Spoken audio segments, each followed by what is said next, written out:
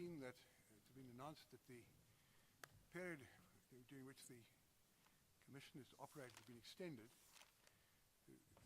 Evidence to be heard up to the end of May, and a report to be filed and presented to the President before the end of June. Now, in the light of that extension,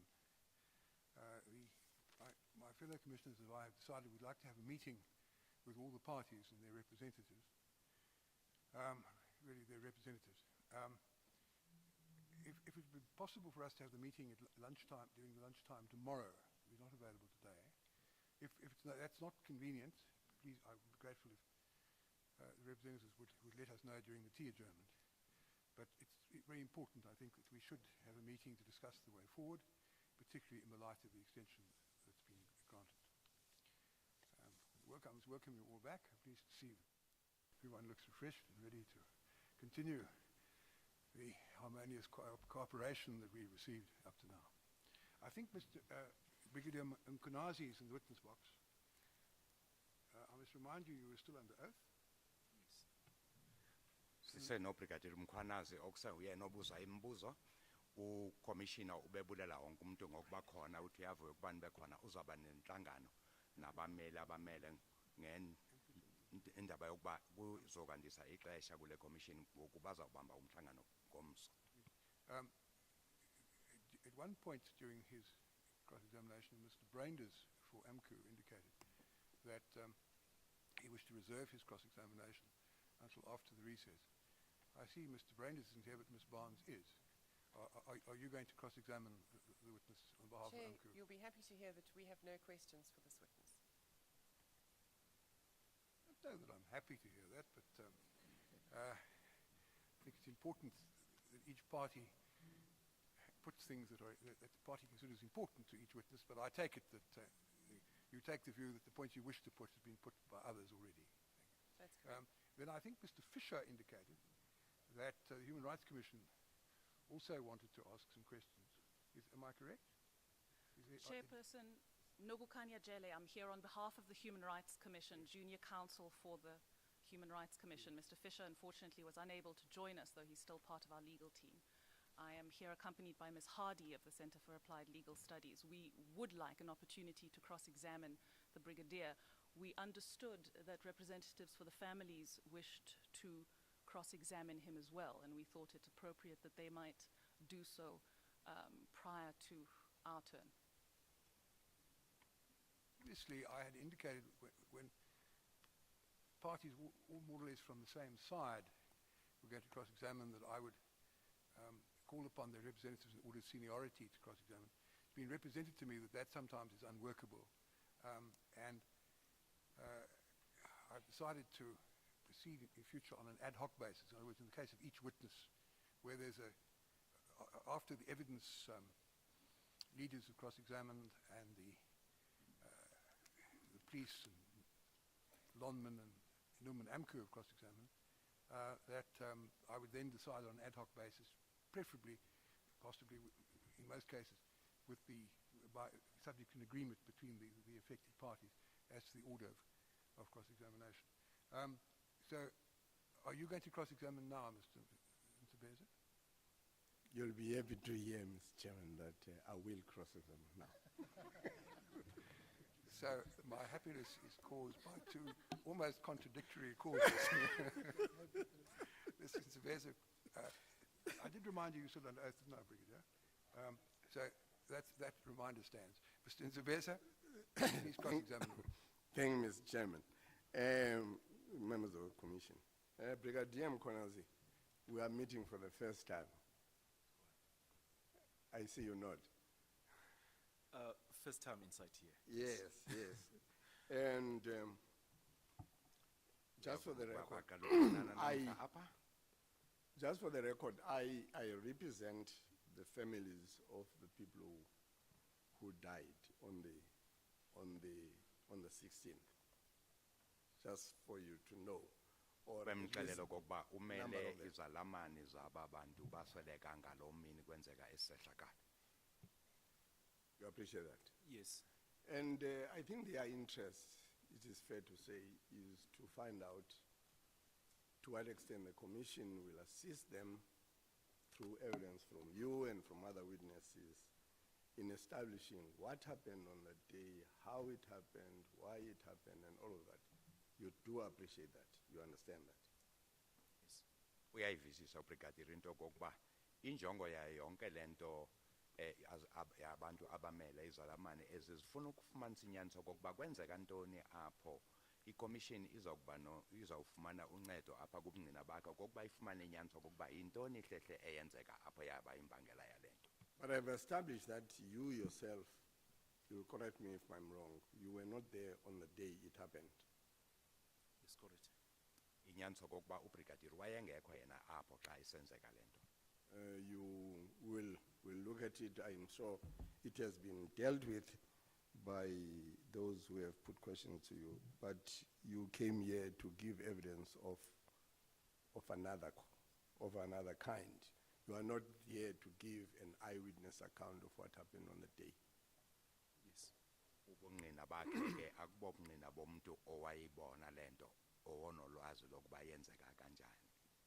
Now, just so that we understand more or less the same things, you have just been told by the chairman of the commission that you are under oath. Correct. Andithi inyaniso kokuba uthetha apha uphantsi kwesifungo ewe. What do you understand that to mean? Sometimes we take that for granted, and I proceed on a different basis. What does that mean to you? To be giving evidence under oath? Esi sifungo brigadier. My understanding is that all what I will definitely answer or be in a position to give before this commission must be at least be the truth and the only truth. Into endiyaziyo kokuba izimpendulo zami nayo yonke into endiza kuyichaza apha kule commission ndibuzwa kufanele ukuba kube yinyaniso yodwa. Now, simply put, it means that you must speak the truth. Yes. Andithi chaza yona ukuba ufanele ukuba uthethe inyaniso yodwa apha ewe. Do you also understand that if you don't speak the truth, then it colors the nature of your evidence? It's correct. Yayiqonda loo nto kokuba xa kuvela ukuba uthethe inyaniso iza kwenza ukuba ubungqina bakho bungakholeki kakuhle ewe. And when you have taken an oath, there's usually a follow-up phrase to say that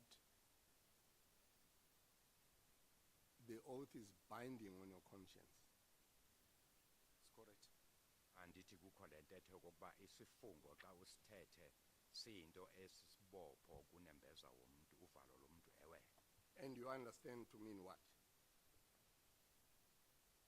Ichaza ukuthini ke loo nto kuwe? Well, my understanding and hence been working with that a lot of years is that really it bind me to say really it's something that if I don't give proper understanding of the situation, it will actually be as the thing that will actually may haunt me to say I never said exactly what I was supposed to say. Indeed. Uthi ke uchaza kokuba xa efungile unyanzelekile ukuba athethe inyaniso xa engathethanga inyaniso iye ibethe loo nto kunembeza wakhe okokuba apha ndichazanga ngendlela efanele. It also means that there is a duty upon you to make a full disclosure of everything that you know. It's correct. Andithi ke unyanzelekile okokuba xa uphantsi kwesifungo uveze yonke into uthethe inyaniso epheleleyo yonke into yaziyo ngaloo nto ewe. And full disclosure would also entail you saying to this commission things that are privy only to you, but which may be helpful to this commission. Andithi unyanzelekile kokokuba uze ude ube uncedo kule commission kudinga ukuba utsho izinto noma ezaziwa nguwe ebezingavelanga apha kwi-commission uziveze xa kudingeka. It's correct. There may be information which only you and your colleagues know. You know it to exist, but which has not been disclosed to this commission. I'm not saying that's a fact, I'm simply putting it as a proposition.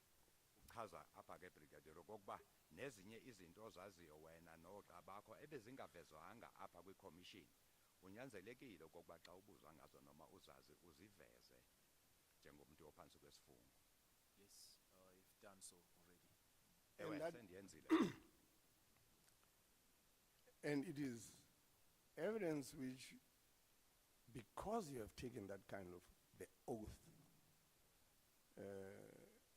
which is binding on your conscience, you would disclose it even if, I propose, it is something you would rather not have disclosed because it would be evidence that would be prejudicial to you or to the police or those whom you represent. Do you understand that question? Uyayiva kakuhle lo mbuzo kokuba kufanele uyiveze leyo nto noma kuyinto oyithi xa uyibona okokuba eyi into lena engahle yonzakalise mna noogxa bami noma mhlawumbe aba ndibamele amapolisa xa iyinyaniso udingekile ukuba uyivezile. Yes. Ewe. Now, I'm asking you this because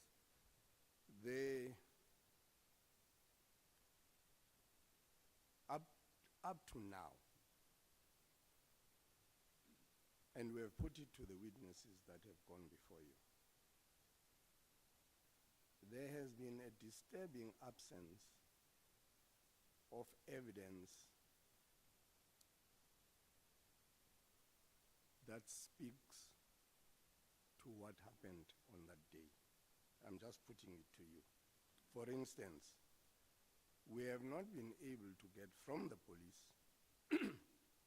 footage of what happened when that first volley of bullets was unleashed, and of any other footage coming from the police of what happened in the small copy. Do you understand what I'm saying?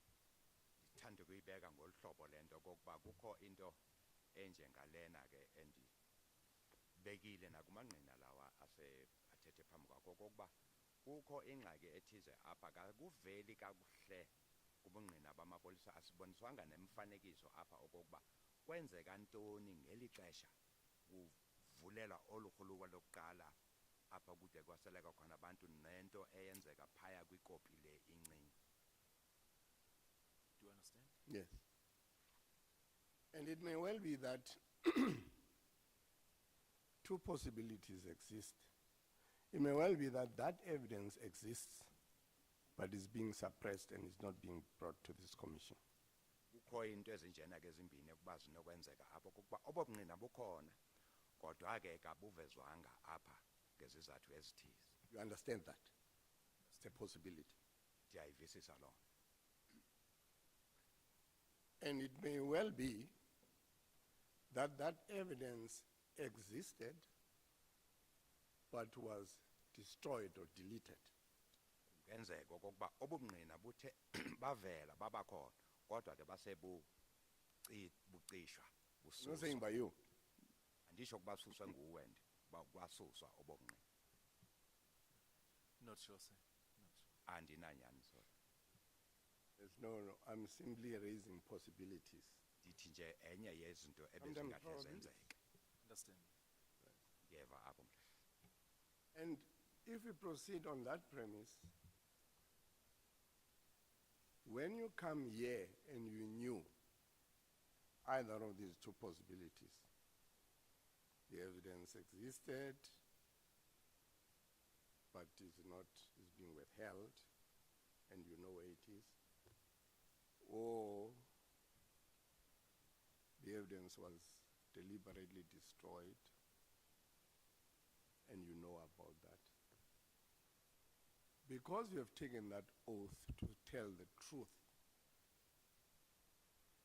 do you understand that telling the truth under oath entails you to tell this commission about what you know? mandibeke that kuwe regard. ngolu hlobo ke brigadier njengoba senitshilo kokuba kwezi zinto ezimbini bezingenzeka okokuba bubukhona obubungqina ngezizathu ezithize bangavezwa ikanene bebukhona obubungqina bacishwa ngoku ke wena uthethe isifungo sokuba uzawuthetha inyaniso yonke ephelele xa unolwazi nale nto unoxanduva lokokuba kufanele wena uyivezile loo nto apha kwikhomishini uyixela ukuba inyani iphi. I understand, as I've said, what I know, I will definitely disclose if I know. Yes. Ewe ndiyavisa apho njengoba nditshilo ukuba into endiyaziyo ndiza kuyiveza nyani. For instance, one of, and I'll make this submission at the end, one of the things that I found disturbing from those from SAPS who have testified before you is the fact that there doesn't seem to have been a detailed or even an analysis at all of the events of the 19th or the 16th. Enye into ke eyendikhathaza kakhulu kokuba kubungqina obuveziwe apha kakubonakala kokuba kuye kwajongisiswa kakuhle yaphandwa ngendlela efanele lento yezehlakalo zomhla zishumne mhla ka-16. Witness answers that. I take it that was intended to be a question. Before the witness answers the question, Mr. Semenya has indicated that he wishes to say something. Perhaps Mr. Nzabeza can be particular. We have disclosed a whole series of things, including an account of Annexure L, Exhibit L. Mhlekazi uSiminya apha So uthi the proposition cannot be correct that we haven't given any detailed account of what happened. Mr. Sibezi, engayibeka kakuhle. you heard what Mr. Semenya said, and when the interpreter has interpreted it, then you can reply. Uthi uyive kakuhle, thank you sir. Uyive kakuhle lento kokuba wayibeka ngokupheleleyo lento waze waveza nali exhibit L enemifanekiso yayo yonke into enzeka phaya xa engavezwa kokuba yintoni le athi kayivezwanga.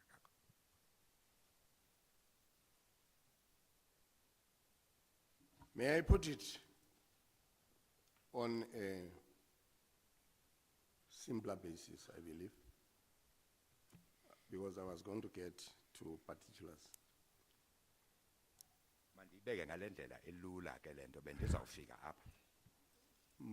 My sense so far of police witnesses who have come before you, particularly like you, because they were not there on the day, or when they were on the day, they didn't bring much evidence or footage of what happened on the ground. And I have in mind witness Porter, is that there doesn't seem from their evidence to have been an internal review of the events that took place on the 16th that led to the deaths of the members of the families whom I represent. Do you understand that? Ndiyathemba ukuba uyivisa lo mbuzo. Question. Thetha ngamangqina abengeze apha ngaphambi kwakho njengawe abanye kwawo kungabantu bebangekho xa kwenzeka esisahlakalo. Thetha ke njengendoda enjengomhlekazi uBhota ubungqina bakhe kabubonisa okokuba xa isiyenzekile lento baye bangena bahlola bazihlola bona okokuba senze ni ntoni apha zaba luncedo kwaba bantu ndimameleyo izalamane zalaba bantu ndibamele apha. Do you understand? You understand that? Ndiyayivisa lo. For instance, Colonel Porter told the commission that there was a meeting in Potchefstroom after the events on the 16th. Colonel 9-day meeting. Colonel Bota wachaza apha kokuba kwabakho intlanganiso ePotchefstroom emva kwesehlakalo somhla ka-16. And my impression of his evidence was that he would let us believe, and we were incredulous, that throughout that period, no footage, for instance, was shown there from any unit, whether it's from the water cannon unit, from the helicopters, from the nyalas, no footage at all Uthi ke xa ethetha was apha, dealt with in that 9-day period of meeting. No analysis, no internal review on the basis of that kind of footage. Do you understand what I'm putting to you? That's what he said, and it's generally accepted by everybody. That was the tenor of his evidence. ubungqina bakhe kuKhenel Botha baba apha kokuba kule meeting kule mhlanganiso phaya ngakuzange nakanye nje kuvezwe imifanekiso yezehlakalo ezenzeka phaya ezivela kumapolisa lawa ewamanzi awawezinyala namanye amapolisa lonke lo xesha baphaya azange buvezwe obungqina bemfanekiso yezinto ezenzeka apha bangakwazi ke ngolohla ukuba bangene bazijonge bona kokuba saphanza phi kwenzeka ntoni phi naphi. Do you understand that? I do understand, yes. Ndiyayivisisa loo nto. Now, that is remarkable, is it not? That when people meet for 9 days to do an examination or meet as a consequence of what had happened on the 16th, which internationally is known to have been an unfortunate event, that in that period of time, no attention was paid to any footage, no attention seems to have been paid to establishing why there was no footage. Isn't that a disturbing feature of behavior by SAPS post the events of the 16th? Ndiyabona kuba nawe uyabona uba le nto iyamangaza kokuba kumhlangano intlanganiso eyathatha izinsuku ezingu-9 akuzange nje kwenziwe inzame zokokuba kufunyanwe okokuba kukho umfanekiso wathathwa na noma okhoyo noma ongavezwa ukuze kujongisise kakuhle le nto okokuba kwenzeka ntoni apho bona bangamapolisa. Councillor, I'm not sure, but maybe what can I indicate is that there was a session of which I was part of it myself in Poshep's room. Officially at this stage, I'm not sure which one are we referring to, because the one I was part of it was only for 3 days, if I remember properly, and the purpose was clear why we're supposed to be there, but I'm not sure if the one, as it says, Poshep's room, which one are we referring to? Ewe kukho intlanganiso ndandikuyo ke mna iintsuku ezintathu andazi noma sithetha ngentlanganiso eyodwa na le othetha ngayo nale ndandiye kuyo andazi okokuba zintlangano ezimbini kanye eyodwa. Now I'll come to, thank you.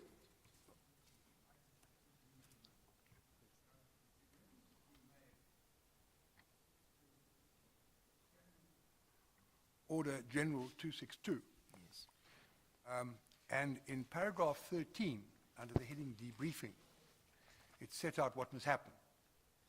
And a thorough evaluation must be conducted, and if possible, video coverage must be shown.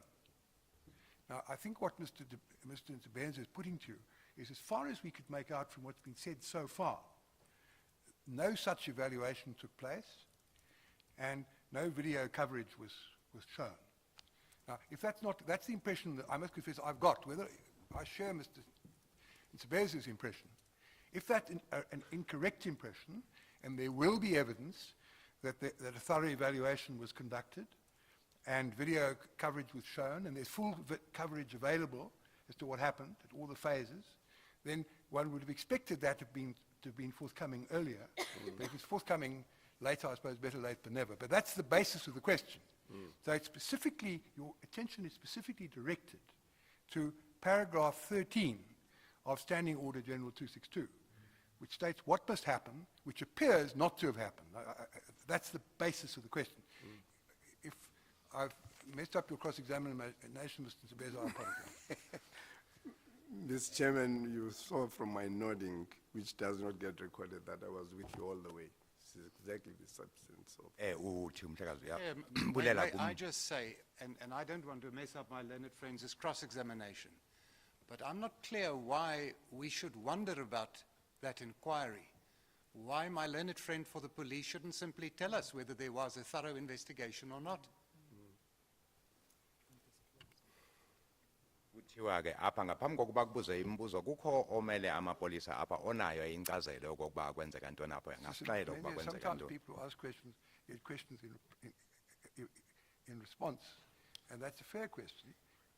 I don't know whether you're able to answer it at this stage, but if you're not, I'd be grateful if you give us the answer as soon as you can. Mr. Chairman, I'm sorry to forget. My memory serves me correct. That question was asked of the witness and others, and the evidence was, and perhaps Mr. Tsebenza wants to take it further, the evidence was that this was not, there was no inquiry in terms of the standing order. That I remember well, because we put what the order said, and he said, no, that was not done. So I thought I would just remind you, the Commission, of what is already on record. I remembered that also, and my comments were based upon that evidence. But it may well be that that evidence was incorrect. So that's why Mr. Semenya may appropriately reply when he can to the point raised by Mr. Berger. But Mr. Nsibeza is busy with a different point. He has a witness called on the standing orders. His job was to go to Potchefstroom to assist in relation to the compliance with the standing orders, and that's why he's asking these questions. But we mustn't anticipate too many of the questions he wants to ask, because I'm sure he's worked it out very carefully in advance. Chair, the reply I can give is there is no any video footage that was played there. The evidence was given. What is troubling me is that there is an innuendo that there has been suppression of evidence, and I'm waiting with zeal and eager to see whether Mr. Nsibeza is going to put the possibility beyond just the two he has, because the other possibility is there's no such material and he has no basis to be going that direction. I understand that point as well, but the question we're busy with at the moment is whether there was an evaluation, a thorough evaluation,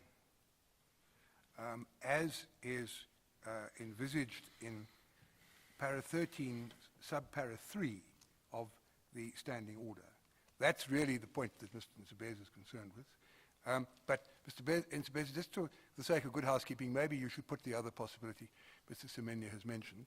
But before you do that, he will tell us, in reply to Mr. Berger, whether the evidence we've heard so far, that an evaluation as envisaged in para 13, sub-para 3 of the standing order was in fact conducted or not.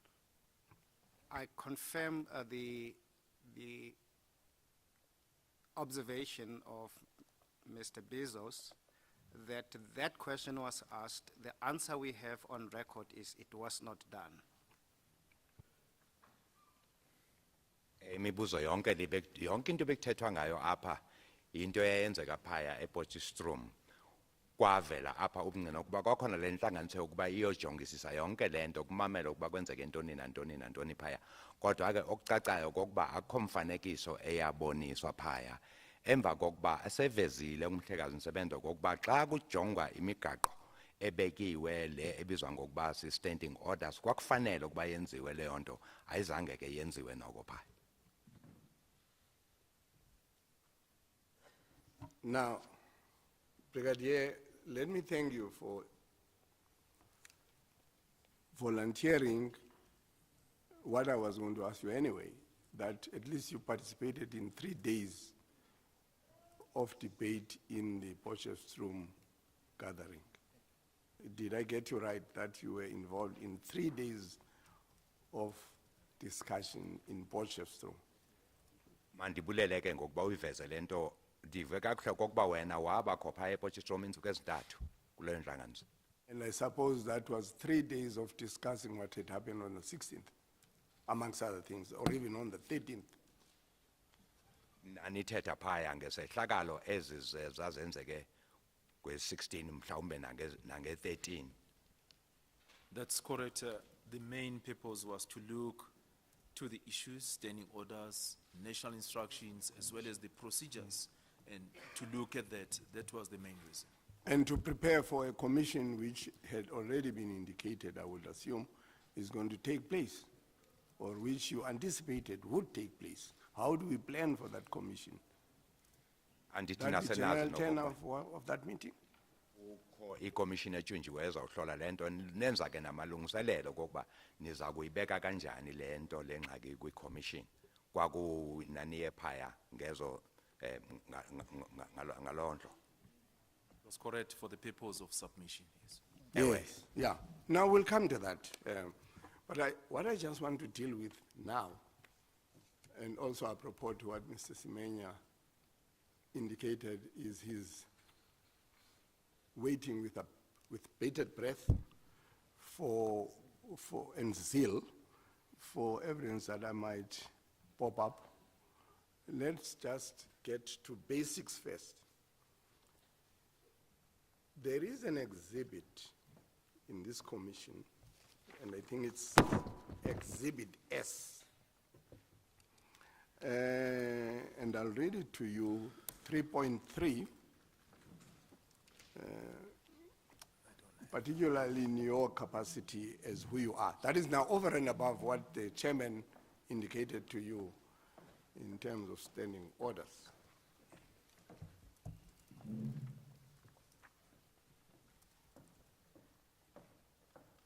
Now, that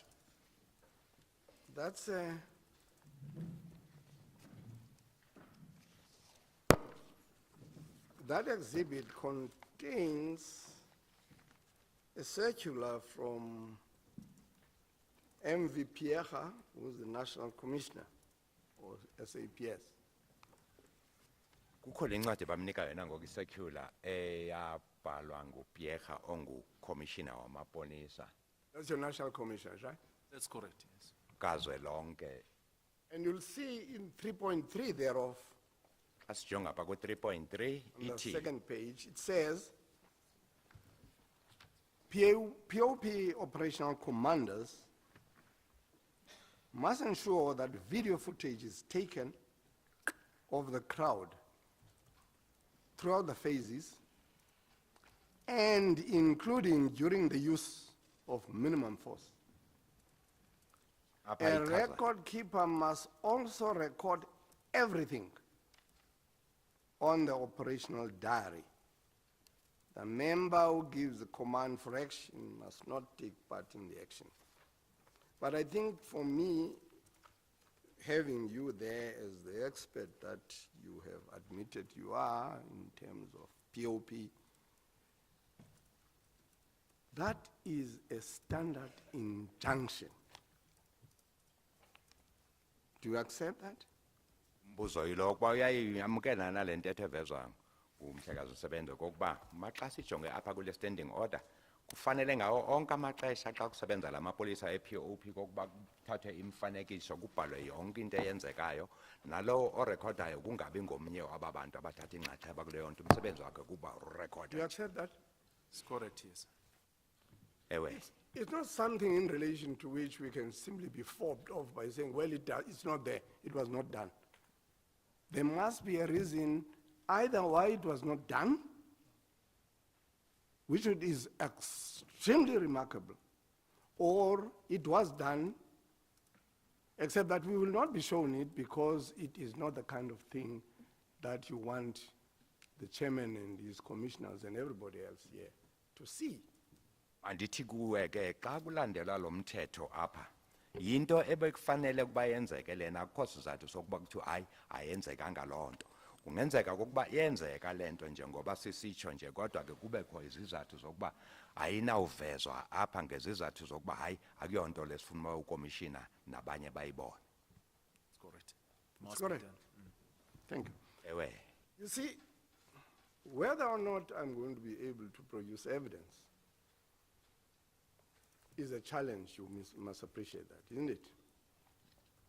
Noma ke kungekho bungqina I would nizabuveza. rather, if you have the evidence, you make the evidence available, especially when you have given an oath to speak the truth, to assist the commission, etc., etc. Ke xa kukho umuntu onjengawe nje othethe isifungo sokuba uyawuthetha inyaniso xa enabo ubungqina obunjengaleyo kufanele okokuba abuvezile ngaphambi kwekomishoni. It's correct. Ewe kunjalo. You know, Brigadier, you'll forgive me if I seem to be sidetracking.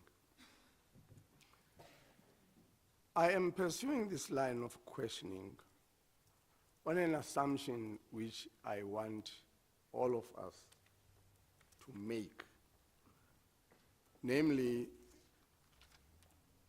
the disturbing news over the weekend. I assume that we read papers, we listen to radio and all of that.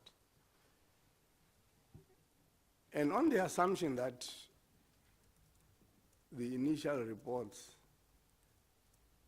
are accurate, there was a report, did you get a report, that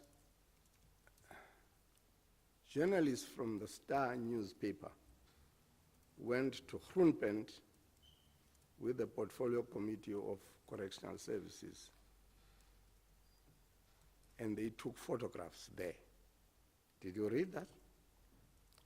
No, I couldn't. I didn't. Yes. You didn't read that. Akayifundanga ke intetho evezwa ngumhlekazi Ntsebeza kokuba amaphephandaba abamaphephandaba beStar behamba ne-Portfolio Committee kwa-Correctional Services aseMatrongweni baye bayalithatha imifoto baye eGroenpunt baye baya eGroenpunt edolongweni bafika phaya bathatha imifanekiso ethize uthi akayifundanga ubrigadier. No, I will not take you to task for not having read that or not having seen that on television, but just for purposes of this exercise. But Chair, I must object. There is no connection between that episode, whatever its merits, and what happened in Marikana, about which we having this. I was expecting Mr. Ntsebeza to explain to us what connection, if any, there was. But obviously, if there isn't a connection, then I won't allow the question. But I can't disallow it on the basis there's no connection unless till he's had an opportunity to indicate what connection he says there is.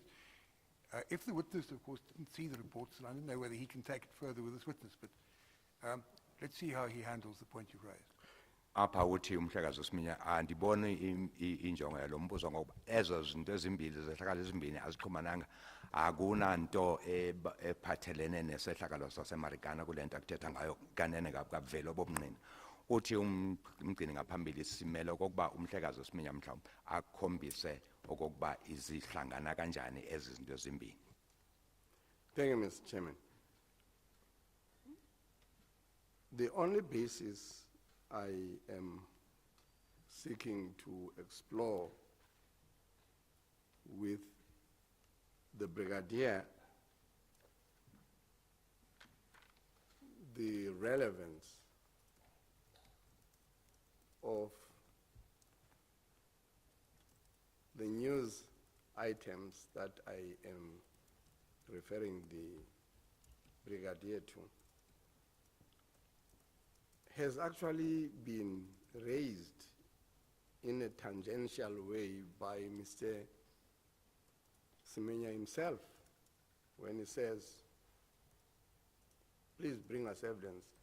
I want to tell the Brigadier, on the assumption that those reports may or may not be true, but if they are true, that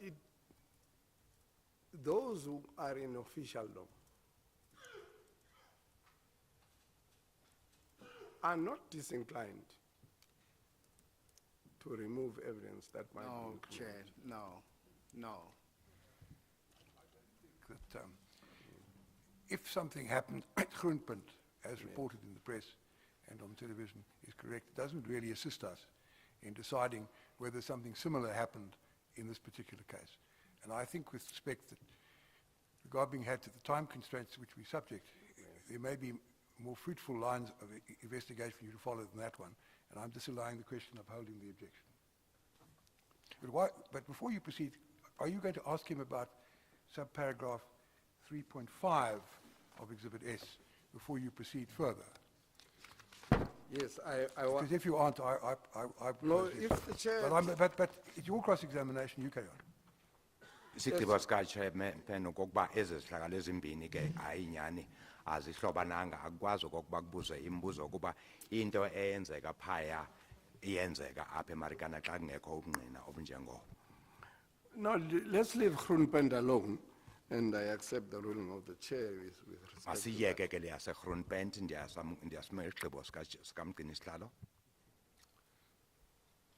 What I am seeking to convey to you and to seek your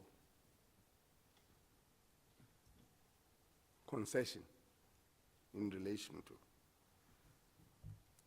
is that when you are under oath here or in a court of law, you carry a heavier responsibility than what you as a group of police officers may have decided should be the approach to what the commission has to know or not know. Do you accept that as a proposition? Yamkela ke le ntetho kokuba njengoba uphansi kwesifungo unoxanduva olukhulu okokuba izinto ezithize uzaziyo wena kufanele zivezwe uziveze kwiCommission noma nicinge ngolunye uhlobo ke njengabantu abasebenza kunye. Councillor, I have indicated right from the beginning when we started that really I'm actually of the understanding that I must actually speak the truth. And I've as well indicated that I have indicated other issues even before, and I'm still prepared as well to indicate what I think should be done or was supposed to be done. If I have to do, I will have to do that. Njengoba bese ndishilo ke councillor kokuba kusaqaleni nje ukuba ndiyazi ukuba ndifungile apha kufanele ndithethe inyani. Inyani lebe ndiyithetha ke ndisazimisele nangokuba xa kukho ezinye izinto kufanele ndiziveze ndizazi ndizakuziveza. Yes, I take you on your word, but you know, it helps sometimes for a person like you to state it under oath that you are committed to speaking the truth under oath. Even You've got that commitment now, Mr. Led. I think we can carry on to the next point. Thank you. Are you going to ask him about paragraph 3.5 or not? Or should I do it? Chair, I was going to ask it at a different, but. All right, okay, Chair, ask it at the time that you consider the most appropriate.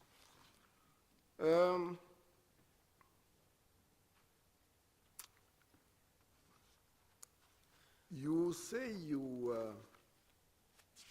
the 3 days at Potchefstroom were spent by you.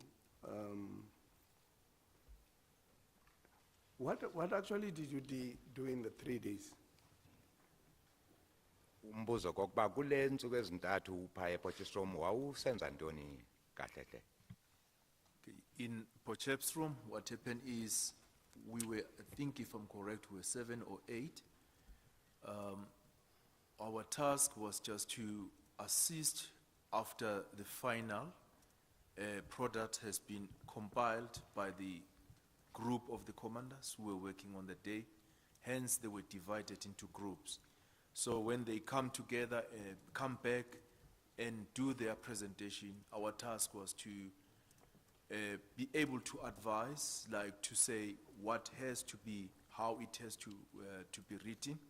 Especially what we play a big role on was the issues of terminologies, the police terminologies. We actually look at that a lot.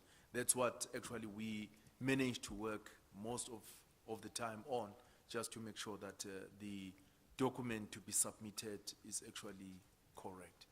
Into sasiyele phaya sasingabantu bango-7 kanye 8 sasiyojonga okokuba le nto ibhalwe ngendlela efanele kusetyenziswa amagama amabizo athize afanele apha esipoliseni nokuba leyo ncwadi izawukhutshwa iziswe apha kwiCommission ibhalwe ngendlela efaneleyo. What was it that you wanted to make sure had been properly drafted or written?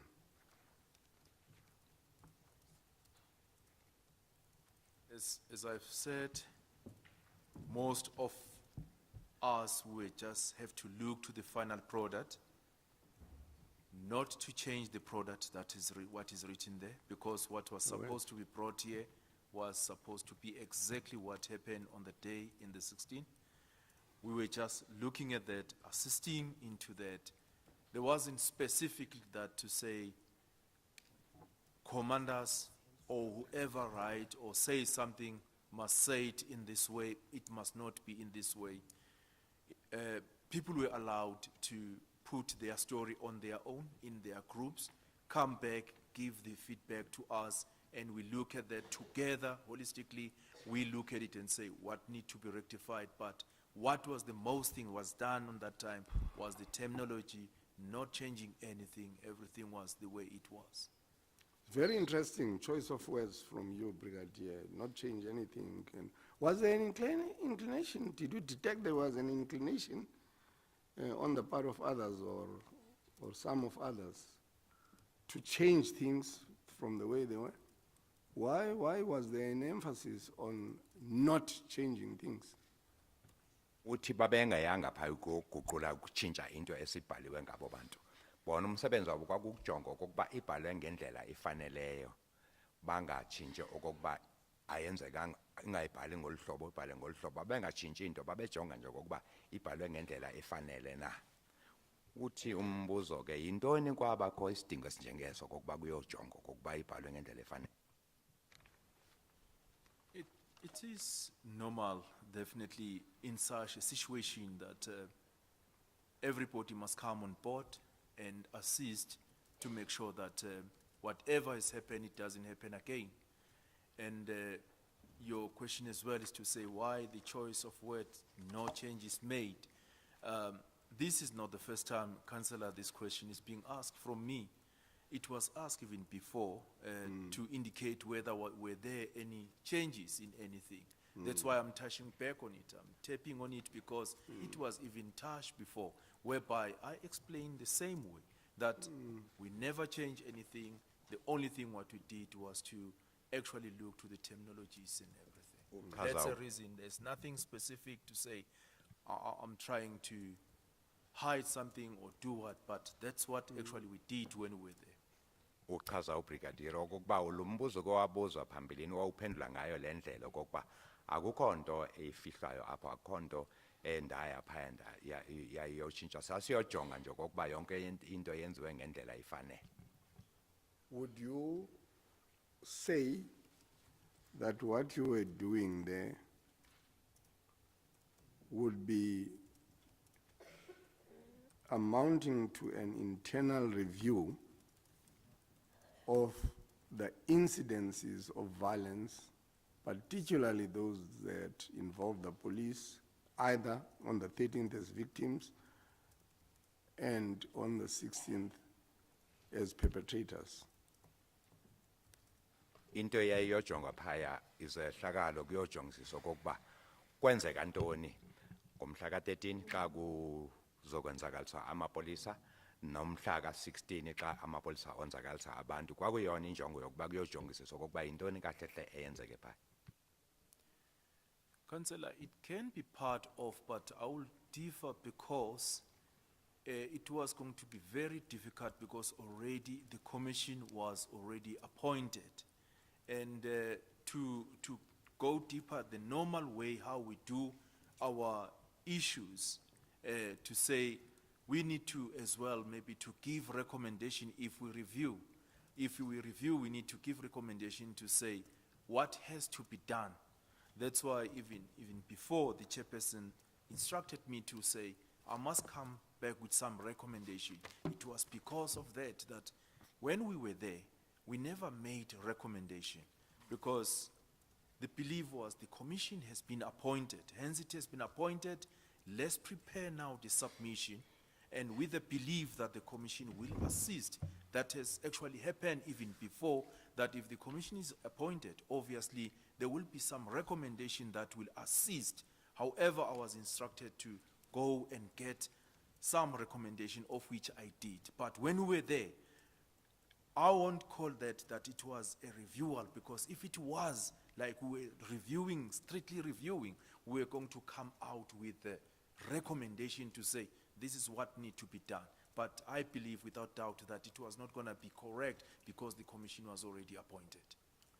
But you do know and you accept, and this is where the chairman's reference to 3.5 may be opposite for me to put to you. You will see in Exhibit S 3.5 that you see there every time minimum force, and here we were not even talking minimum force, but every time minimum force is used, a review of the action taken must always be done by an officer holding the rank of captain and above, who was not part of the action and was also not on the scene. And that would be a person like you, particularly. Apha ke xa sifunda ku 3.5 kubhaliwe phaya kule ncwadi kaCommissioner uPierre okokuba xa kuye kwabakho ukusetyenziswa kwezigalo kwenye indawo kufanele kubekho umuntu ozawuya phaya onerenke engaphezulu kuka-captain noma ku-captain ozawufika phaya ajonge uba kwenzeke ntoni enze ingxelo kwakubaxela ukuba kwixesha elizayo makungenziwa oku makwenziwe ngolu hlobo nolu hlobo ule simo ke ukuso wena ngoku. I do agree, Councillor. It is like that procedurally, we have to do that way. I agree with you.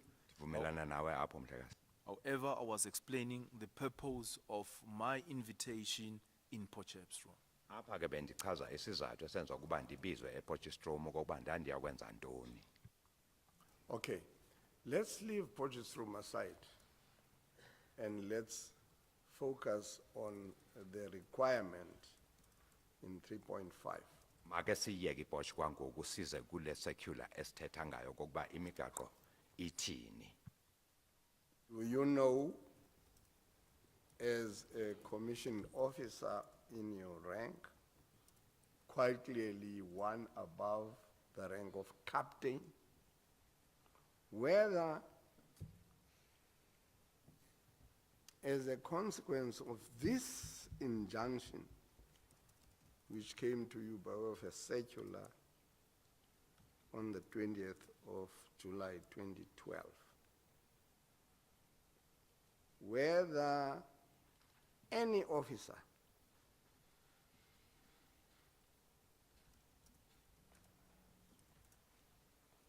reviewed the action that had been taken, particularly on the 2 days where violence resulted in the death of the police, the 13th, and of course 3 minors, and on the 16th, the death of those people. Umbuzo ke kubrigadier okokuba seniyifumene le circular mhla ka 20 kuJuly 2012. Iye yenzeka nale ndibuza umuntu onjengawe ongaphezulu kwirank leka captain kuba iye yenziwa lento ebekwa phaya okokuba mayenziwe kwizehlakalo ezimbini somhla ka 13 nomhla ka 16 apho kwaba khona ukusweleka kwabantu amapolisa naba bangomhla ka 16 iye yenziwa na lento idingwa ile circular. Not in my knowledge, Councillor. Andinalo lwazi. Now, of course, I always want to remind you that you are under oath, and because it's something that you must remind. I want you to think very Thanda carefully ukukhumbuza about this. kokuba uphantsi kwesifungo njengoba usitsho njena. Are you saying that as head of training for POPs, that neither you nor anyone of a rank above that of captain complied with that regulation or injunction, which is expressed in peremptory terms, I must remind you. No exceptions as to what must be done, and no exceptions as to how frequently it must be done. It must always be done. Apha Whether ke there is a commission or no commission appointed yet, that is a compliance issue. Are you saying under oath, before your God, that you want to stick with your answer?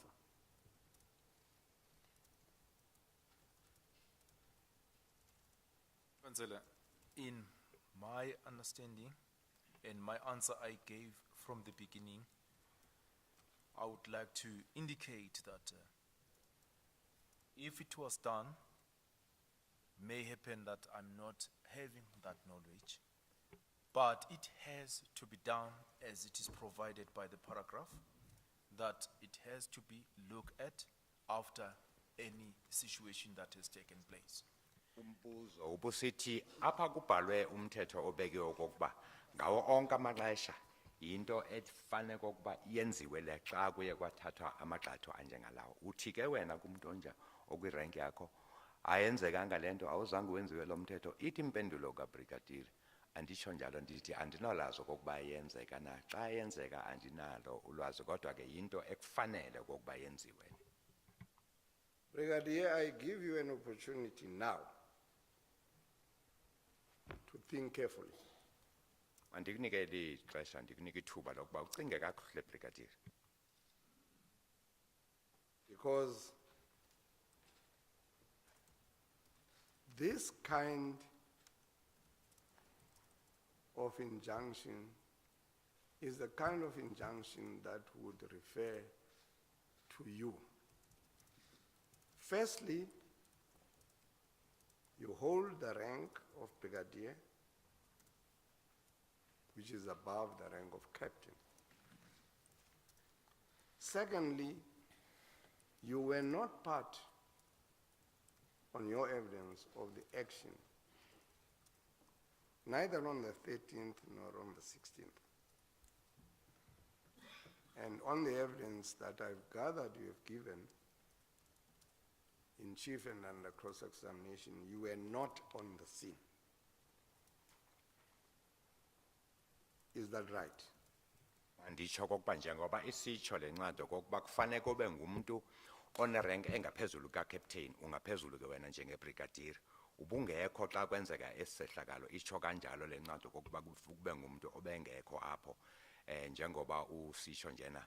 Di right up? You correct? Am I right, therefore, in saying you would be the obvious person, particularly if we regard this as a POPs operation, which it should have been, and I'm going to come to you and deal with the units that were deployed on the 16th. But if we proceed on the basis, this is a crowd control issue, it's a POPs issue. You are head of training in POPs.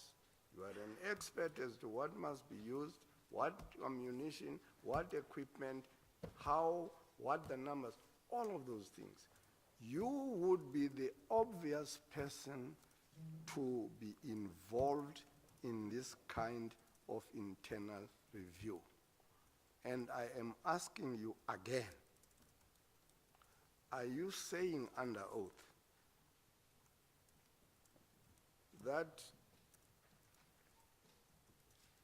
we will never find out that you were part of a process that did exactly this?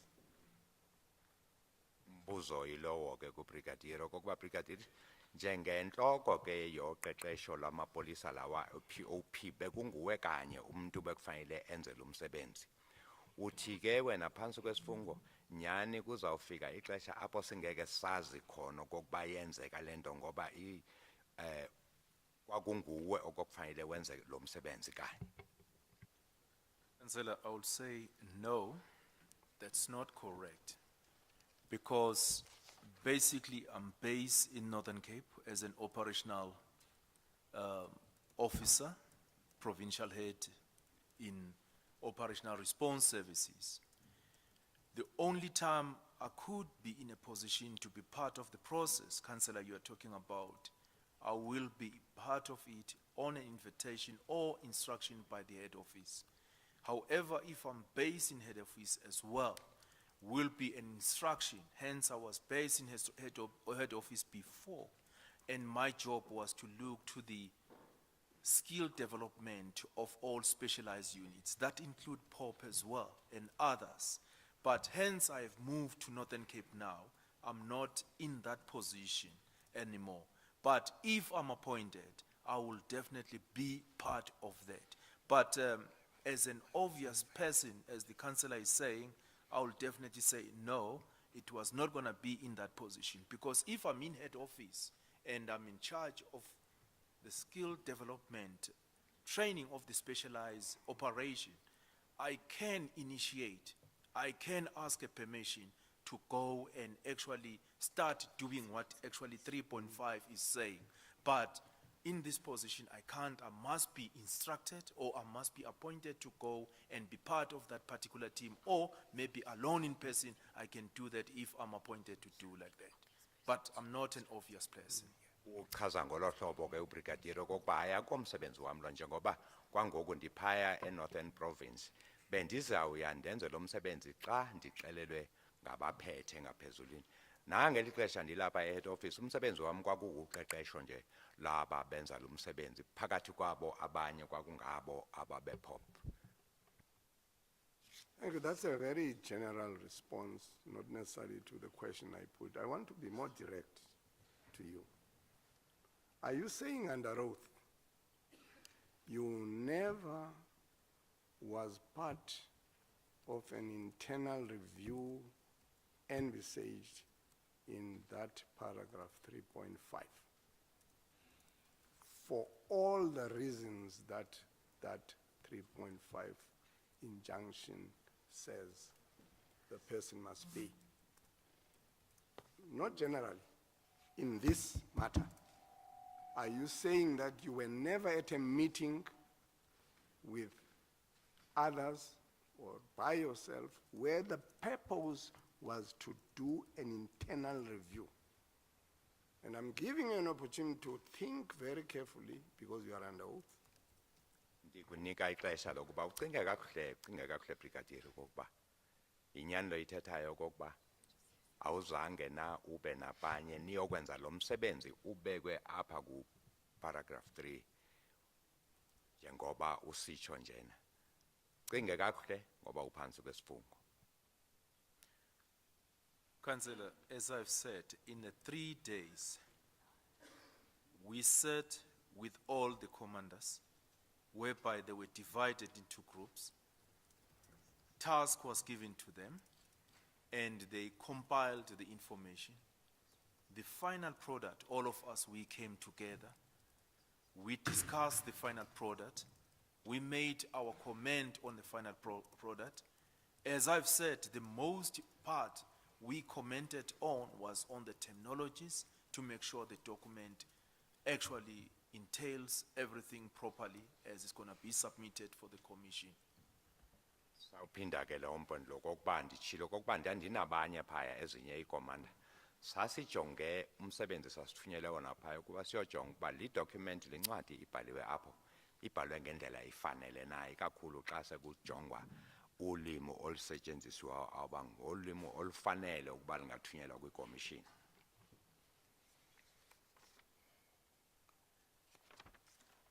Brigadier, if you, at any other stage, you think of revisiting this. I'm going to take the adjournment in a moment, but before we do that, Mr. Nsebenza, was your question as to whether this witness had ever participated in any review as envisaged by the paragraph which was referred to, confined to the 3 days at Potchefstroom? No, no. Or was it a question asked generally? Because he hasn't answered a general question, only confined his answer to what happened at Potchefstroom. So perhaps you could, before we take the adjournment, we could just wrap this point up. Yes, you will recall that earlier on I said let's now forget about the 3 days, and I wanted us to focus on the expectation of 3.5. Now forget about the 3 days now. I'm isolating what is contained in 3.5 as an issue. did you ever, either as yourself alone or with others who fit the expectations of 3.5? Did you ever sit, meet, discuss, do exactly what is, do a review of the action? Councillor, I will say again, no. We never have a specific meeting for the purpose of reviewing. Because if we review, it will at the end, if I'm part of that really, that is my understanding, we will have to give recommendation. And I've indicated as well to say, already the commission was appointed. To have recommendation, it was not going to be the correct thing. And I have indicated as well that right when I was sitting here, I was instructed by the chairperson to give the recommendation. I went back, I wrote them, I came back with them. If we have done it before, I could have given it at the same time because I was going to know exactly what we have discussed before. So on a reviewal part, purpose to review and come up with the recommendation, everything, in my presence, it never happened in that way. Uchaza ngolo hlobo ubrigadier ukuba izange yenzeke njengoba usitsho nje ndithe xa sendinikeza ukungqina apha ndicelwa ikomishoni okokuba ndiyojonga ndizeke nale ngxelo ndayenza xa bendicele ngaphambilini okokuba ndenze loo ngxelo bendizoyixela ngelo xesha kwakungeyona into ndandithunyelwe okokuba ndiyoyenza phaya njengoba sanichazile okokuba sasiyokwenza ntoni naba abanye. Yes. Now, finally, on this point, do you know of anyone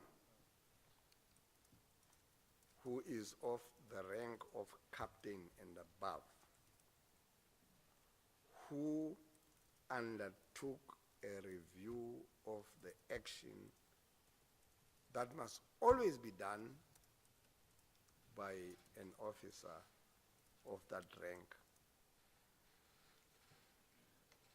Ngoku ke kukho umaziyo omnye onerenke ngaphezulu kwa-captain owayelandela lo mthetho njengoba ubekiwe apha ku-3.5 okokuba emva kokuba kuye kwabakho into enjengalena kufanele kokuba khona leyo nto yokuba kuhlolwe kwenziwe ingxelo efanele. Not in my own knowledge, Councillor, as 3.5 paragraph actually provides. And as I have said already, it can happen, but on my knowledge, I never knew about it. But even now, I don't know who has done that, but in my presence, I've indicated why, I feel strongly why it was not done in that way. Njengoba sendichazile ukuba yenzekanga ndikhona ngangeyena omnye wabo bantu bayenza lento xa kwakufanele kokuba yenziwe. Kokuba yenzeka noma kayenzekanga andazi ayenzekanga ndikhona. Now, maybe let me de-escalate it further. Apart from that kind of review envisaged in 3.5, do you know of any review whatsoever of the action that took place on the 16th in particular, but also 13th and 16th, that was ever done for purposes of establishing the pros and cons of the operation that resulted in the deaths of so many people?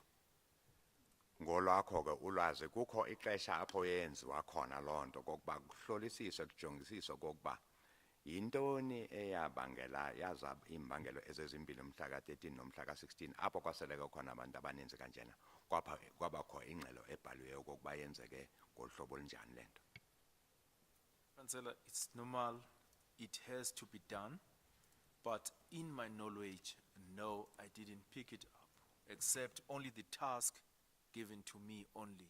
If it was done, I don't have a knowledge of it. Ngesiqhelo ke councillor kufanele ukuba yenzeka loo nto kufanele ukuba yenzeke kodwa yenzekanga ndikhona mna ndandithunyelwe nje okokuba ndiyokwenza umsebenzi othize njengoba sendixelele ikomishoni apha.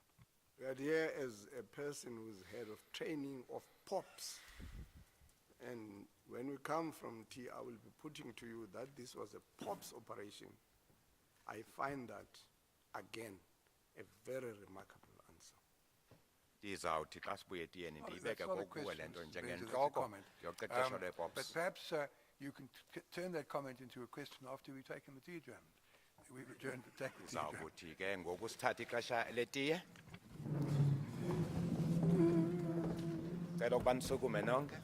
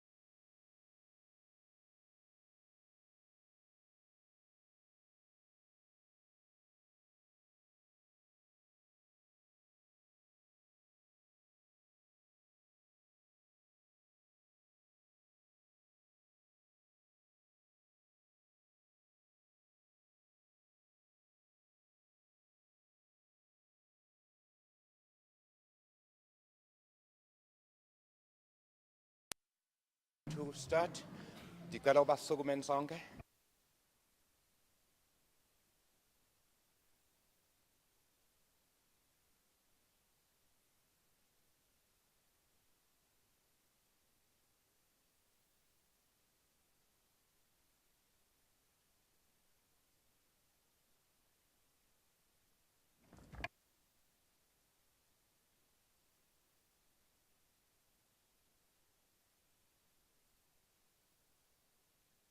The commission resumes. Brigadier, you're still under oath. Mr. Nsibeza, we're going to turn a comment into a question. Thank you, Mr. Chair. No, Brigadier, I was just intending the comment into a question. Don't you find it is very remarkable and unbelievable, actually, that there doesn't seem to have been, even to your knowledge, there doesn't seem to have been any exercise by the police to do a review of the action that brought about the deaths of the people mentioned, were a subject of inquiry in this commission. Ndibuza ke ngoku Brigadier okokuba ikumangazi na lento ayibona wena okokuba kayenzekanga ngemfanelo lento kuba kungabi khona ukuba ihlolisiswe lento kuba yenzeke kanjani apho kwaseleka khona abantu abaninzi ngolhlobo. Councillor, I must indicate that what I said, it may happen, it took place, but not to my knowledge. And there are other issues that took place, such as inspection logo and all that, which were conducted with the company of Councillor Semenya and the team at Marikana itself. And I may definitely not have a knowledge if there is something that had happened of that nature which was not maybe mentioned to me. But I don't say it never happened. Brigadier uchaza ngolo hlobo. Anditsho okokuba yenzeka ngaloo nto ndithi ndandingekho. Zininzi ke ezinye izinto endiye ndazichaza apha ezenzeka njengokuba kwaphunywa phaya noKhansela uSiminya kuyojongwa le ndawo eyenzeka kuyo lento nezinye ke izinto ndandingekho kuzo. On the assumption that it didn't happen, as far as I know, no document has been discovered by the police which constitutes a record of any such review. So on the assumption that such review wasn't held, I think you've already said that a review should have been held. Is that correct? That's correct, Councillor. I've said as per 3.5, I've said it should take place. The only thing I'm saying is I'm not sure if it did. Now, what I'm telling you is that, as far as I'm aware, no document indicating that such review was ever held has been discovered by the police. So on the assumption that such review didn't happen, Mr. Nsibeza will ask such further questions as he wishes. Ndithi ke mna xa usitsho kokuba mhlawumbe yenzeka leyo nto okude kube ngoku kakukho zincwadi noma ubungqina obuvezwe ngamapolisa ukuba yenzeka loo nto. Ngiko nje umhlekazi ebuza imibuzo enjengaleyo njengoba uthi wena kwakufanele okokuba yenzeke into enjengaleyo. Maybe as well, Commissioner, to allow me to rectify one part, that the inspection logo I'm referring to, which I was part of it, Senior Counsel Semenya was not part of it, but others were there, just to rectify that part. Mandichaze lento ke iphutha endiyenze impazamo endiyenze apha ukuthi uKhansela Semenya wayekhona xa kwenzeka inspection lokho kwakho abanye yena wayengekho mna ndandikhona apha.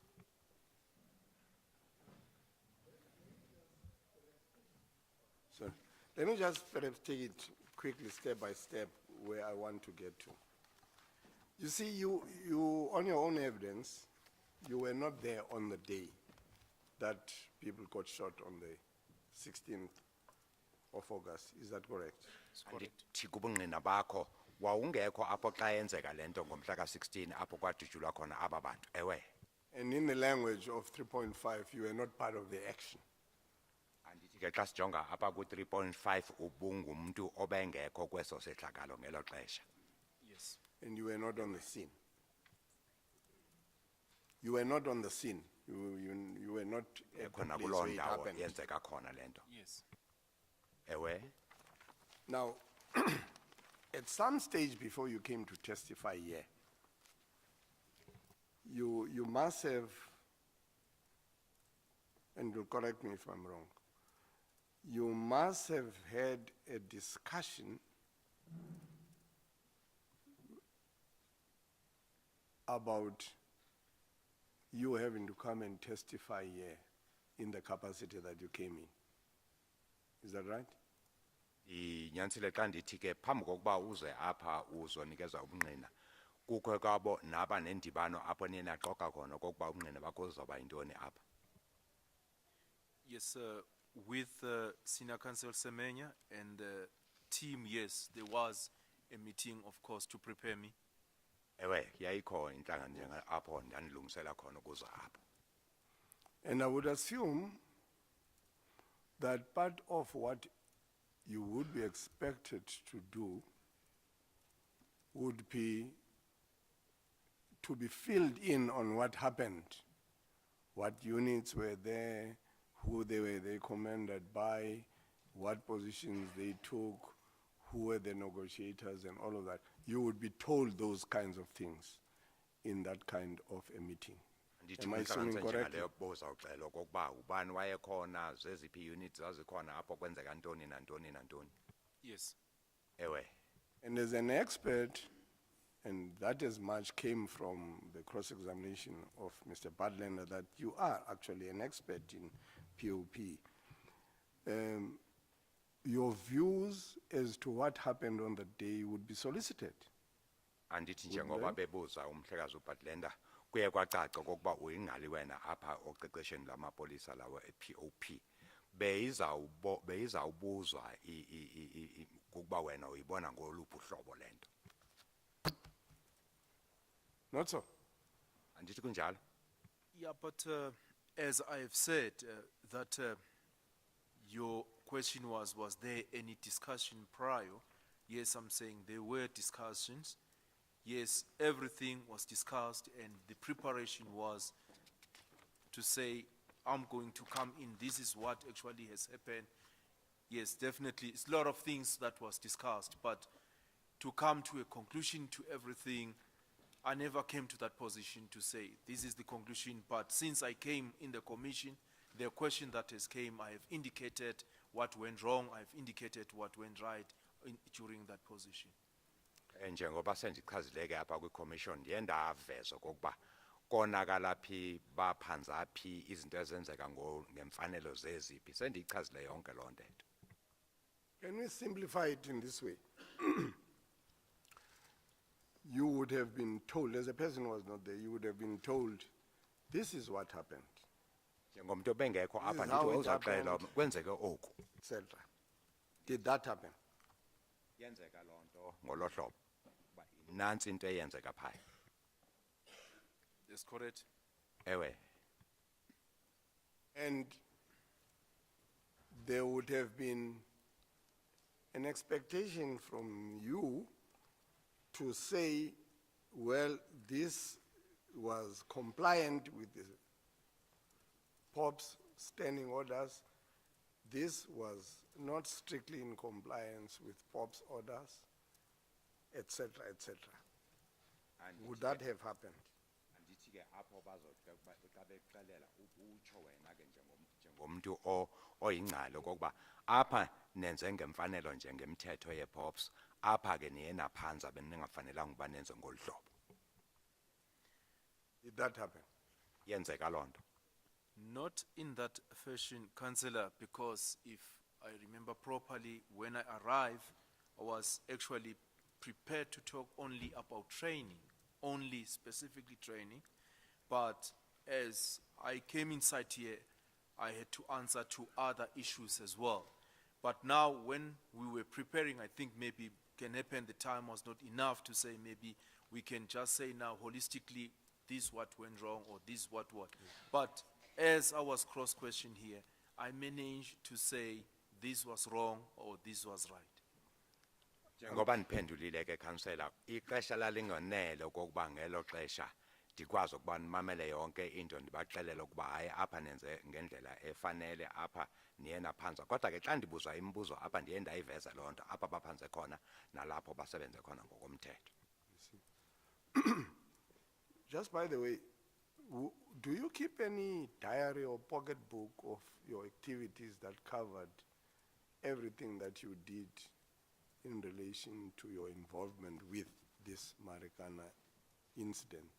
Ake ndibuze nje kho idiary kanye ne-pocketbook oyigcinayo apho ubhala khona apho nithetha khona noma ngezehlakalo ezaseMarikana? No, not at all. I didn't kept any, but we do have diaries we keep and anything that we actually do during the course of the day.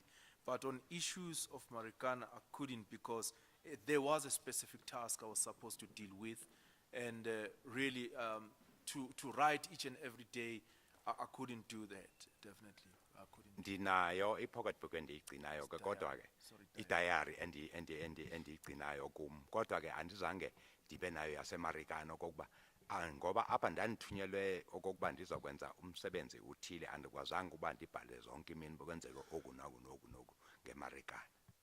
Ideally, especially when you got to know that there was a commission that was coming, shouldn't you have kept a diary so that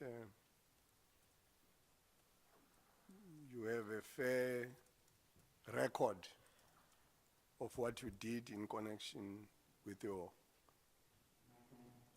whatever you would do as a witness in this case?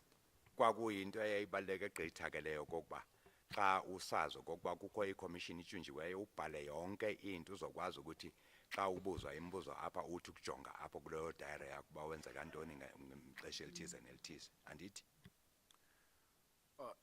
I don't think I'm like being compelled to maybe to do things in that way, and I think it's totally optional, and as a result really I never chose to kept a diary every time on what is happening here if I'm inside here, because really there are a lot of documents that are being given to me, like Exhibit L is here.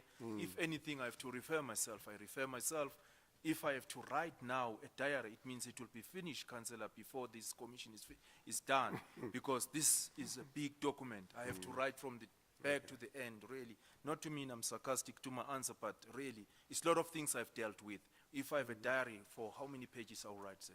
Uchaza ubrigadier okokuba ngabe sigcwele ngokuleyo diary zininzi izinto ezenzekile akusosinyanzelo noko ke sokokuba abhale yonke into eyenzekayo uzikhethela yena uthi ke kweli xesha ubone kungekho sidingo ngoba zikhona izincwadi ezinjenge exhibits ezikhona phambi kwekommission. Yeah. I don't want to offend you, Brigadier, but you know, I'm just putting questions. I just want to be sure that I've been fair to you by putting a question as to whether you kept a diary. Because if you kept one, then, you know, it would assist this commission. You appreciate that, don't you? If you have a diary that documented what you did after the 16th or on the 16th with respect to Marikana, hey, this is what I did. I met with Brigadier so-and-so, General Anandale, McIntosh, and all of that. We had a meeting, those kinds of things. If it is there, it might assist us, that wouldn't it? Andithi bizosinceda loo nto kokuba wobonayo idayari njengalo apho wawubhala khona uba ngemini ethize ndidibene no-Anandale, ngemini ethize ndidibene no-McIntosh, ndadibana bizawunceda loo nto apha ndithi? No, you're correct, Councillor. Yes, it can help, but as I've said, really, I never felt that it is necessary for me to keep a diary on unyanisile that. apho bizawuba luncedo lona kodwa ke ndabona kungekho sidingo sokuba ndizibhale ezo zinto. Now, before you came to testify, and around the time that you were preparing to come and testify, did you see any video footage of any of the incidents that took place? Xa wenza amalungiselelo okuza apha uzonikeza ubungqina kukho ivideo oye waboniswa yona ekulungiseleleni ukuza kwakho apha? That's correct, Councillor. Yes, I saw some of the video footage, and some of them, of course, were shown to me even inside here. Ewe ndaboniswa i-footage ze-video, fanekiso ye-video. Enye ndayibona apha kwi-commission, ndaboniswa yona apha kwi-commission. There's no, I'm just keen about what you saw outside the commission. So what video footage were you shown? I'm not saying describe what it was. Was it video footage which you were told this is video footage that was taken by POPs as they should have done, or this is video footage that we got from elsewhere? Le video owaboniswa yona phambi kokuba uze apha waxelela okokuba i-footage ethethwe ngubani ithethwe ngi-pops noma mhlawumbe ivela kwezinye izindawo zezinto ezenzeka apho. Yeah, the videos I saw, it's videos by Al Jazeera. That's one I saw. Ndabona eyayivela kwa-Al Jazeera. When was that and where? Yeah, if some right here and some I saw them when we were at Potchefstroom. Yes, I saw one of them there at Potchefstroom. Enye yazo ndikhumbula ndayibona Yeah, Al siphaya Jazeera. ePotchefstroom But all of them, ye-Al Jazeera. but all of them, Councillor, the one I saw at that stage is the one that came up right here. It's the one I saw here. Kodwa ke njengoba ndisitsho le ndayibona phaya iye yaboniswa nalapha kule commission. Just forget about what you saw here. I'm more interested in what you saw elsewhere by Ibale way kancane of ngento preparation oyibone for apha. you to come and testify. Are you saying that the only video material you saw in your preparation to come and testify here was video material that was provided by the media outlets? Uthi phela kwevideo owaboniswa yona phambi kokuba uze apha xa nenza amalungiselelo ile iyayivela kubathathi bezindaba. Al Jazeera, uh, for instance. The one I saw were from the media, and I was informed as well that there were other video footage taken by the police as well. I was informed on that one. But And I then- never seen that one. But the one of I saw myself was by the media. Ewe ndabona le yayivela kubathathi bezindaba ndaxelelwa ke noko ukuba kho ezinye zathathwa ngamapolisa ezizawuvezwa emva kwexesha. Were you told that there's video material that the police had taken of the events, which the police will make available later? Waxelela ukuba kukho ethethwe ngamapolisa ezawuvezwa emva kwexesha i-video footage. What I was told was that there is video footage which were taken by the police as well. Ndaxelela ukuba But I zikhona never saw it when I was there, Councillor. That's what I'm saying. ezazithethwe ngamapolisa kodwa ke njengoba ndisitsho andiboniswanga apho kansela. I saw only the one from media. Ndabona le yasemaphepha yasezindabeni. Who told you that there's other video material that was taken by the police? Waxelwa ngubani ukuba kho ivideo ezithethwe ngamapolisa? Well, it was discussed as we were actually viewing the videos as well, discussed as we were busy looking to the final product of what's supposed to be submitted as it's got visuals and everything, the information here. It was discussed at that stage. But Thethwa apho. specifically, I cannot say that so-and-so told me, because it wasn't like a specific question, but it was a discussion as we were busy there. Kwakungewona umbuzo lo wawubuziwe kwakuyingxelo eyayivela apho xa kusetshenzwa wenza amalungiselelo yavela nje okokuba ikhona imifanekiso ezawuboniswa okokuba ngubani wathetha loo nto andisakhumbuli kakuhle ngoku ngoba kwakungewona umbuzo wawubuziwe. Brigadier, are you saying you don't know who told you that there's other video material taken by the police which will be shown later on? Uthi brigadier awukhumbula okokuba ngubani waxelela ukuba kukho ivideo material eyathathwa ngamapolisa ezawuvezwa apha? If I remember properly, I have a discussion with a video operator for, I think it's public order policing. That's a person I have a discussion, but it was a discussion with everybody. But there was definitely a mention of that in that part. Yabakho ingxelo enjengaleyo kansela kodwa ke umuntu endikhumbula ndithetha naye ngomnye wayethatha le mifanekiso wasemapoliseni kodwa kwakuyingxelo yayikhona apho kokuba iyoba khona imifanekiso enjengaleyo ezawuvela. Brigadier, who told you that there was video material which will be shown later? which had been taken by the police? Ukokuba brigadier ngubani owaxelela okokuba kukho imifanekiso ethethe ngamapolisa ezawuvezwa. It's a simple question. Uzolula nje lo. Councillor, I have said it was a discussion emanating from the meeting. I've I heard never that. asked a question specifically from a person. However, I have a discussion with a video operator as well, just in passing discussing, and he said, yes, I took some video when I was working. That's a part that came. Who was that video operator who you talked to? I don't know his surname. I don't know his surname, but Andikhumbula isifani sakhe lo maybe muntu kodwa others ke. may know, like an operational commander, whoever, but there is a guy who was taking videos as well for some. Oza kumazi operational commander I'm not sure uyazi about his name myself. ubani lo wayethatha le mfanekiso. Now, as head of Na, POPs nyani training, as head of POPs training, who knows that it is a requirement of the standing orders for video material to be taken? Why didn't you ask for that video material to be given to you so that you can do what you have to do? Njengenhloko ke yocecesho lala mapolisa pops wawufanele ukuba ubuze ukuba ngubani lo muntu uzokwazi ukuba wenze ingxelo efanele ngento yayifanele ukuba idinge kuyenzeke apha. No, I'm asking, in fact, the other question, Mr. Interpreter, sorry, that didn't he ask, where is this video material that the police took? I want to see it too. Azange ubuze na ukuba iphi leyo mfanekiso ethatha amapolisa ndifuna ukuyibona nami. Councillor, as I've said, I have a discussion, and the whole purpose was to know if do we have anything, and he mentioned that he got the video footage. Yes. That's definitely, I spoke with him, I questioned in that way. Very good. Yeah. Then did you say, where is it? I want to see it. Ndifuna ukuwubona uphi lo mfanekiso. Yep. But, Councillor, as I've said, I Come asked... on, Brigadier, it's a simple question.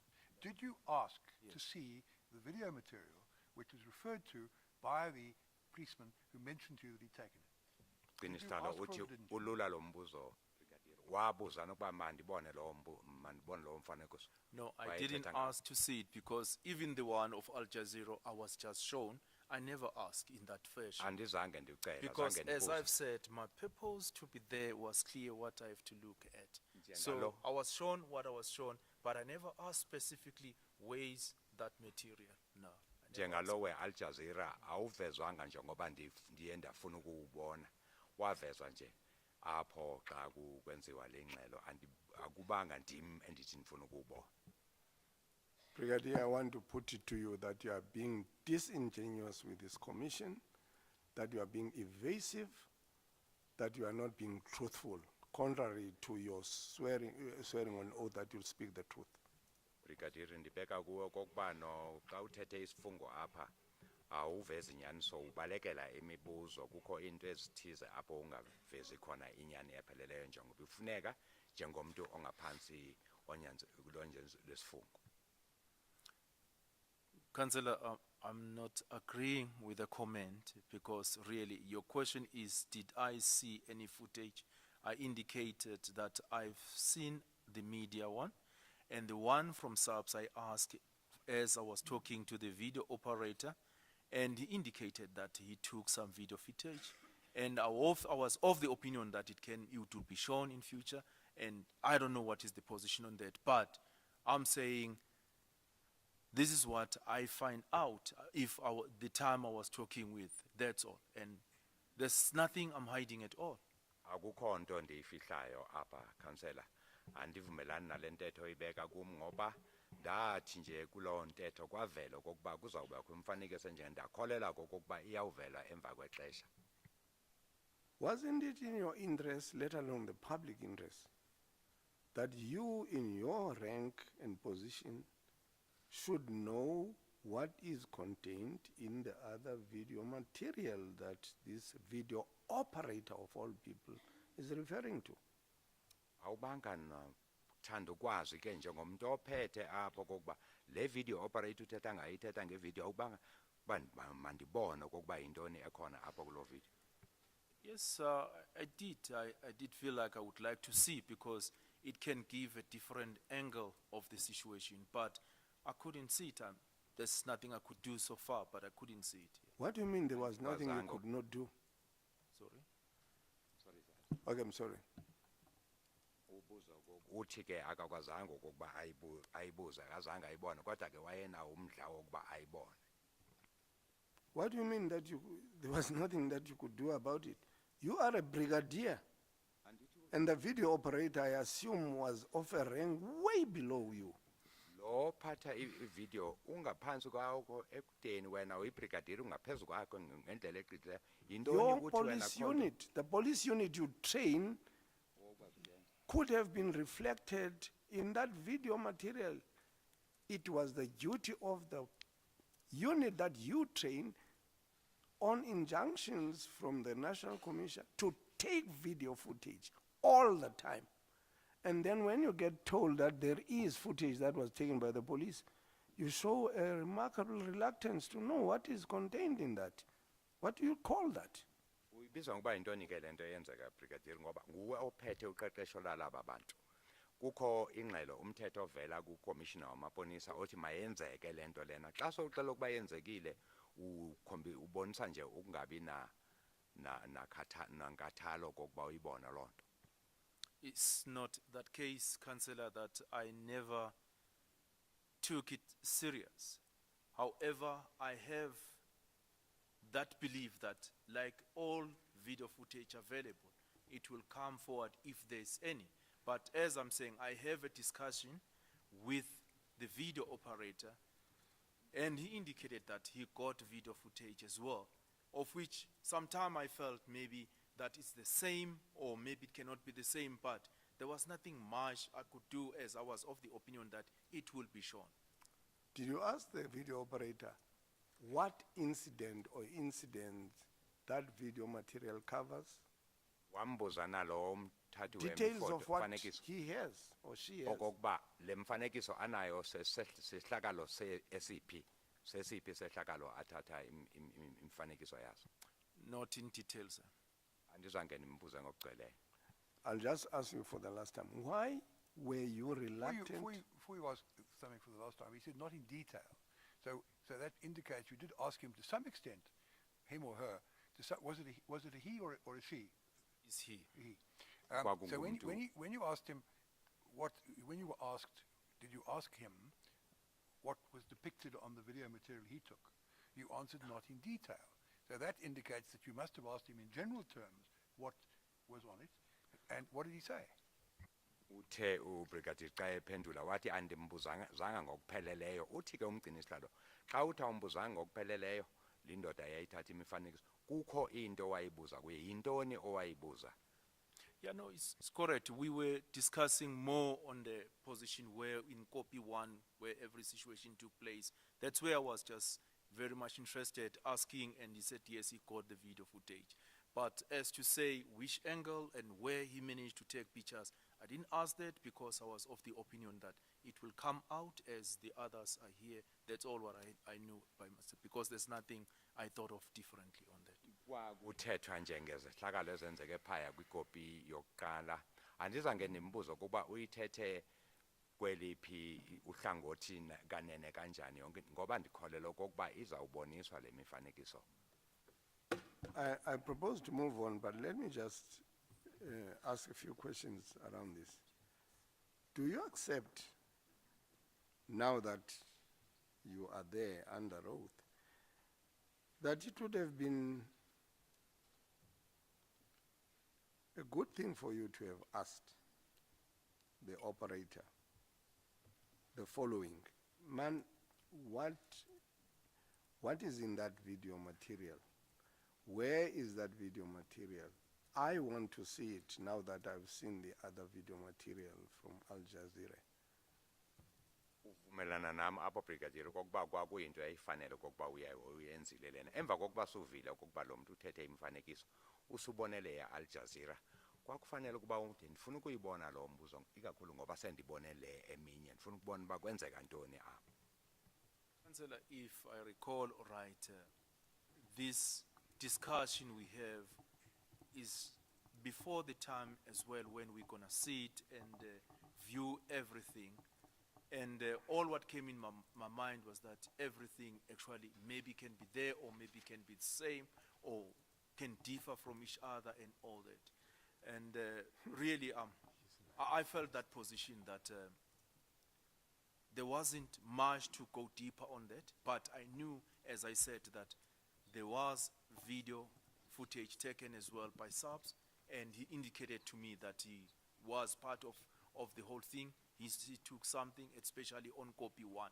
But definitely to say, is this the same or not the same, I never went into details on that. I see. And then at the end of, azange abuze ngokupheleleyo kokuba yathathwa phi wayevile nje kokuba ikhona imfanekiso ethethwe weneliseko kokuba izayubonakala. and then at the end of that video footage that you saw, you realized that this is all from the media. Do you agree that it would have been at that stage an opportune moment for you to go back to that video operator and say, oh yeah, I've seen everything now, but can we now see the video footage taken by the police that we talked about earlier? Usubone lena ke ye Al Jazeera usubone olevela kwabezindaba andithi kwakulixesha elifanele ukuba uphindele kule ndoda emfondini sendibone leminye imibuzo make ndibone le imfaneko make ndibone le eyathathwa nguwe ibona kokuba iyahambelana nalezi zinto ezimbini. Well, what came in my mind at that time, Councillor, was that the video footage we are seeing, it may happen is the same. That's how I felt, and I never went further, like to say, show us whether yours it can have a different angle or what. But I felt that what comes up there is fine, and it will be shown as well if there's a need. The one of subs as well, if it is there, it's possible that it can be shown. It can be shown. And that's what I felt. But strictly for me to sit down and say I want to see yours, definitely I felt that it's not definitely. I couldn't do that. But it never came even in my mind to say I must do it in that fashion. But the only thing I'm saying, yes, discussion we had with him. But to say I can go back and say, show me yours now, I have seen the one of media. No, I couldn't take it in that position. Saba na ingxelo intetho nalomfo ethetha ngale mfanekiso ayithetho kodwa anibonanga kukho isinyanziso ukuba manditsho ngelo xesha ukuba ndifuna ubona le yakhe ngoba ndathatha nje nemkelo kokuba kuzawuba zizinto ezifanayo. No, Brigadier, I want to know why. I hear you say you couldn't do it, or you wouldn't do it, or didn't want to do it. Why didn't you?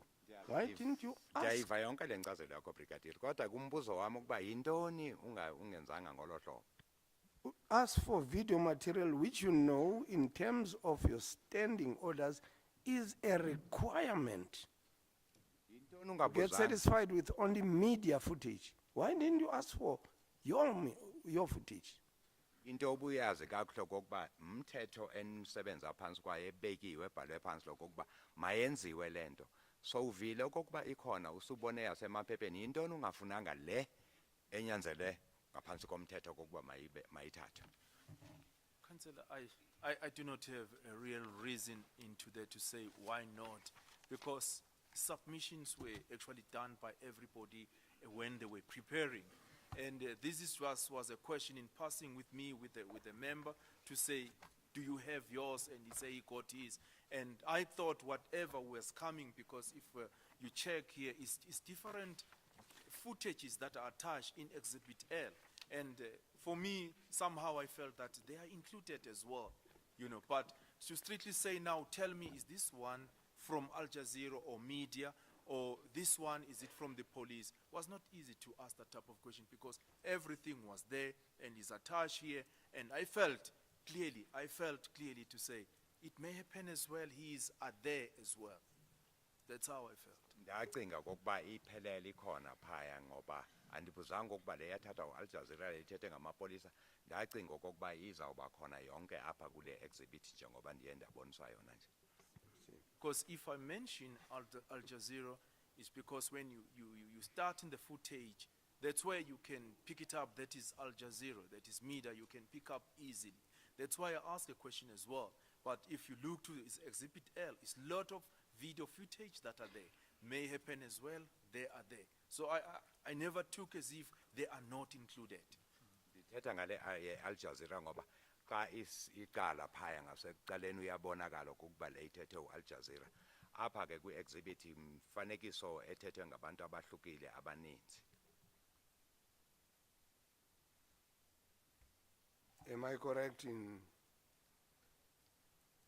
accepting that the answer to this question is the one you have just given me, that you have no real reason why you didn't ask for this video footage to be produced? Mandithi ndikuva kakuhle Brigadier ukuba impendulo yakho kulo mbuzo yile landelayo okokuba awunaso nyani isizathu esivakalayo esihle esenza okokuba ungambuzi ungawubizi lo mfanekiso. Councillor, I have asked the question and I got the answer. The only part I never asked was when the visuals are being shown to us to say, is that one for the police? That's the only thing I never done. But I have asked the question from the video operator. That's the only thing. Even if you go to Exhibit L, I cannot even now go in and say this one is for police, this one is not for the police. Ndabuza umbuzo ndayifumana impendulo kwathiwa ikhona imbuzo andizange ndibuze kokuba yeyiphi lithethwe nguwe la xa uza apha kule exhibit andibuzanga uba ile yathathwa nguwe le yathathwa ngubani le yathathwa ngubani njalo njalo. No, Mr. I think you've taken that point as far as it can be taken. I think so. You might consider moving on to another point. Indeed, indeed, indeed. Now,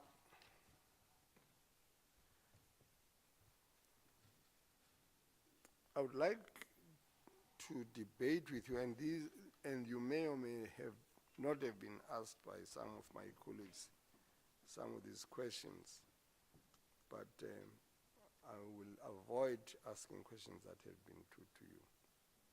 Ndizawuzama ukubuza imibuzo kodwa andinawubuza eminye seke yabuzwa ngoogxa bami apha. Ndizawubuza eminye. Now, would I be correct in putting to you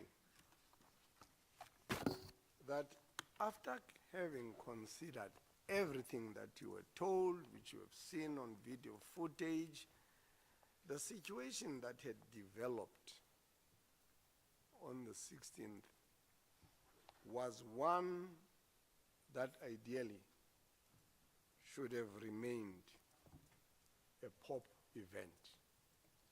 It was the kind of thing that POP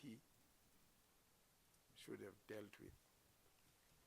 Uvumelana nami ke apha emva kokuba sowuve yonke into waboniswa yonke into uvumelana lo msebenzi owawenzeka phaya lento eyenzeka nge-16 kwakungumsebenzi okufanele uphathwe ngaba bepop.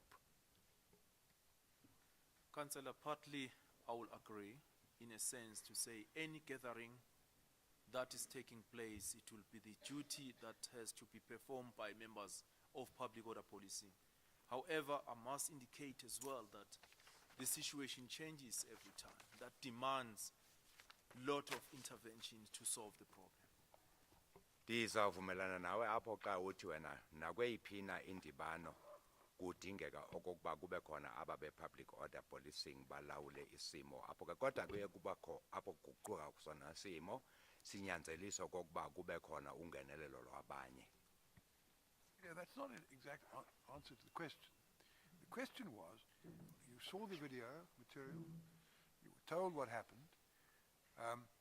Do you agree with the proposition that Council put to you?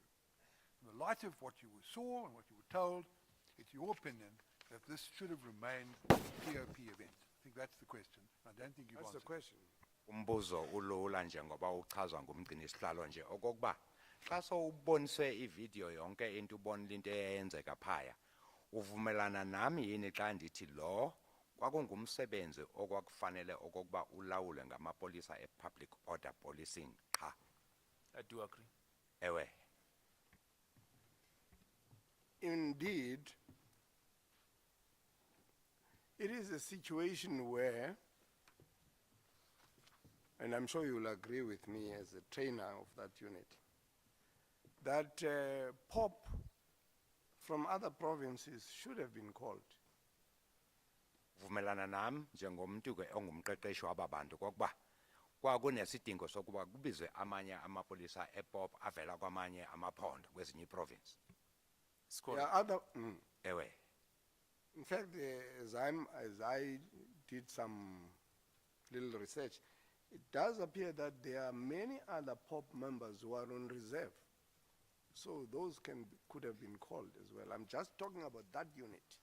Ndike ndaphuma ke nami ndenza olwami uhlolo ndabona okokuba apha ngaphandle ziningi nezinye izindawo ezinamapolisa ePop amanye aku reserve nje abekiwe kwizindawo ezithize bebangabizwa nabo beze apha andithi. That's correct. They will be called in here. Yes. Bazawubizwa. And how many, what kind of numbers are we talking about there? How many police from, let's assume, POP from all the provinces, those on reserve, what number are we talking about? Phake sithetha ngenani elingaba ngapi brigadier. Senithetha ke ngabantu mapolisa ePop kulizwe lonke nje kwizo zonke iprovinces xa ungabekisa ngabantu abangaki. Maybe, Councillor, we need to rectify maybe the term reserve. In each province, each province, there is public order policy that actually work within that province. We don't have a POP that is reserved there. Okay, Yeah. okay. So maybe, Mandi. yes. Mandi chaze kokuba nenye iprovince inamapolisa ePop wayo. Akukho eprovince abahleli nje babekiwe kuthiwe ireserve basebenza kulawo province. I wanted to know from you, How many? how many POP people are there available in the country? Umbuzo Called on kuba to deal apha with the kwizwekazi extraordinary POP style situation. bangaki esingababiza kokuba be-public order policing kulo lonke ilizwe lakuthi. Councillor, I'm not sure with the total figure now at this stage how many they are. More or less, Sorry. more or less, estimate? More or less. May not be correct. Uthi ubrigadier No, I may akanalo not be ulwazi correct. nyani I cannot babangaki. guess now, but can be 8,000 or 4. I'm not sure between that. I'm not sure. 8,000 or 4,000. Yeah, Uthi phakathi kwamawaka angaba ngu4 kuya ku8. I'm not sure. Andinanya nisephelele. Now, this is exactly what I was going to put to you on the basis of the research that I've conducted, that we were talking thousands of POP members. That place could have been saturated. Like every now, you look this and you see, there would have been a cop to each protester if you accept the banded about number of 3,000 to 4,000 persons, and they would still have been left many more. Do you agree with that? Uvumelana nami ke apha brigadier okokuba xa kwakusetyenziswa aba bantu njengoba usisho nje amawaka amaninzi kangaka bebangabizwa bagcwale yonke lo ndawo omnye nomnye wabaqhankqalazo abe nepolisi elimjongileyo kube namanye ngaphezulu. Councillor, I do agree, but due maybe to other delivery protest issues that were there at that stage, I think maybe it has actually had an effect whereby a lot of members can be called at the same time. Brigadier, Manditsho you're doing something that I want to ask you not to do. You are not confining your answer to the question you're asked. You, as it were, seeing what the next question, what you think the next Yeah. question is going to be, and answering that in advance. It's not what witnesses are expected to do. And if you go on doing it, I shall have to speak to you again. But the question was a simple question: were there enough people, POP people there, available to come to more than outnumber the people on the hill? The answer to that is yes.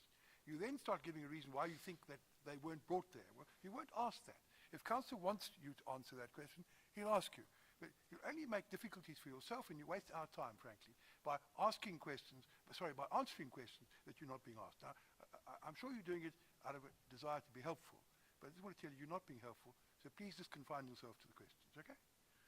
umhlali ngaphambili uxela ubrigadier okokuba makayeke ukumosa ixesha ngoba lento ayenzayo kayincedi iCommission lena uphendula imibuzo acinga okokuba izawubuzwa angaphenduli lo mbuzo abuzwe wona Njengoba useyiphendulile le mbuzo kaMhlekazi, usenikeza ke isizathu esingabuzwanga ukuba yintoni bangabizwanga abo abaninzi.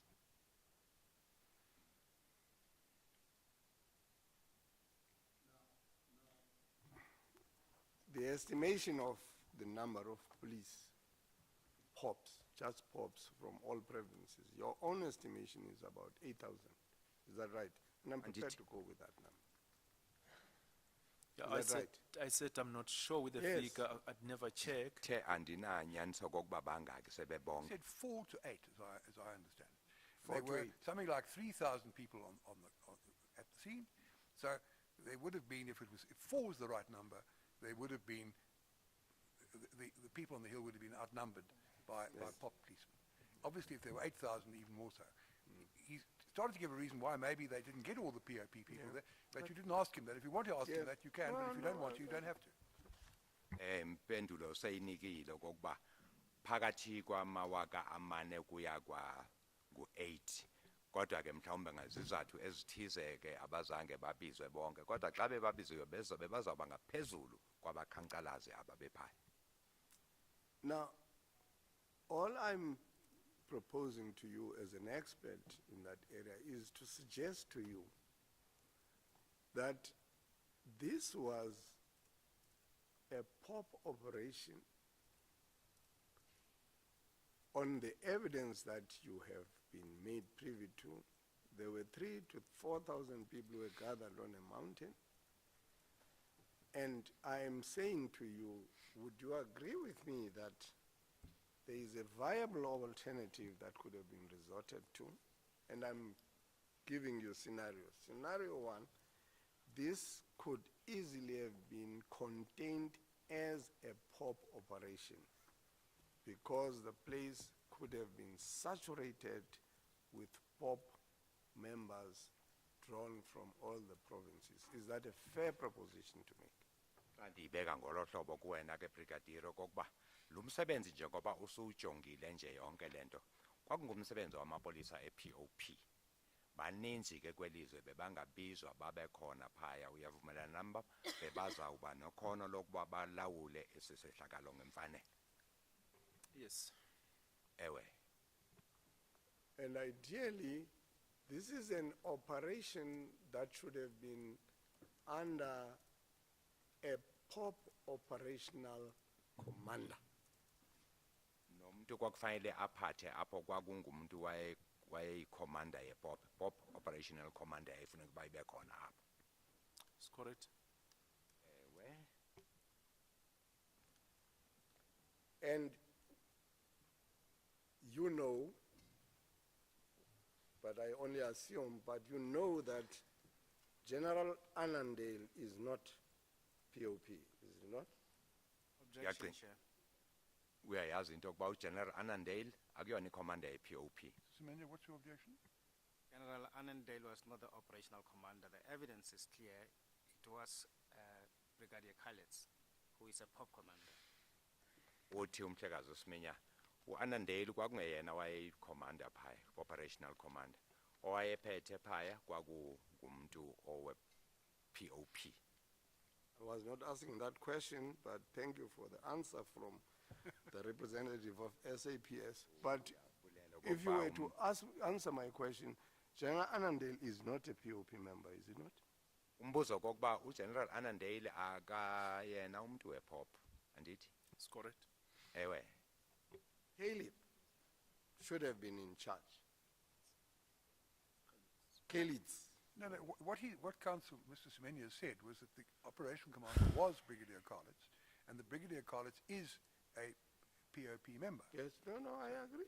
I agree. Ndiyavumelana nomhlekazi Semenya ukuba uKhalets, uBrigadier Khalets uye owayephethe phaya operational commander and ungumuntu wePOP. I'm just going with you through the personnel that have been involved in this whole saga. Thetha nje ngabantu ababephethe ababekhona apho kuyo yonke le ndawo. You know, is it Colonel Scott? Is it General? What? Scott. Scott uyamazi yintoni Colonel? Lieutenant Colonel. Yes. Lieutenant Colonel, yes. Ewe Lieutenant Colonel Scott uyamazi. You spend very little time in POP, isn't it? Andithi wabakho ku-POP kodwa ixesha elifisha. His speciality is counterinsurgency. Andithi yena not? umsebenzi wakhe i-counter insurgency apha kwizintloli. That's correct. Ewe.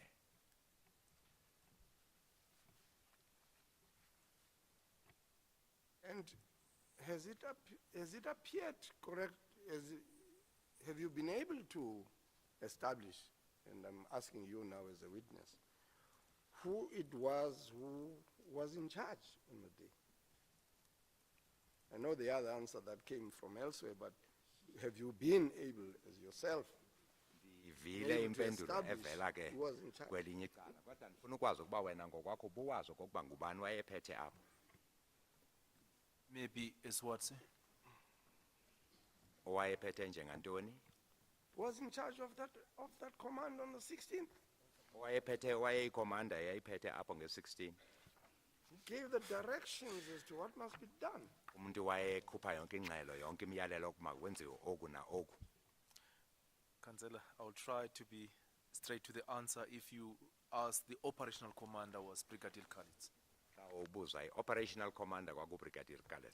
You know- Mr. Benza asked the next question. Can I ask you a question? You've said that it relates to a point he's asked already. You said there should have been a POP operation, Correct, sir. and there should have been a POP operation commander, as in fact there was. Correct? It was, yes. Now, the plan that was drawn up, should that have been drawn up by a POP person with POP expertise?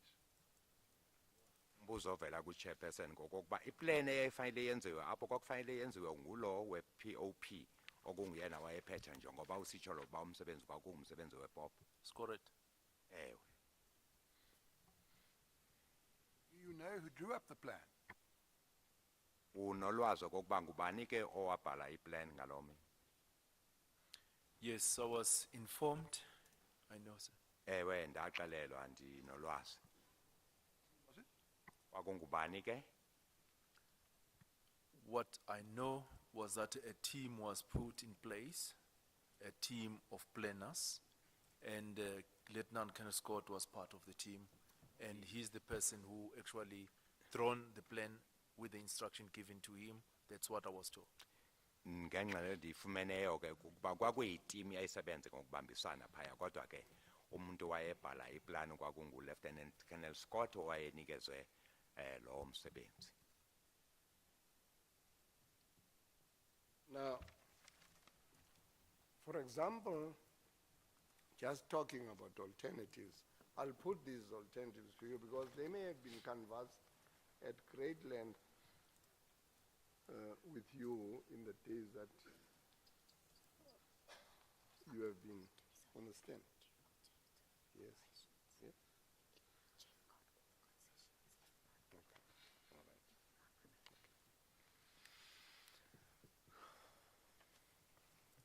right. It has been suggested in some of the evidence that I read in the transcript that SAPS used negotiators as a way of resolving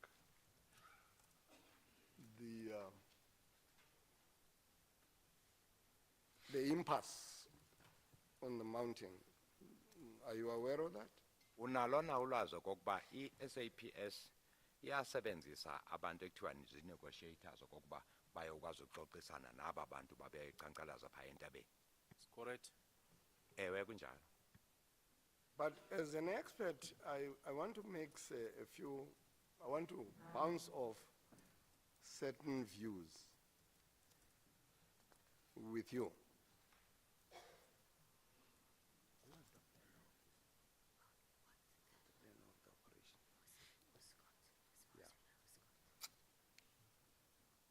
Firstly, it appears that the negotiator who was used was Macintosh. Kuthiwa ke omnye we-negotiators wayesetshenziswa apho ngulo kuthiwa nguMacintosh. It's correct. Ewe. And you will correct me if I'm wrong. Macintosh is from the hostage unit. Andithi ke uMcIntosh ukulama polisa lawa asebenza nge-hostage abantu abanjwa The hostage negotiator. negotiator ye-hostages. That's true. Ewe, He's not your typical pop or pop train negotiator. akuyona nje i-negotiator ye-pop eqeqeshelwe ukwenza umsebenzi we-POP. That's correct. Ewe kunjalo. Now,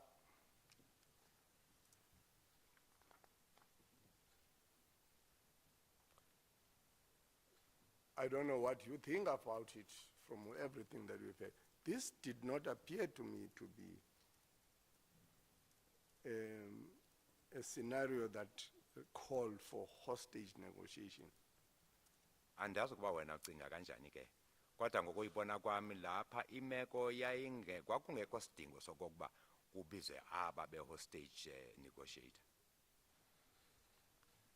There were no hostages. There wasn't any hostage situation, yes. Kwakungekho bantu ababanjiwe abavalelwe abathethwe. It was not a counterinsurgency scenario, a terrorism scenario where whatever you understand by terrorism. That Kwakungeso was not this situation from everything that you know of it. kwakungekho simo sabantu abavukela umbuso apha baxabene nombuso be-terrorist. That's correct. Ewe kunjalo. It was not a cash in transit kind of scenario. Kwakungekho kubanjwa kwenkunzi apho kuthathwa Cash khona in imali. transit heist scenario. That's true. Ewe.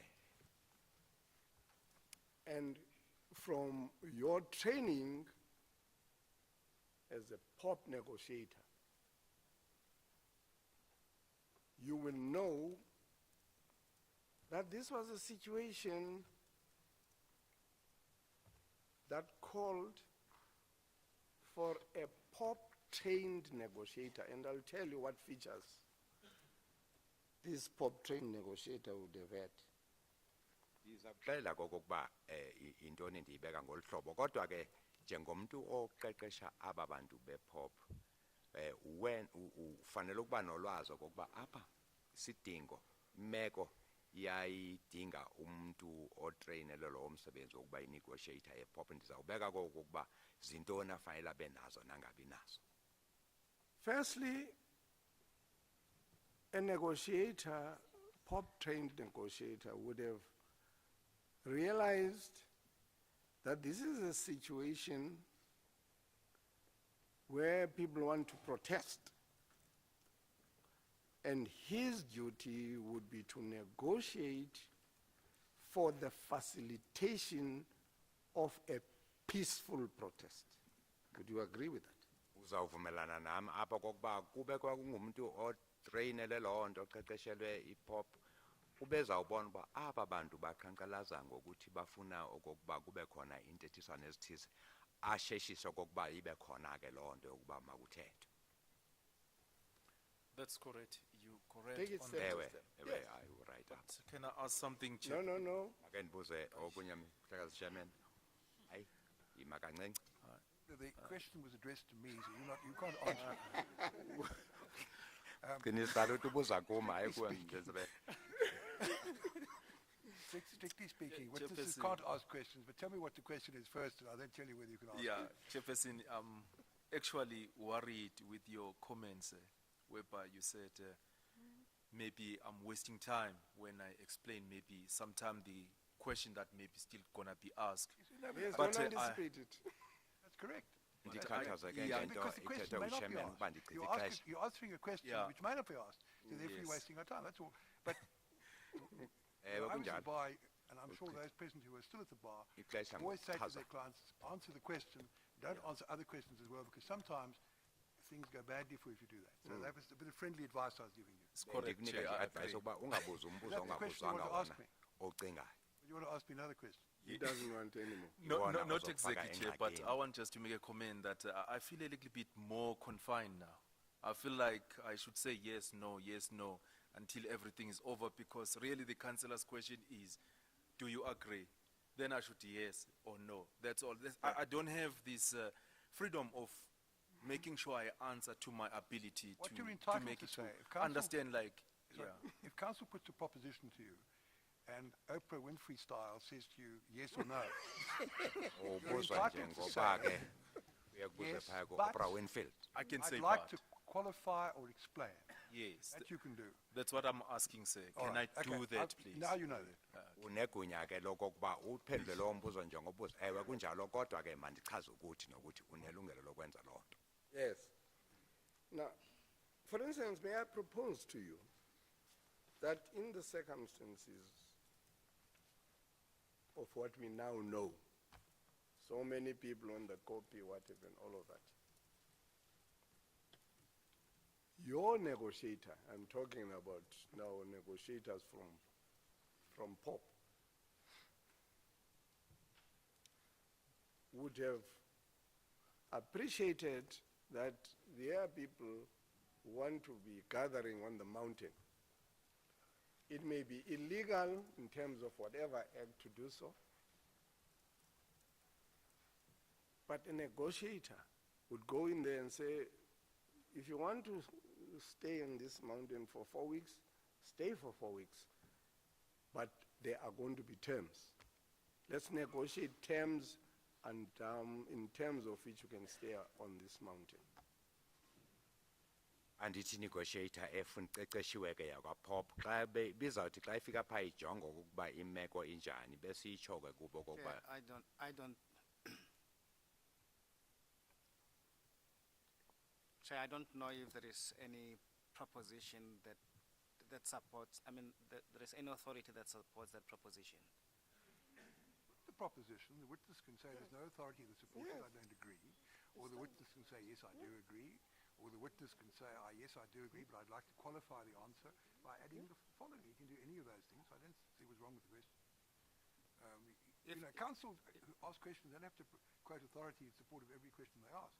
So I think we'll let him carry on, but if he misbehaves further, you can bring it to my attention again, and I'll deal with it.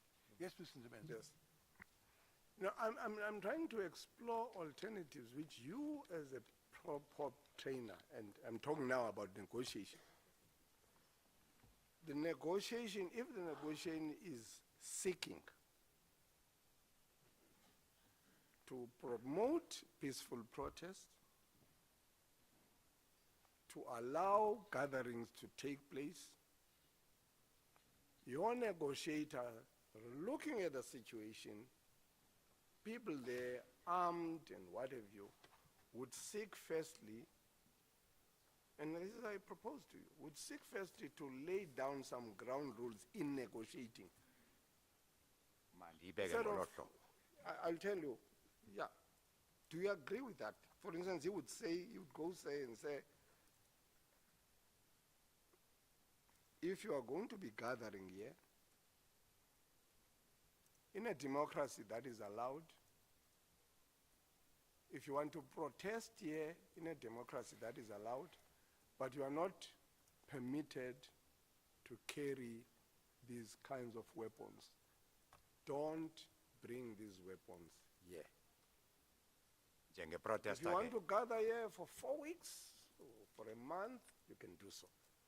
How is that as a proposition? mandiyibeke ke ngolu hlobo kokuba enye yezinto ebeyingenzeka lena kokuba xa bekuthunyelwe inegotiator eqeqeshiwe ye-POP phaya ibizawufika ijonge kokuba imeko injani phaya bona ukuba apha bantu baqhankqalaza apha baphethe izixhobo ithi ke kubo masibeke imithetho phantsi komthetho wedemokhrasi negunya lokuba niqhankqalaze phantsi komthetho wedemokhrasi negunya lokuba nibe lapha kodwa kanivumeleke phantsi komthetho ukuba niphathe izixhobo masiqale ngokubeka izixhobo phantsi akunjalo Agree. vumelana nawe For instance, it would be quite permissible for a negotiator from POP, especially now there was an identified group as the leaders or presumed leaders of that group, to say, this is what I propose. If these rules are not stuck to, there will be consequences. and actually to spell the consequences. Let me provide a few scenarios. In negotiating, your negotiator would say, if you don't disarm, we will come in with water cannons. And it's not going to be one water cannon or two water cannons. It's going to be 10 to 15. Mind you, the place is saturated with POP members. Got 3,000, 4,000. We'll now get in with water cannons. And if I remind you of the good old days, the water cannons will have pepper spray and dye, so we'll get to know who was here and was not going in terms of the rules. Just in case you think that we have now opted out, we'll come with tear gas. And just in case you think that is all, we'll come with stun grenades. And if we have to go to that option, we'll come with rubber bullets. Now, how is that as a proposition of what a negotiator from POP would be putting to those 3,000 people? Beka lengxelo ke umhlakazi usebenza kokuba i-negotiator ye-POP eqeqeshiwe ngolubizayo kwaba bantu ifika ijonge uba imeko injani phayi bese ibabekela ke le mibandela ilandelayo baxela ukuba jongana apha bafondini iphethe izixhobo ngekho mthethweni yonke le nto lena xa ningafuni ubeka izixhobo phantsi sizathina apha ke uthi uthetha ngabantu abangama4,000 be-POP abagcwele apha baxelele ngokuba bazawubethwa ngee-water cannons. Ezi-water cannons ke umkhumbuza amaxesha agqithileyo kokuba zine-pepper spray, zine-dye, abaxela ukuba siza kunidaya sikwazi nokunikhomba uba ukhona phaya wena usenza le nto. Xa ingaphumeleli loo nto size ngaba babetha nge-rubber bullets xa ningafuni ukuba nibeke phantsi ezixhobo zenu. Uyavumelana nam uba bingaba ngenye yendlela zokuxoxisana naba bantu? Yes, but Don't be ashamed of saying yes all the way. yes, Say yes, but, and then explain Yes, what but, the but means. I'm using this part. Councillor, I agree with you. However, in a normal situation where there are leaders of the march, everybody's there, it's easy for the negotiator to get to those positions, to explain those positions in a proper way. If everybody's there, is identified, those plans can be made properly. Ewe ndivumelana nawe councillor xa usithi xa bese babonakela okokuba ngobani abahola kuyawuba lula kokuba i-negotiator ikwazi ukuthi ijongane nabo bantu basazi ukuba ngobani ababathetha nabo. Yeah, well, since your only apparent qualification is if they were leaders, I use that as a premise because it's generally accepted that there were people who identified as the leaders. Ewe ndithetha ngale nto yabahola ngoba kukho abasebalathiwe phaya okokuba ngabo abahola le nto eyenzeka phaya. You see, my sense, and I want to bounce this off to you, I get the sense that the plan, the operation, seemed to have been set up from the perspective of police who seemed scared rather and therefore had to be protected rather than from a police service which is trained to deal with unruly crowds, whether it is in the context of the World Cup or in the context of a strike where people are armed and dangerous.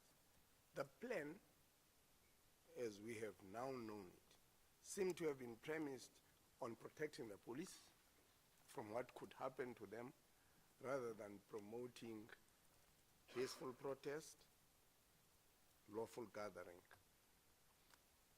Uyibeka ngolo hlobo ke umhlakazi okokuba iplan eyayenziwe phaya mandithi ibonisa okokuba yayidrowe le plan lena ebonisa okokuba amapolisa abenokoyika okokuba kungahle kwenzeka okuthize kumapolisa ngako ke adinga okokuba akhuseleke endaweni yokuthi benze iplan yokokuba kube khona kuthethiswana naba bantu kugqitshwe lento eyenzeka phaya. Councillor, I'm not sure about that, sir. Andinanyanza. Yes. For instance, the police, every footage that we have seen of the police, they negotiate from inside the nyalas. Yabona ke into yasibonisile okokuba kwimifanekiso yonke amapolisa anegotiate athetha naba bantu angaphakathi kwenyala. Have you seen that? That's true. Hello. I got that, yes. Ewe. And this was canvassed at great length with, they bring barbed wire. And Bazisa you indicated in a question that had been put to you by Mr. Musi, that barbed wire has the potential to cause a stampede. andithi ke bazisa nebarbed wire phaya ucingo olunameva luhlabayo. Njengoba abuza ke ayiveza umhlekazi uMusi lento kokuba xa amapolisa eletha olcingo oluhlabayo phaya olo dushe olulapho kuba khona ukuba abantu babaleke kwenzeke yonke into engafanelanga boyika olcingo. It's one of the indications that the plan was premised on there being a need to protect the police rather than promote peaceful gathering, peaceful protest. Njengoba ndibeka ukuba yonke le plan ke yayidrowe ibonisa okokupolisa anoloyiko phaya. I think in Endaweni fairness, yokuthi aye phaya ukuyokwenza uxolo nokuthi lento ibe semthethweni. in fairness to the witness, he could be shown slide 124, 125, which are negotiators who are outside the nyalas and engaged with the crowd on Exhibit L. Uthi ke umhlekazi Thank you, Mr. uSiminya. Mayor. I was actually looking through Exhibit L Ukho- myself for those slides, but you found them before I did, and I'm grateful. Fanekiso Semenya, I zawuboniswa think, sorry, Mr. Sibeza, I think Mr. Semenya is correct. That Yes. if one looks at slides 1 through 4 and 1 through 5, it coincides with my recollection Yes. that the negotiators were outside there now. Yes, yes, yes. So I think that question I can accept be that. withdrawn and you can proceed to the next one. I accept that correction. kukho imfanekiso ebonisa okokuba kungawonke amaxesha apha amapolisa benegotiate phakathi kwenyala kukho apho bangaphandle khona kwimfanekiso eveziwe apha slide 125. Can I put it to you further that the ideal equipment, now accept what I've already said, the place is saturated with populace. The ideal equipment that should have been part of containing that crowd, and this is what the negotiator would have taken to these people. But as an alternative, the ideal equipment, correct me if I'm wrong, would have been less lethal or non-lethal equipment, as I said, not one water cannon, very many, 10 to 15 water cannons, pepper spray, dye, tear gas, and all those kinds of equipment which your standing orders say should be used when dealing with crowds of the nature that you are talking about. Uzawuvumelana nami ke kokuba njengoba sitsho i-standing order xa kwakulandelwe yonke lento itshiwo phaya thetha ke apha ndikubekisele kukho amapolisa amaninzi ePops agcwele phaya izixhobo ezazifanele ukuba zibe khona phaya ngezi zingabulali njengento ezifana ne-water cannon njengoba ndiye ndabeka kuwe ezinedayi ezinepepper spray ezininzi zibe khona apho esekubakho abantu be-tear gas kube khona nalezi ezinye izinto kwaku yayingalawuleka kangcono lento yayiphaya. Agree? Vumelana nawe apho. Now, as I come to an end, Come to an end, Mr. Sebenza. I want to revisit a point that was discussed. Apha a few minutes ago. ngasekugqibeleni. Before I upheld an objection by Mr. Semenya about your question about negotiations between, I think, is he Lieutenant General McIntosh Yeah. and the protesters. You put that he didn't get out of the police vehicle and that your suggestion was that that was an inappropriate way of negotiating. Mr. Semenya objected, drew my attention to 124 and 125, but they actually show something else, and that's what happened on the 16th, on the 15th, when the NUM representatives went there. The earlier pictures, which deal with the negotiation between, I think it's Lieutenant General McIntosh and the other peace negotiators and the protesters, one finds it at 97 and 98. Well, 97, I think, is the narrative. 98 is the picture. And that does appear to have been taken from inside the police vehicle, with the protesters outside and the police inside. And so unless Mr. Semenya can show us something better than what he showed us earlier, 124 and 125, I'm proposed to reverse my ruling and allow you to ask the question you want to ask. But let me ask Mr. Semenya first if he wants to say something. Chair, I'm just verifying, the observation is correct the Chair is making. I'm just verifying slide 162, whether the negotiators were there. Yeah, it may have been there, but that was on the 16th, you see. The earlier negotiation, just with the police present, is dealt with it around about 96, 97. And there it does appear as if the police, for reasons that we can perhaps understand, remained in the police vehicle. On the 16th, at the corner of Yeah, 162. No, I know the 16th. AMCU were there and they spoke on the 16th. No. I'm making a different point, Chair. Sorry. All right. At the corner or the bottom of 162, you would say Mr. Matunjwa, but there is a negotiator standing outside there as well. Yes. No, I understand. The negotiators got out of the vehicle and stood there when the AMCU representative was there. But I think Mr. Nsebenza was asking questions about the earlier negotiations, which were conducted on the Tuesday and the Wednesday before the AMCU and the NUM people got there. And he was making the point, or seeking to make the point, that it was inappropriate for the peace negotiators, when they were there by themselves, not with AMCU people there, to negotiate from a vehicle. That's the point he's making. And I wouldn't allow him to ask the question, because I thought that at that stage, the peace negotiators did get out of the vehicle. I see I'm wrong. That's why I want to reverse my ruling. But before I do that, obviously I must give you a chance to deal with it.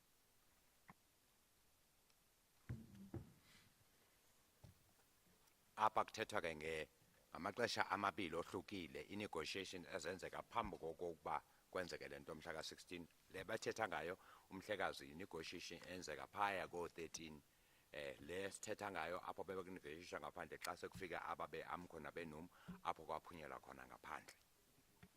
Mr. Beza, am I correct in what I put to Mr. Semenya? Mr. Chairman, In other words, the questions that you were seeking to ask related to the initial negotiations between the peace negotiators and the protesters, which commenced, I think, on the Tuesday, 14th. And as far as we can see at that stage, the police never got out of their vehicle. Therefore, that was the point that you were seeking to make to the witness. Am I correct? yes, Chairman. Therefore, I you are. wrongly disallowed your question. Yeah. So, anyway, let's see if Mr. Semenya wants to persist in his objection. Apha It's ke not at uthi this umhlekazi stage, chairman apha uthetha khona izinto ezenzeka nomhla ka-14 ndiye ndaziphambanisa nomhla ka-16 xa sekuthethwa kungaphandle ubuthetha ngeli xesha amapolisa ethetha nabacankcalazi ephakathi kwezimoto zamapolisa kwinyala. Mr. Sibeza, you may ask the question you wanted to ask. Now, Brigadier, you are aware that the critical day, I'm not discounting the other, the critical day we're talking about is the 16th, because that's the day on which the events, 15, 16, that's when there was supposed to be a negotiation and there was supposed to be a decision, disarm and arrest and all of that. Now, there seems to be a suggestion that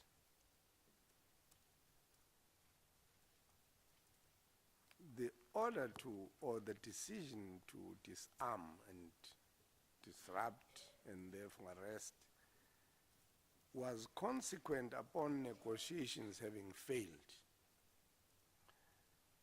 And my proposition was that, quite unlike what a pop negotiator would have done in the circumstances, and proceeding on a basis that he must negotiate for certain rules to govern the gathering, to govern the protest,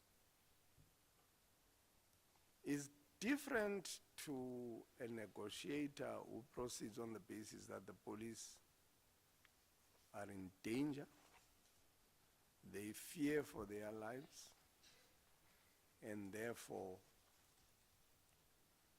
must be protected. And I was saying some of the indications that the plan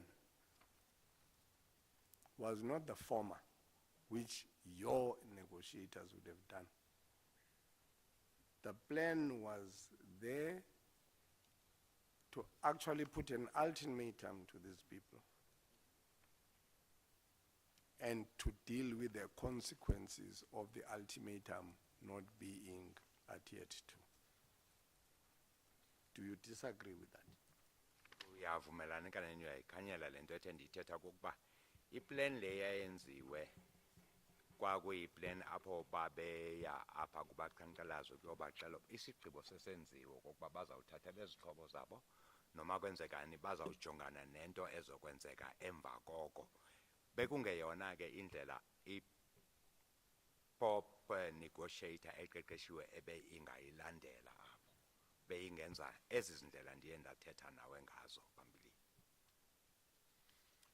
Councillor, I indicated from the beginning that I do agree with you when you talk about the procedures that actually maybe should have been followed to deal with the situation, to reach a position to say the situation is solved peacefully without any violence. However, to say this was right or wrong is difficult for me, because as I was not there, I'm not sure how they took that type of a decision to handle the situation in that way. May happen there were reasons really that actually led to that situation, of which it hasn't came to my attention to say why they did in that way. I have gone through the plan, that's all what I've done, but to say why the plan stand that way, or maybe it is a plan now that talk to protecting subs, then I can't answer, because all what I read, the plan indicate that it was a plan that was actually supposed to be executed. Ndivumelene nawe mhlekazi xa uyibeka ngolo hlobo kokuba lento eyayingenzeka ngolu hlobo nolu hlobo nokuthi xa bebasebenze ngalindlela wawutshilo ibizawulunga lento kokuba igqitshwe. Kodwa ke ndithetha njengomntu wayengekho apho okokuba kwaba khona ezi zinguquko noba zabangelwa yintoni andazi okokuba imeko yaphenduka yabanjani na kudeske kwenzeke lonke lento eyenzeka bendingekho apho. No. It's already just after 1, so when you reach a suitable stage, let me know and we can take the adjournment. Thank you, Mr. Chairman.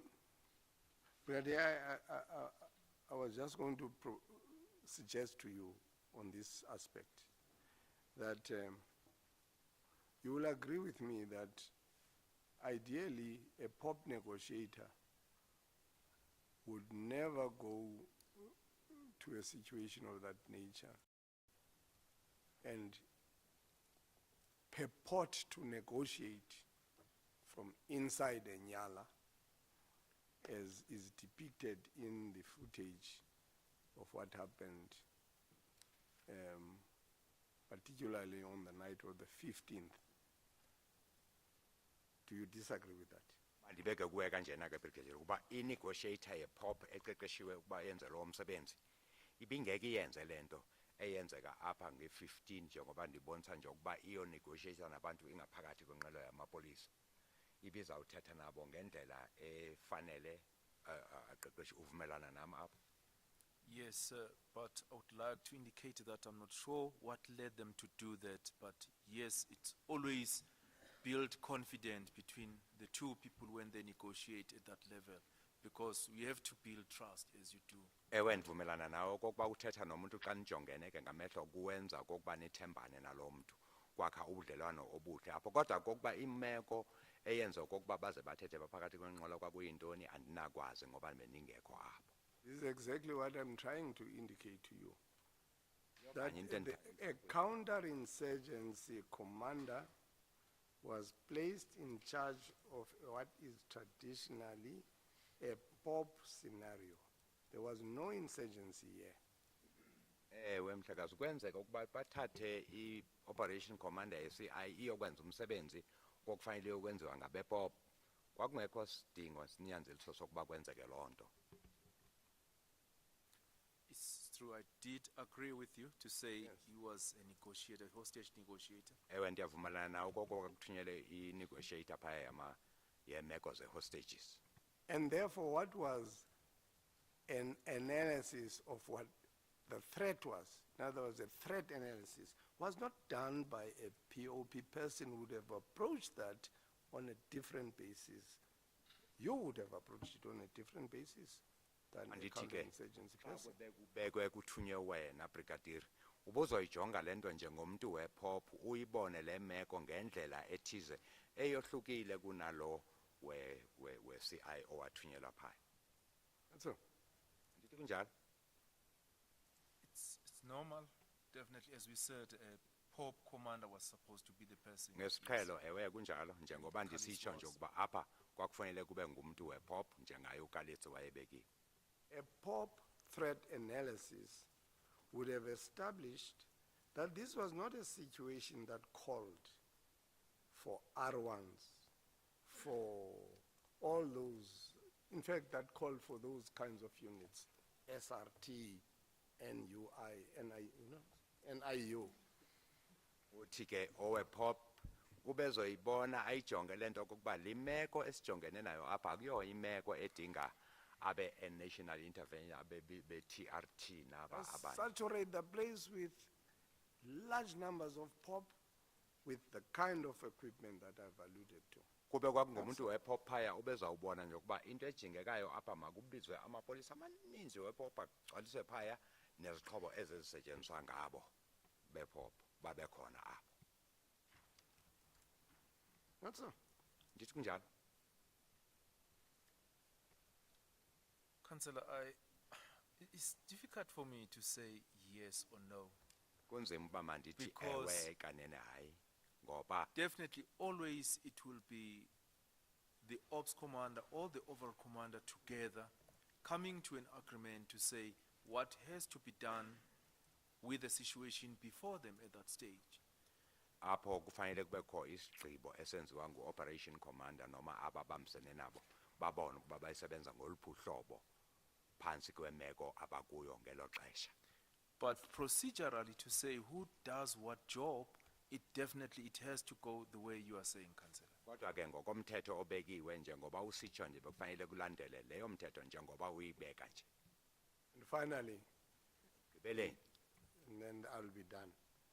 bese ndigqibile ke.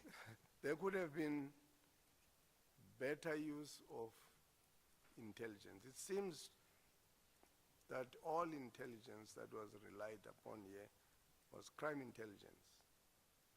Ndithi kwakudingeka okokuba apha kube khona nabe-intelligence apha ke ikubonakala okokuba i-intelligence enye nje yasetyenziswa Intelligence from Longmill could have been used. Intelligence from NIA could have been used bekungasetyenziswa i-intelligence and planned there on that basis. neyakwa-NIA, National Intelligence Agency, ezange isetyenziswe And POP intelligence. ne-intelligence evela phaya kwa-POP. That's always, it has to be like that. Ewe ngawo amaxesha kufanele kube njalo But it doesn't seem it was the case. kodwa izange yenziwe apha ndithi. On my understanding, crime intelligence was there. That's what I know. That's what But I'm I'm saying. not sure if Kwabakho others were i-crime utilized. intelligence andazi ukuba abanye basetyenziswa. Thank you, Mr. Chairman. Enkosi kakhulu. There's going to be further cross-examination. Are you ready now? Well, not now, but after the lunch agreement. will you be ready to cross-examine on behalf of the Human Rights Commission? I would be, Chairperson, yes, thank you. Very well. We've gone over a little bit, so we will come back at about 2:10, and we'll take the lunch adjournment in the meanwhile. Ixesha lokutya ngoku sawubuya ngo-2:10. Cross-examine. I'm going to cross-examine.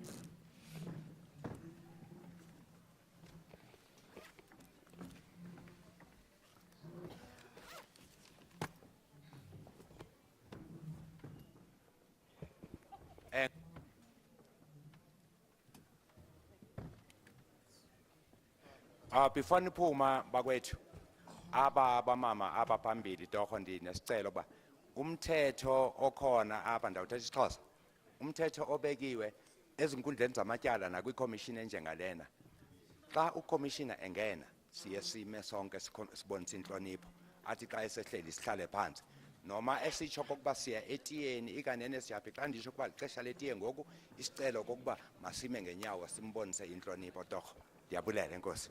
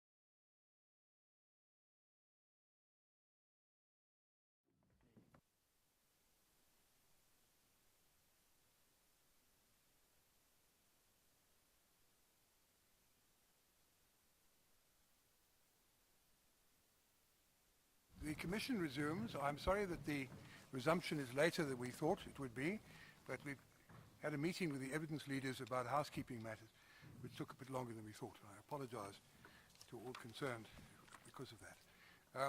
There's a big... Sorry? Uyaxolisa ke ngoku usihlalo ngoba siqale emva kwexesha belibekiwe ukuthi bekho intlanganiso bekhoyo malunga nemithetho into ezithile efuneka zilandelwe. Brigadier, I must remind you, you're still under oath. Yes, sir. Before the cross-examination resumes, is the cross-examiner sitting in the front row? Yes, you are. Yes. Thank you, Chairperson. Yes, but before you cross-examine, Yeah. Commissioner Hemraj wishes to ask a question. Brigadier, do I understand that public order policing have their own negotiators stationed with public order policing? Commissioner, it's not exactly that should be, or it is a standard that there must be negotiators as a unit or as an office under public order policing. But it's advisable in each and every POP unit that we must have members who can actually have that skill, who can be able to actually handle issues of negotiation. As I indicated from the beginning, that you receive this type of training in conjunction with Regulation of Gathering Act to say how are you actually gonna negotiate if there are issues that need negotiation during any crowd management situation. Uze bebuze kubrigadier into kubana na amalunga ePOP kufuneka abe namuntu wabo wenza uthethathana na impendulo yakhe into kubana ayinto emisiwe kanye bekiwele kodwa into engacetyiswa efuneka ilandele into kubana bafumana umuntu wabo wenza uthethathana uqeqeshiweyo ozawukwazi ukuthi akwazi ukusebenza kunye ngezihlwele ngoba lonto ichaziwe na kule xwebhu libizwa i-Gatherings Act. But in the structure of the South African Police Services, is there a unit of negotiators who are called upon by different units when there's an event or a situation? No, under crowd management, we don't have a unit like that. Yes, there are offices or units where we talk about hostage negotiation. That one is an office, is there, we know exactly if it comes to those issues. But under crowd management itself, we don't have an office, but they are within public order policing, those members who can handle the issues of negotiation. That means even an operational commander can handle issues of negotiation as well. But as a unit, we don't have in that way. And do these persons receive specialized training then in negotiation in POPs, in situations where POP is managing the event? There was training in that, but it's quite a long time, Commissioner, that there was training on that part. But normally it comes out as when people are receiving the training under Regulation of Gathering Act as negotiators, but as specialized that within public order policing they receive a special training on the other side is not in that position. Into ayichazayo xa ibuzwa into yokuba likhona icandelo lamapolisa enza uthethathethwano uthi ke ngakwicala lePOP akukho bantu banjalo nangona ke xa kukho into apho abantu ke ngokuba banjiwe ngabanye babaxhomisile kukho icandelo lithi lapho kungabiza amapolisa akwazi ukwenza uthethathethwano apho uthi ke ngoku olu qeqesho lukhethekileyo lalisenziwa ngaphambili kodwa ke ngoku ngokwe-Gatherings Act xa uzofundisa ngayo kufuneke ke ngoku namapolisa akhona akwazi ukwenza uthethathethwano nje besenza ngo-operational commander ukuba naye angakwazi ukuthi enze uthethathethwano. Is that training very different from what other negotiators would receive, for example, hostage negotiation?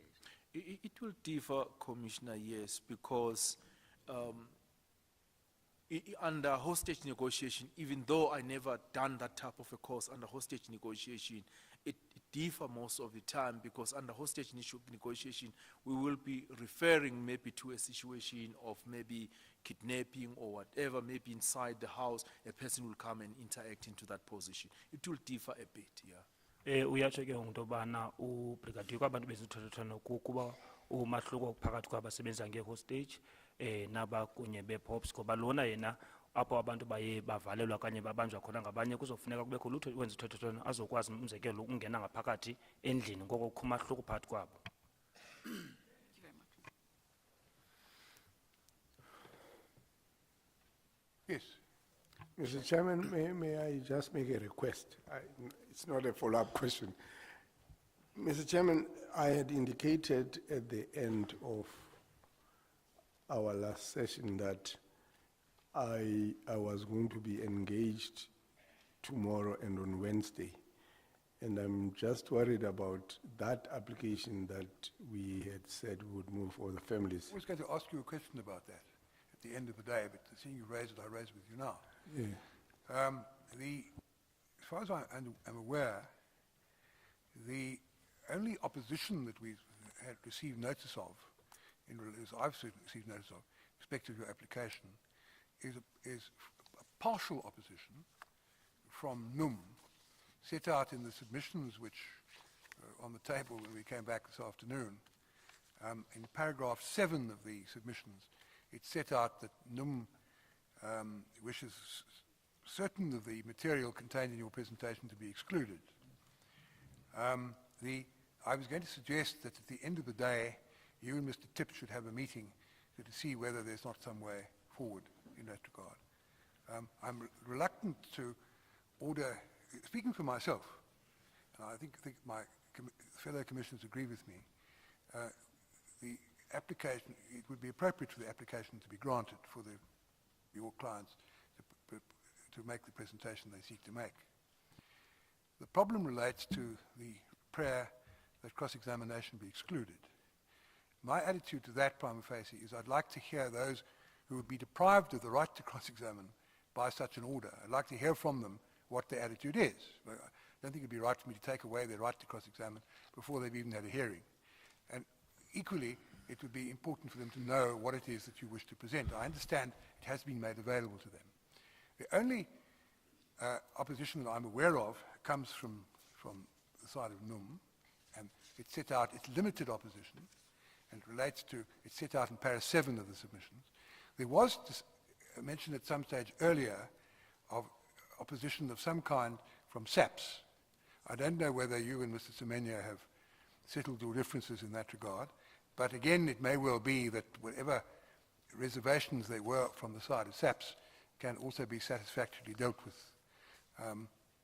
So if those points can be dealt with satisfactorily, then the application would be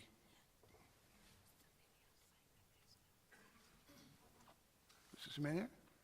Chair, we intend to oppose the application. Full-blooded opposition? Yes.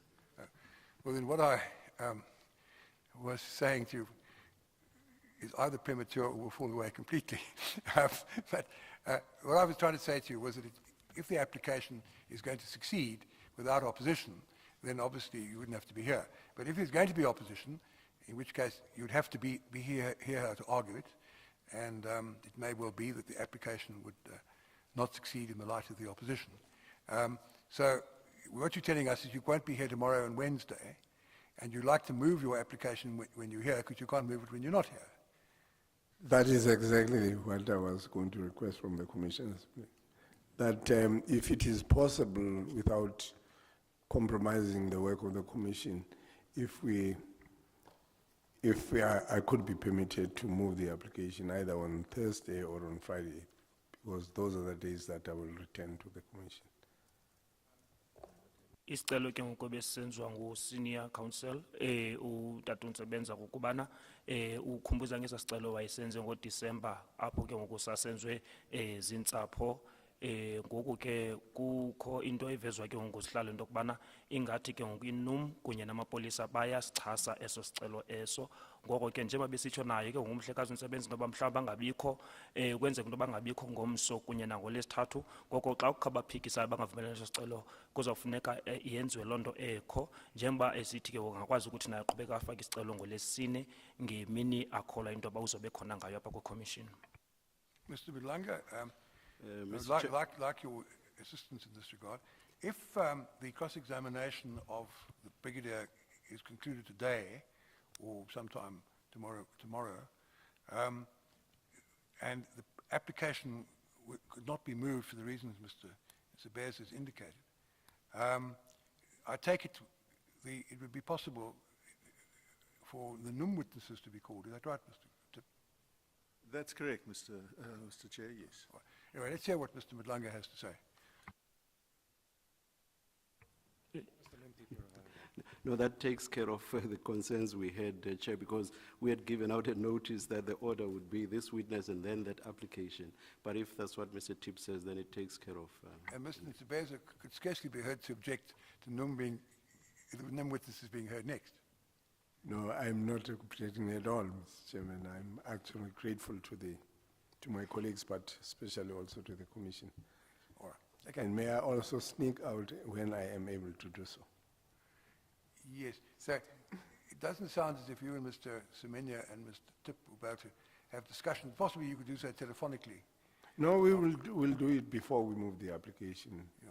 I had a conversation with Mr. Tip, and I indicated to him that I'm going to be consulting with my team and, Yes. and take a view of the objections. That I don't know the nature of the objection of Mr. Semenya, but again, you will be able to ascertain that from him and see whether there isn't some way that you can reach Well- some kind of accord. Perhaps it's not appropriate to discuss it now. Well, in the phrase of a full-blown application, we haven't seen in what way it's going to be a full-blown opposition, but it may well be that it will be argued without any papers being filed. But I will talk to my colleague and find out, what the areas are of. Yes, I would have thought it would be appropriate for the voice of the bereaved to be heard in some way before the Commission. And obviously one would wish that to happen in a way which is least hurtful and emotionally stressful for them. But on the other hand, one has to remember the rights of other parties involved and that they shouldn't be unduly prejudiced. But I'm sure it may be possible for you and Mr. Semenya to come to some kind of accord in that regard. Into bixeke ngoku apha ku-commission into yokubana ke ngoku usenior counsel uNtsebenza kunye no-senior counsel uSimenya no-senior counsel uTip ngalo mba ke ngoku sicelo kuthiwa sifakwela iintsapho kufuneke bake babe nodliwano-ndlebe ngaphambi kokuba kuzothiwa lo mcimbi ithaca ngaphambi kwe-commission apho ke ngoku azawuthatha isigqibo khona ke ngoku sihlalo into yokubana eso sicelo uyasamkelwa kanye akasamkeli na kodwa kuthiwa uba ubrigadier ugqibe namhlanje kungenzeka ke ngoku into yokubana ingqina le NUM liqhubeke namhlanje okanye liqalise ngomso ukhupha ubungqina balo. Chair, before Mr. Nsebeza slinks away, I wish to record a concern my client has. Media 24 is quoting Mr. Nsebeza, and I would like to make the quotation straight. He complains that there is a shortage of information and absence of evidence, and then quotes him as saying it may well be that the evidence existed but was destroyed or deleted. I'm not saying by you. Now, the concern we have... Sir, is this what Media 24 has Correct. reported in respect to the cross-examination Correct. this morning? I see. And the concern, Chair, is I was waiting for Mr. Nsebeza to finish his cross-examination to see if there was any basis for all these postulates and hypotheses he was carrying.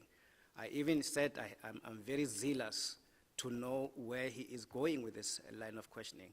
Now, if there was no substance or basis for this line of cross-examination he engaged, together with the fact that there may have been another review by police somewhere to which the witness was not privy.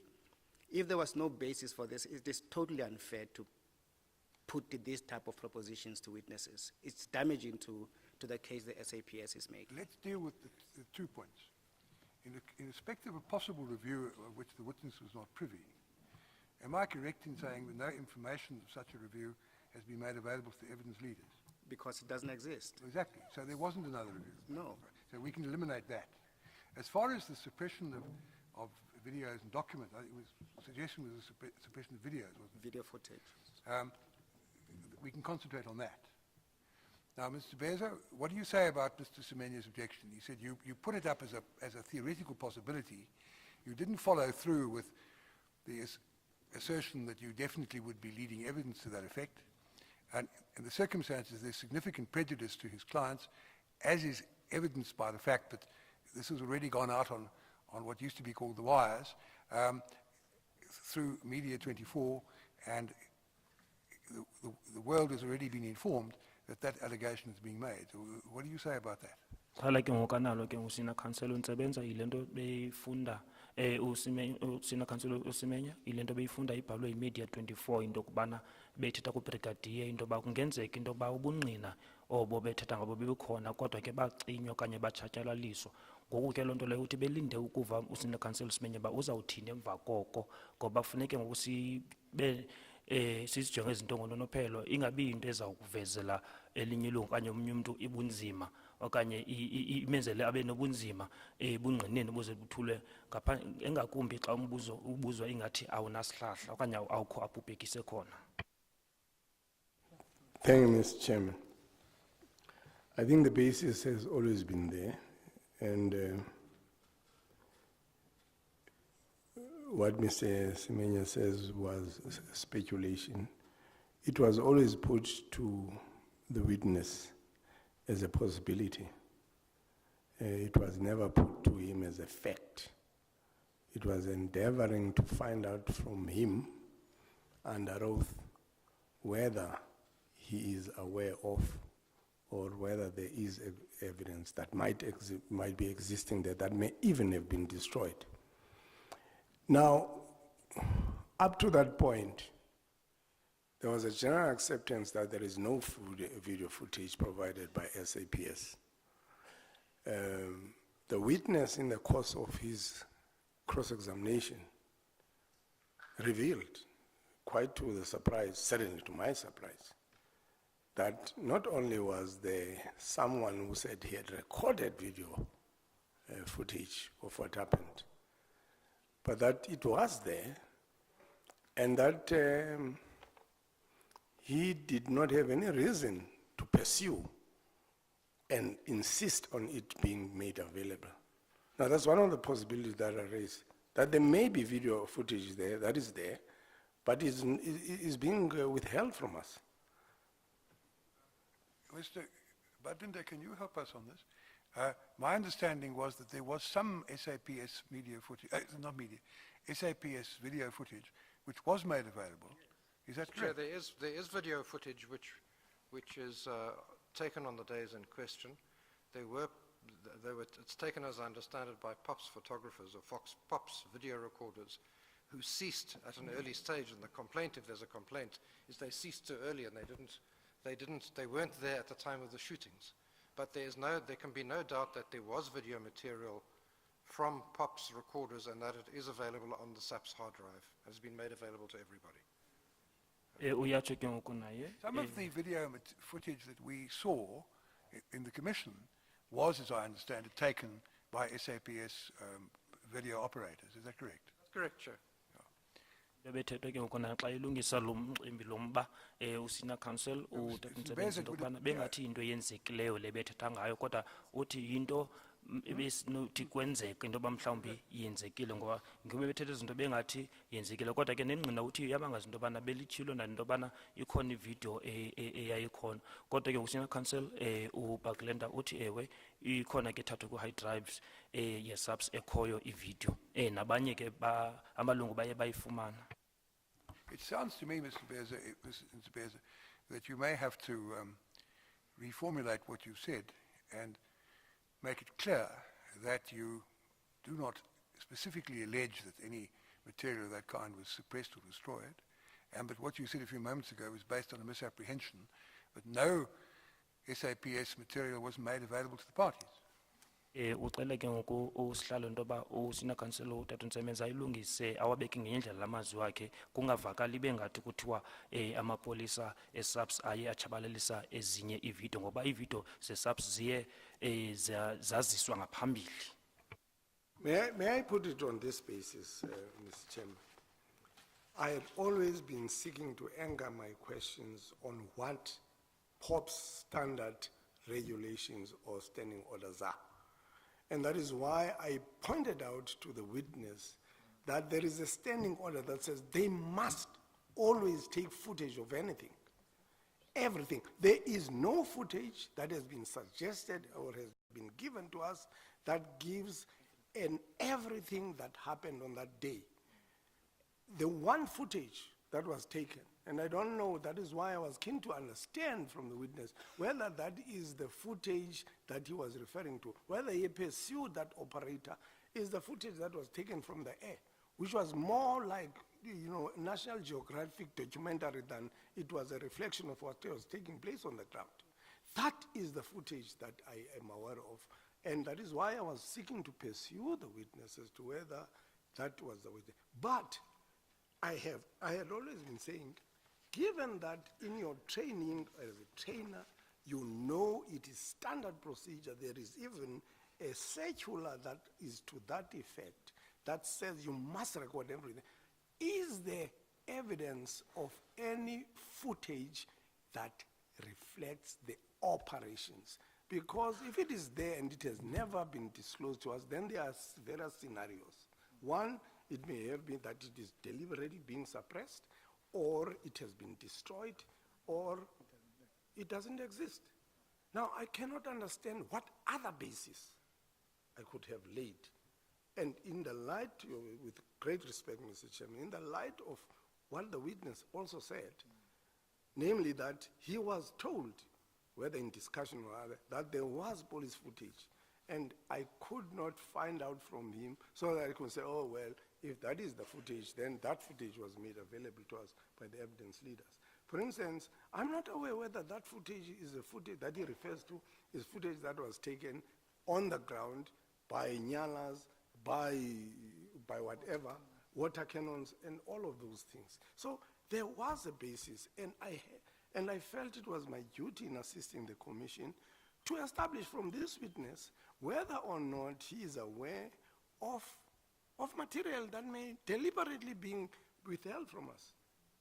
Uthi ke na usina council utata Nsebenza babenesizathu esivakalayo sokuba abuze lo mbuzo ngoba bembuza ubrigadier ngokuya ngokwemithetho yabo ye-standing orders sabo njengoba bekutshiwo nakwi-circular yabo into yokubana kufuneka kufotwe yonke into eyenzekayo. Ngoku bembuza ke ngevidiyo zehlakalo ezingabonisi ungekho video yazo. Ngoku ke besithi ke ngoku uthetha ngento ezahlukileyo ezenzekayo kuba mhlawumbi kunenzeka into yokubana lo video ayikho, okanye mhlawumbi lo video yatshatyalaliswa okanye yacinywa na. Ngawo ke ngoku amazwi ame kuwo. Uthi ngeso sizathu ke unawo ke ngoku isizathu esivakalayo soba kutheni ibeka okanye beyithetha ngaloo ndlela. Mr. Semenya? Chair, clearly there was no basis even to remotely suggest this suppression of evidence. And if there is no basis, it's just simply improper for a cross-examiner to, firstly, for half an hour, the witness was told you are under oath. You must tell the truth. You know what it means on your conscience. And then make the proposition that there is a possibility that that footage might have been destroyed.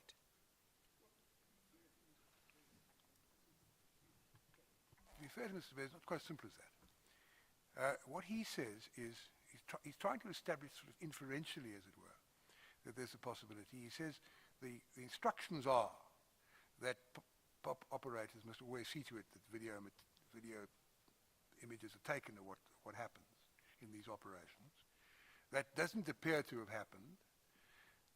Certainly in respect of the later stages, there's nothing at all. If the regulations were complied with, there would have been material of that kind. Therefore, he suggests there's a possibility that the regulations were complied with, but the material is not available. But I agree with you. I think he put the proposition a bit higher than that to the witness, and that led the Media 24 reporter to phrase it the way it was done.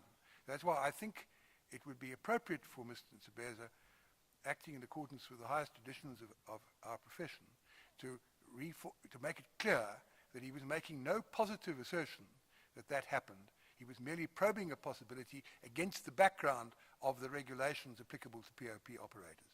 Would that be a fair summary of what you propose to say? Exactly, Mr. Chairman. Uyacelwa ke ngoku no senior counsel njengokuba ke ngoku bekuthiwa imibuzo emininzi bibuzwa ke ngoku ku brigadier into ke ngoku ethethwa ngokuhlala into yoba imibuzo ebibuzwa ngusenior counsel uTata uNtsebenza zizinto uthi kungenzeka kuba okanye zizinto ebethekelelwa okanye ecingela uba zingabe zenzekile kodwa kuthiwa loo nto yenzekile. Ngoko ke njengoba kuthiwa naye bebuza imibuzo ebhekisele kule migaqonkqubo yamapolisa ngokuzayilungisa naye abonise into yoba akathi kwenzeke loo nto leyo kodwa yinto ethi kungenzeka uba kwenzeke ngolo hlobo. Would you be happy with that formulation? I'm happy with it. And you would also wish me, of course, to ask the Media 24 reporter to ensure that the new formulation is communicated in the same way as the earlier one was. I'll be indebted to the Commission. Yes. I take it there is a representative of Media 24 here. Uthi uyakholwa ke ngoku ukhona umuntu we-Media 24 unondaba wayo. Did you get what was said? I see. They got it from you. I see. So you sent it out to all your subscribers, not just to Media 24. You sent it out to all your subscribers, not just to Media 24. Yes, yes. But you will see to it that the reformulation is sent out.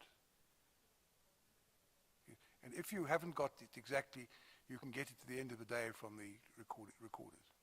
Uthi ke ngoku umama uhleli phaa ngaphambili ezitulweni ebantwini into yokubana ke ngoku uzayilungisa ngoba nguye oye wakhupha ingxelo enjalo kodwa ne uzayilungisa naye xa ifumana ingxelo xa kugqityiwe uzayilungisa ayibeke ngendlela efanelekileyo. Mr. Berger? Chair, may I raise something for clarification? In view of the new order of witnesses, we may well hear the NUM witnesses sooner than we expected. From the perspective of my client, we would be interested to understand the version on what happened on the 11th of August, that Saturday when the shooting took place, because that might well be relevant in the context of probing the relationship between the two trade unions and the change in mood in the crowd between the Friday and the Saturday That's afternoon. one of the matters we were proposing to raise with the parties at the meeting that we suggest should be held tomorrow. Well, may I raise it today because I'm concerned about a number of things. Firstly, we expected the 5 clients of my learned friend Mr. Mpofu to be at court today because you will remember that they were called here and the wires went out on that day and we were told that on today they'll be coming here, and I would like to know, have statements been taken? And will we get a version from them in particular on that incident so that when I have to ask questions of NUM, at least I know the other side of the story? Added to that, on the 28th of November last year, there was an open debate between my learned friend Mr. Budlander and Mr. Mpofu as to witness statements to be produced by Mr. Mpofu on behalf of his clients. There was then an undertaking recorded that there would be 3 statements filed by that Friday. One dealing with the events of the 16th of August, one dealing with the events of the 15th of August, and one dealing, importantly, with the events of the 9th to the 16th of August. We have not received 3 witness statements by the 21st of January 2013. We have received 2 statements.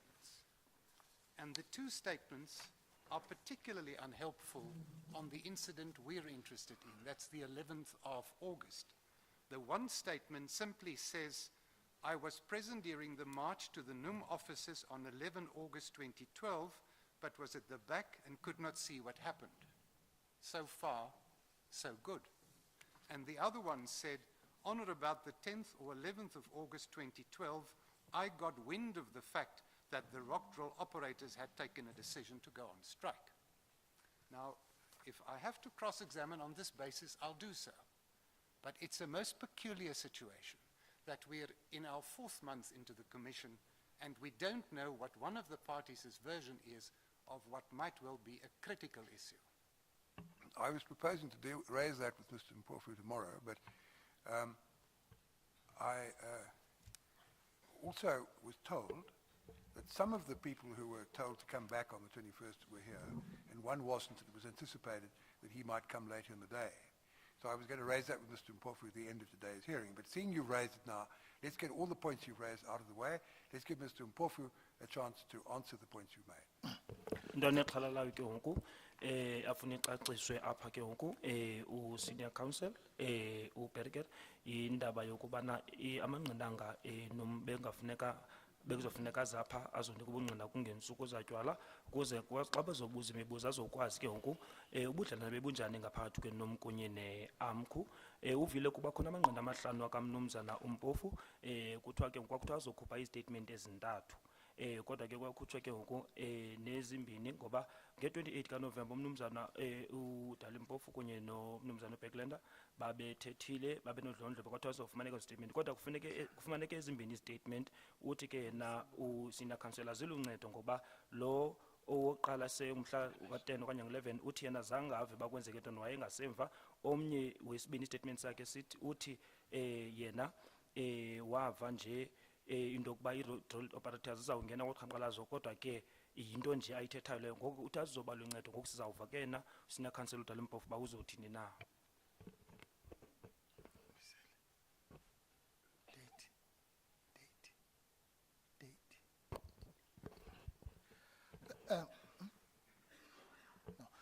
Chair, let me start with the issue of the subpoenaed witnesses. Indeed, Chair, Mr. Berger is correct that the 5 persons were asked to come back today.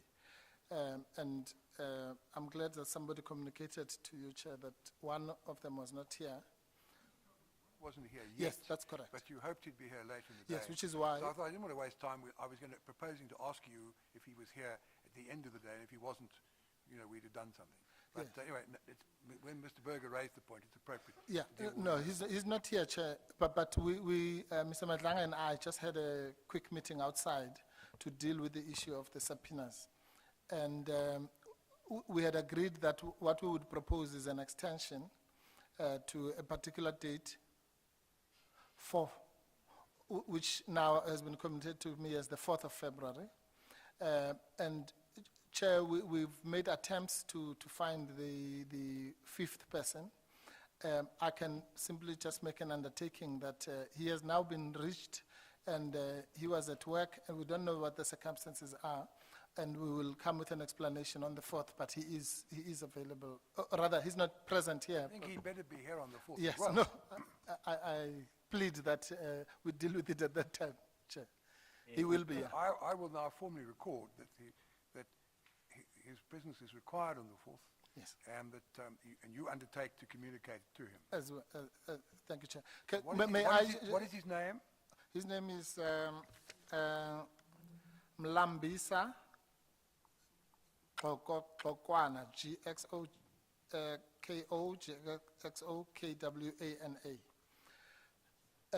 He was the 5th person. So what I propose, Chair... And are the other 4 gentlemen... yes, if we could just dispose of that. Call them up, let them come up, and let's tell them to come be here on the 4th. Just for the record, their names are Fusi Mohale, Stembele Ntokana, Lungeni Mabuchana, and Temigosi Mkyo. Bithethwe ke ngoku apha into yokuba abanye balapha kodwa ukhona lungekhoyo kodwa ke kwabekho uyingxoxo phakathi ko-senior counsel uMadaka nomnumzana uDalimpofu into yobana bazabe balapha nge-4 zakaFebruwari bonke ngoba nalo ungekhoyo usemsebenzini uzawuxelwa naye ngu-senior counsel into yoba abe lapha ngomhla wesine kaFebruwari. Good afternoon. Thank you for coming. I take it arranged to pay your witness fees again for being here today. We don't require your evidence today, but you must, so we're extending your subpoenas on the basis that you'll be back here on the 4th of February. Please be here at 10:15 on the morning of Monday, the 4th of February. You are excused for the moment. And Mr. Mpofu will read out your names so they are on record, so it could be part of the official records of today's proceedings. But you're excused until 10:15 on Monday, the 4th of February. Thank you. Uthando nibulela ngokuzapha kuqala usihlalo wale commission ngokuba nizile apha kodwa ke uthanda ukucela into yokuba nazi into yoba umhla wenu lo uyahlehliswa into yokuba nina nizawuzibonakalisa apha ke ngoku akhona phambi kwale commission ngomhla wesine kaFebruwari nizobe nilapha ke ngalo mvulo lo izobe kunge-10:15 ukholwa into yokubana niye nancedwa ngaphambili ngemali yendleko zenu zokuba nize kulapha apha kule commission pele yena modulasetulo wa commission o rata go leboga lona bontate ka go itlhagisa mo pele ga commission jaanong date ya lona ya gore le tlo ntsha bopaki mo pele ga commission ya atolosiwa go raya gore ka mantse bangwe le tla tshwana gore le tlo itlhagisa mo pele ga commission ka di 4 tsa February tla be le mantaga nako e tla be le 9:45 mo mosong re tlhalogantsa ke o tlhalogantsa ke re papa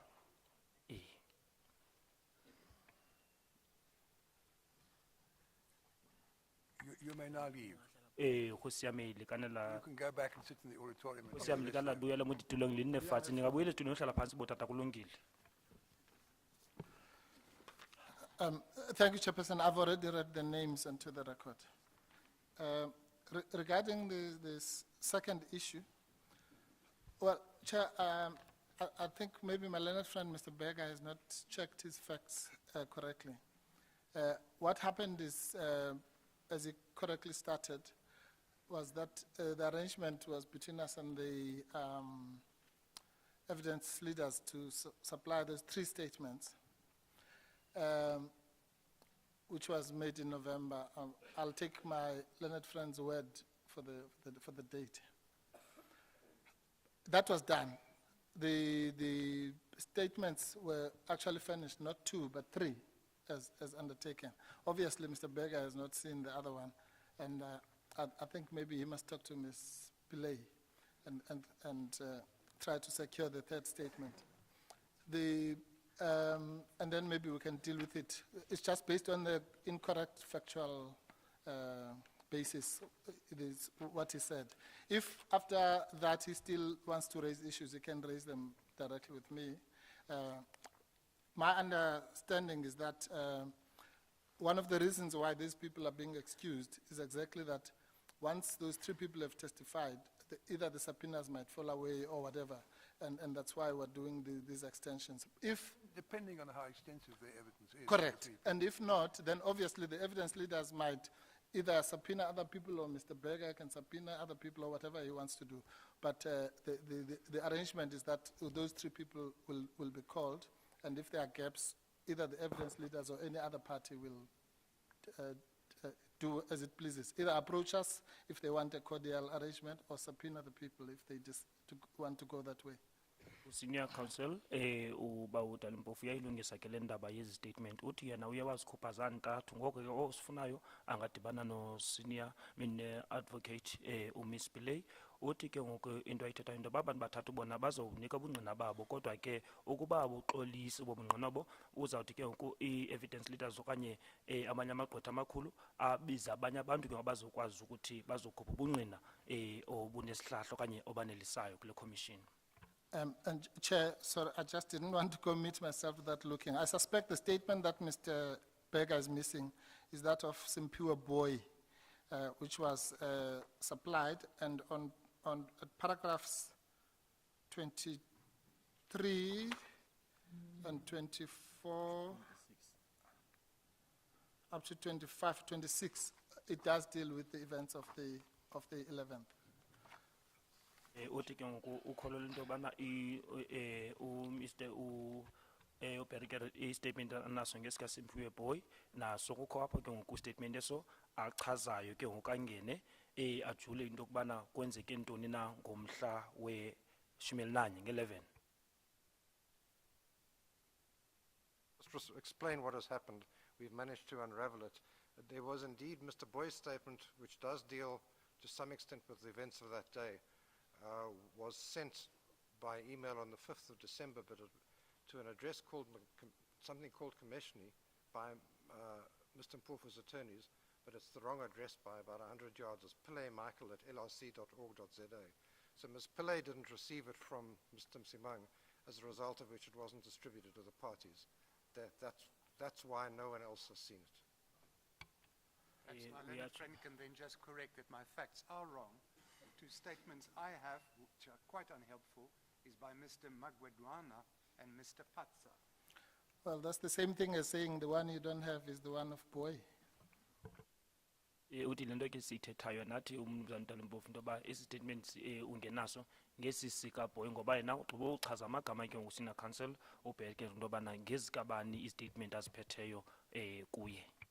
I'm not sure that I understand really what's going on, so perhaps you must bear in mind my slowness of understanding and take me through gently. Am I correct in thinking the problem relates to the events of the 11th of August, where, according to what we were told at the inspection in Loco, there was a confrontation between members of AMCU and NUM in the vicinity of the NUM offices.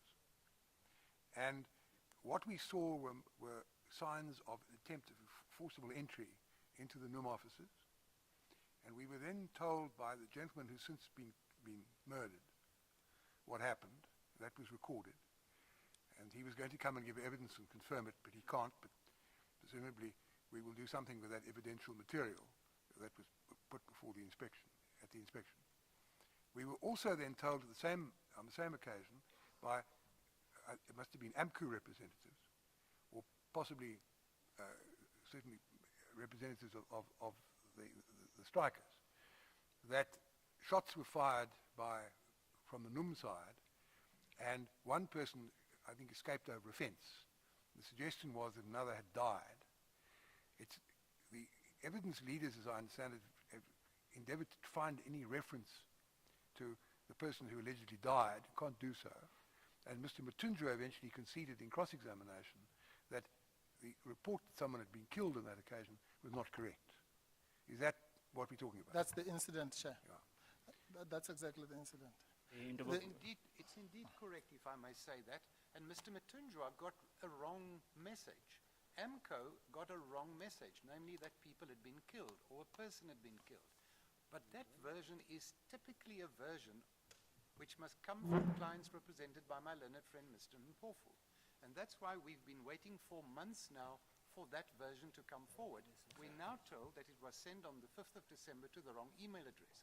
Doesn't help me to prepare my NUM cross-examination. Take it that in the course of the day, the particular statement will be redirected from the correct address of the evidence leaders to your correct address, and by early this evening, you will be in a position to start preparing your cross-examination on that point. Is that correct? That's correct, Chair. And for the clerical error or whatever it was, I must apologize, and I understand where Mr. Berger is coming from.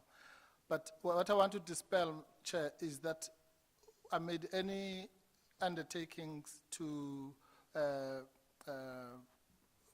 bring a particular type of evidence. All I did say when we were talking about the 3 people was that there would be 3 different witnesses to try and cover the field, as it were, and that at least one of them would cover the entire period, and one would do the 16th, and so on, and that's how we selected them. But as to if the quality of that evidence is not what is expected, well, then... If the witnesses don't cover the whole period, and there are gaps, and we need further information, correct. I will request the evidence leaders to subpoena a further person. Correct. Alternatively, we look at the statements of the gentlemen who have been subpoenaed and see whether they can deal with the gaps. Oh, we'll look for people who do. Obviously, if it's necessary, any witness who is thought may be able to give evidence to deal with an aspect that's important will be subpoenaed. Yes. Thank you. Kuthiwa ke ngoku indaba elungisiweyo lena kwakuthiwa yalungiswa nangumnumzana uMathunjwa apho kwakuthiwa ke ngoku abantu beAMCO besithi badutyulwe ngabantu benum omnye watsiba uthango, kodwa yalungiswa leyo ngoba kwakuthiwa akukho bungqina obunjalo into yokubana inum yadubula kwanye yabulala abantu beAMCO. Yacaciswa leyo. Ngoku ke uyaxolisa umnumzana uCouncillor uDali Mpofu ngendaba ye-address ye-email apho kuye kwathunyelwa khona i-emails, ngoba yile nto yenza noba statements esithathu esifunayo singakwazi singakhange sifumaneke, kodwa kuthiwa ke ngoku ubungqina abantu bathathu xana bungakwazi ke ngoku into yobana buzoxolisa okanye ubungqina obuzokwanelisa le commission, kodwa ke ngoku uzawuqhubeka ama-evidence leaders bayofuna ubungqina babanye abantu buzokwazi ukuthi buze nezi nkcukacha ulwazi olufunwa yile commission. Berger, can we put that issue to bed for the moment, and can we now... All right.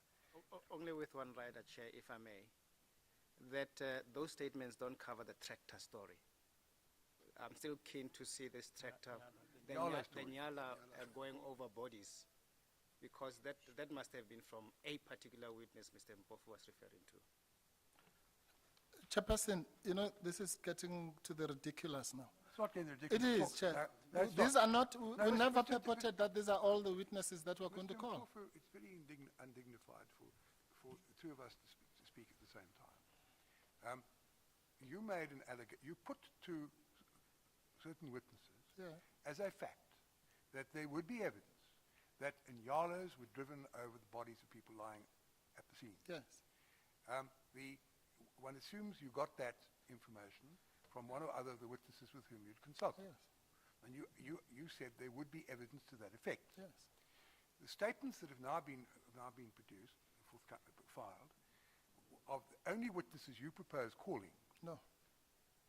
I don't know, so are you going to call other witnesses? Yes, You Chair, haven't that- given statements. Well, On what Chairperson, basis are they going to come before us? yeah, well, Chairperson, let me. Ridiculous is perhaps an appropriate word to use, It- but not in respect to what I've said. No, definitely, certainly not. But let me just explain, Chair. Yes, please do. Maybe let's try and trace the problem. What happened here is simply this. Sometime in October or November, the evidence leaders, because there was some delay of the police evidence, asked if we can step in by producing one or two witnesses to bridge that gap. You remember there was a long debate about the 5 names and this, that, and the other. The resolution of that was that we kindly said, we won't give you 2, we'll give you 3 witnesses. That, we made it clear, and the chairperson fortunately came to my rescue on this, because we said, Chairperson, your words were, we cannot be forced to bring witnesses at a particular time, or rather to do our entire case. But what we undertook to do was to provide those 1 or 2 witnesses. That does not mean by any stretch of the imagination that the 2 or 3 statements that we did to assist to bridge that gap is all the evidence that we're ever going to call in this commission. For example, we've called Bishop Sioka. We might call a whole lot of other people. If you're going to call a whole lot of other witnesses, you will tell people in good time that you're calling them and give statements. We But will. I understood that there was an arrangement in place that the parties would indicate what witnesses they were going to call, and thereafter provide statements. But perhaps I can ask Mr. Mdlanga to deal with that before you can. Kuthiwa njengoba besitsho wayitshilo ke ngokwena council utata Mpofu into yobana kuzoba khona unqina buzothwa thaca apho abantu bazawuthi into yoba amapolisa ayiqabela ngeenqwelo zawo phezu kwabantu ababekade bedunduluzile okanye belele kuloo ndawo leyo. Ngoku yena xa ecacisa ke ngoku senior council uthi beniphelanga abantu bathathu kula manqina bendizowabiza. Akhona namanye amanqina ndizawabiza njengoba ndandiye ndabiza no-bishops wakho into yoba makazi naye azothula ubungqina bakhe. So usihlalo uthi undinika senior council uMadlanga into yoba ayike ayiphonononge okanye ajongisise lo mba.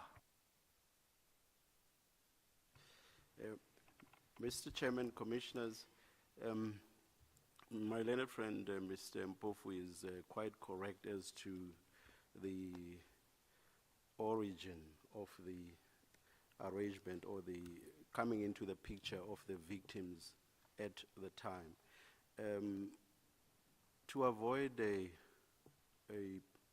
public contradiction between us, I think perhaps the best way or the practical way is for Mr. Mpofu and I to just engage each other and see whether there is a possibility of his other witnesses, that is over and above the tree, being called sooner rather than later.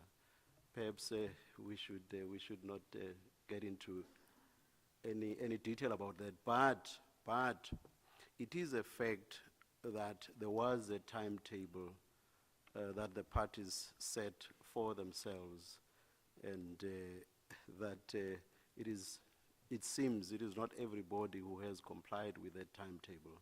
But I will take it no further than that. I will see whether between Mr. Mpofu and I, we cannot reach some sort of practical and acceptable arrangement.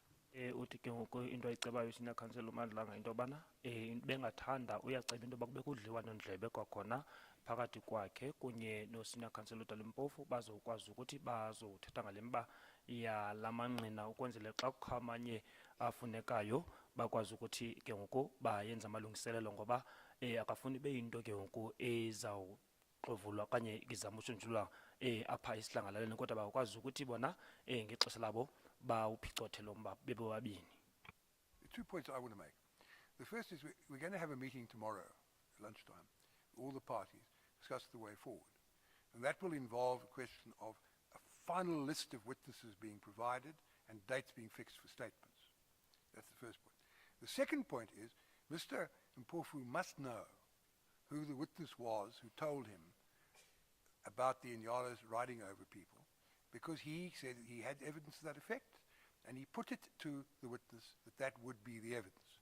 So I would expect him to be forthcoming tomorrow with the witness who says that and a copy in due course of that witness's statement. Well, Chair, the statement is already there. You'll find more than one of the statements making that allegation in the IPID files, but we'll deal with it tomorrow. In the IPID files... IPID files is one thing, but the question of you put that would be evidence which they're you my would be leading, clients. and you haven't indicated which witness you're going to call to say that. But anyway, We'll do that. that matter will be dealt with by tomorrow. Thank you. Mr. Berger, I think, indicated he wanted to say something. Is that right?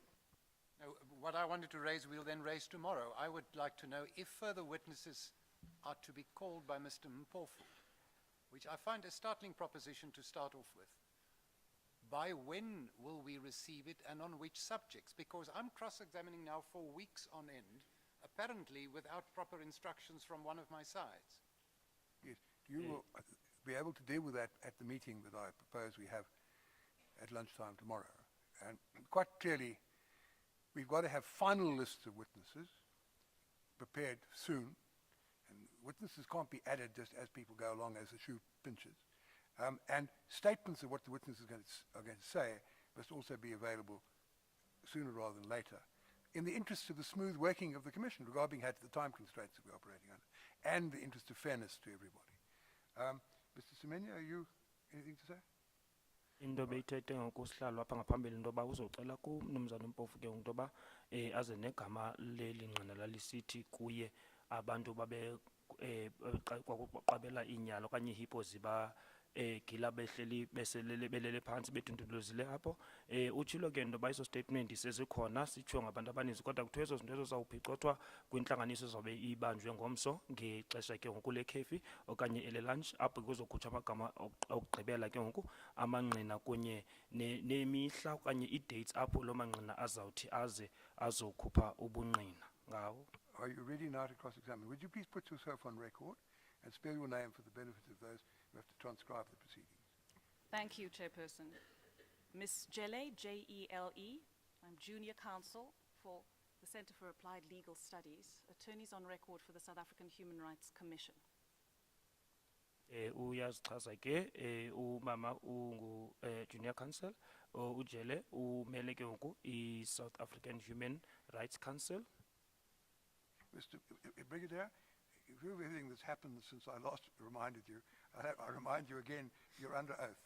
And remember what I told you about answering the questions you were asked, and not answering other questions as well, because that'll only unnecessarily lengthen the proceedings. Ms. Jelly, would you like to start cross-examining? Thank you, Chairperson. And if I may, Brigadier, thank you for your patience as well throughout this process. I know you were testifying for quite some time during the course of December, and we do appreciate your presence here today, it must be said. Thank you. Ufuna ukwenza ilizwi lombulelo qala ucounsel ngexesha abenalo elide apha kule commission ubrigadier uthe nkosi ndiyayincoma loo nto leyo into yoba ngexesha lide ubuzwa imibuzo uzile apha.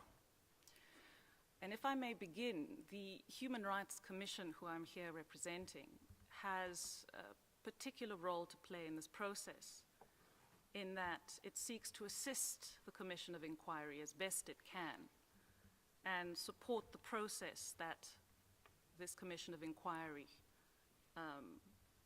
is following. And for that reason, the evidence that will be brought before this Commission is essentially, uniquely, evidence of experts and individuals who would be able to contextualize the issues that the Commission of Enquiry is dealing with. Into afuna uyithetha ke into yokubana yena njengoba emele Human Rights Commission kukho indima abazayidlala ekuncedeni okanye ekwenzeni unakho into yoba bazokwazi ukuthi bancede le commission. Indlela bathi ke ngoku bancede ngayo bona be-human rights into yokubana ke ngoku bazise iingcali okanye iingcaphephe ezawukwazi ukuthi zona zizobeka kakuhle umba okanye umcimbi into ezawunceda ekugqibeleni le commission into yoba kakuhle zintoni imigaqo nkqubo okanye indlela efuneka ilandelwe. Attempting to do my best, and it is certainly my aim, not to repeat any of the issues that have previously been addressed in your testimony.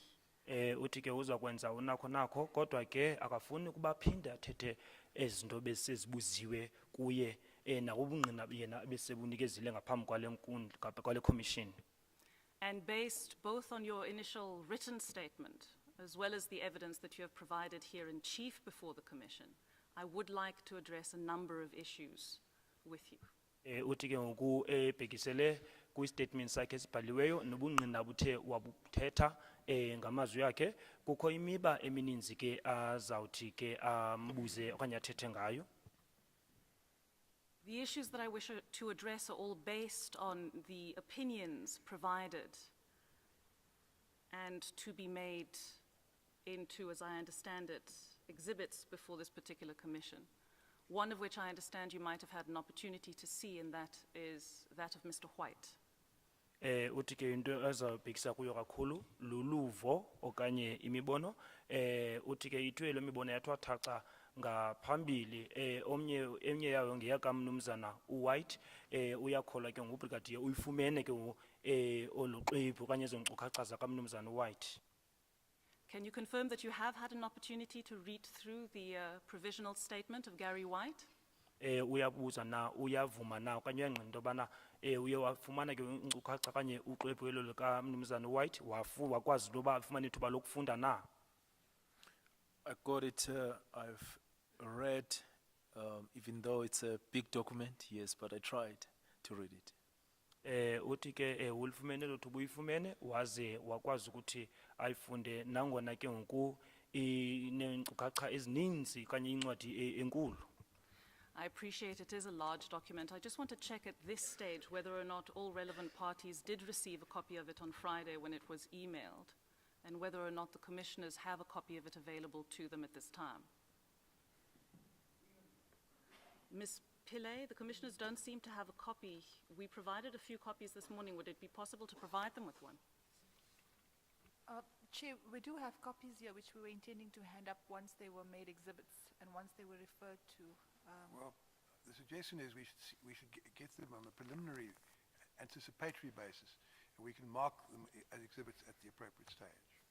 Kuthiwa ke ngoku zikhona ezo nkcukacha uMiss Pillay uziphethe phaa kuye ngoba becinga uzazikhupha ngexesha elifanelekileyo kuthiwa zizawukhutshwa ke ngoku zibhalwe nazo zibe yinxalenye yobungqina. In that vein, if I may, Chairperson, might I also request Ms. Pillay to distribute copies of Commissioner Titus's succinct preliminary witness statement, which we were only in a position to provide earlier this morning. Do we need that now while this witness is in the box? I mean at the table, the witness stand. I will be making reference to some elements of Commissioner Titus's provisional witness statement. I anticipate I won't get round to them today. Yes, I see. All right, well, now we've got it. I suggest you start your cross-examination till about 3:30. Round about then I'm going to take the tea adjournment, but tell me at that stage, more or less, when an appropriate stage has been reached to take that adjournment.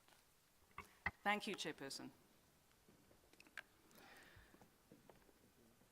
Brigadier, one of the main issues covered by specifically Gary White is the basis upon which any analysis can be made of what happened at Marikana. And as a consequence, he does an analysis of the applicable policy. I want to refer specifically to your knowledge in terms of the skills development facilitator that you were, and refer you to paragraph 3 of your statement before this Commission of Enquiry, where you detail your responsibilities as skills development facilitator. Uthi ke How into that's ethethileyo being ke ngoku. interpreted, can I ask you, point out that we haven't been given copies of the annexures to this. We've only got the statement. But the annexures include, for example, the pattern report, which we haven't been given copies of. I trust that that's an omission that will be remedied in due course.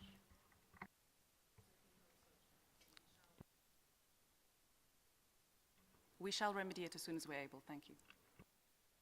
Becela ke ngoku into yokubana azojonga ke ngoku ngoba uGary White naye uthetha ngendlela ke ngoku yohlelo oluqhelekileyo nendlela esetyenziswayo ipolisi esetyenziswayo njengoba ke ngoku bebhekisa ku brigadier njengomnye waba ke ngoku bathi baphuhlise isakhono okanye ubuchule babantu ke ngoku uthi makafunde kwi-statement sakhe asenzileyo ku paragraph 3 ngendima okanye ngomsebenzi awenzayo. Brigadier, do you have paragraph 3 of your initial statement before you?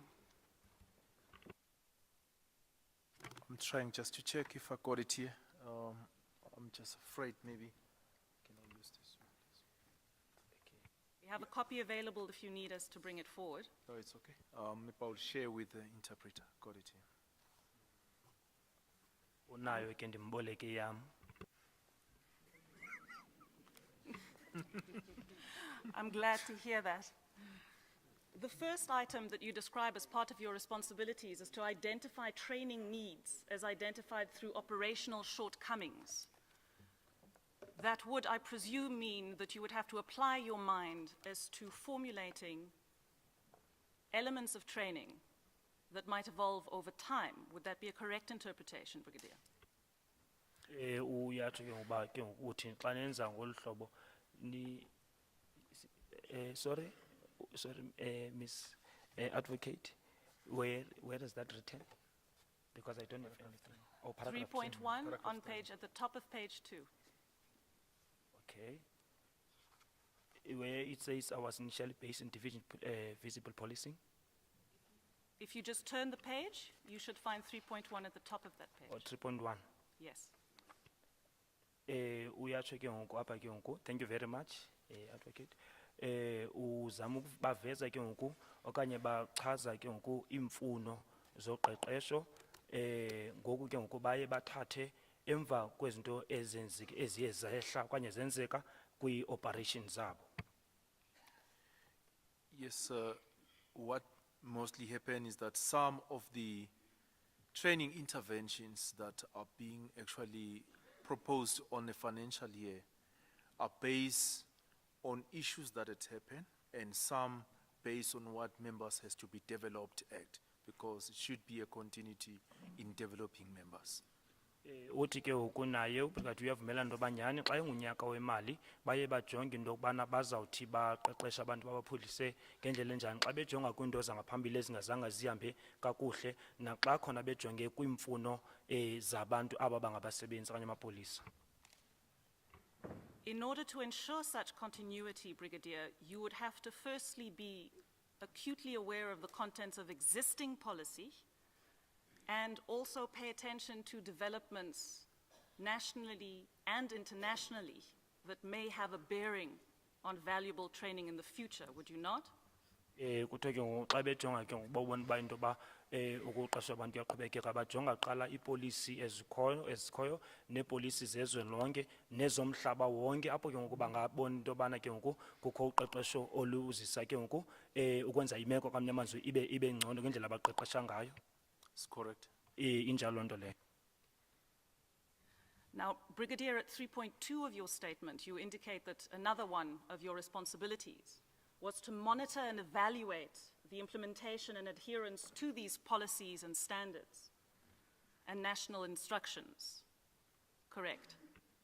Uthi omnye umsebenzi wakhe kukuphonononga nokujongisisa kakhulu into yokuba kubona ezi polisi ziyalandelwa abantu bayanamathela kuzo ne-standing order ezi kunye nemiyolelo yezwe lonke. Uyavungqelana naye ubrigadier? It's correct. Injalo loo nto. One of the basic difficulties, however, Brigadier, you will agree with me, in crowd management is that situations where crowds are concerned are usually fluid, and one isn't necessarily sure from one minute to the next what challenges one might face. Ke ngokenye umcelengeni abe nawo indlela abaye basiphathe ngabo abantu ke ngoku abenza uqhankqalazo yilento ke ngoku into yokuba umuntu azawukwazi ukuthi enze inguquko amaxesha wonke. It's correct. Injalo loo nto. I would like to refer you to Exhibit R. I'm hoping you have a copy before you, Brigadier. If not, I'm sure we can arrange to have one.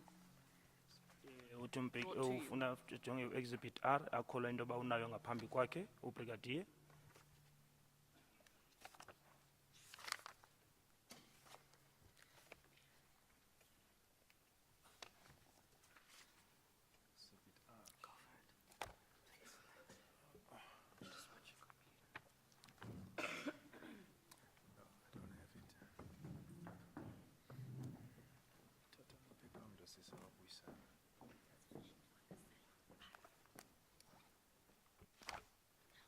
It would be the document issued by the Ministry of Police dated 29 August 2011. Okay, police. Got it. Uyifumene? Glad to hear it, Brigadier. If you would turn to page 6 of that particular document, paragraph before last, Minister of Police, the Ministry of Police states, and I quote, I hope you have it, that's paragraph 6, above the words, the Regulation of Gatherings Act 205 of 1993. Yes. It is stated, although the current legal framework makes provision for some negotiation and application procedures to hold a public protest, gathering or march, it happens frequently that some of these public protests start spontaneously. The latter raises serious challenges since the SAPs are not afforded the opportunity to plan in advance and thus have to respond in a reactive manner.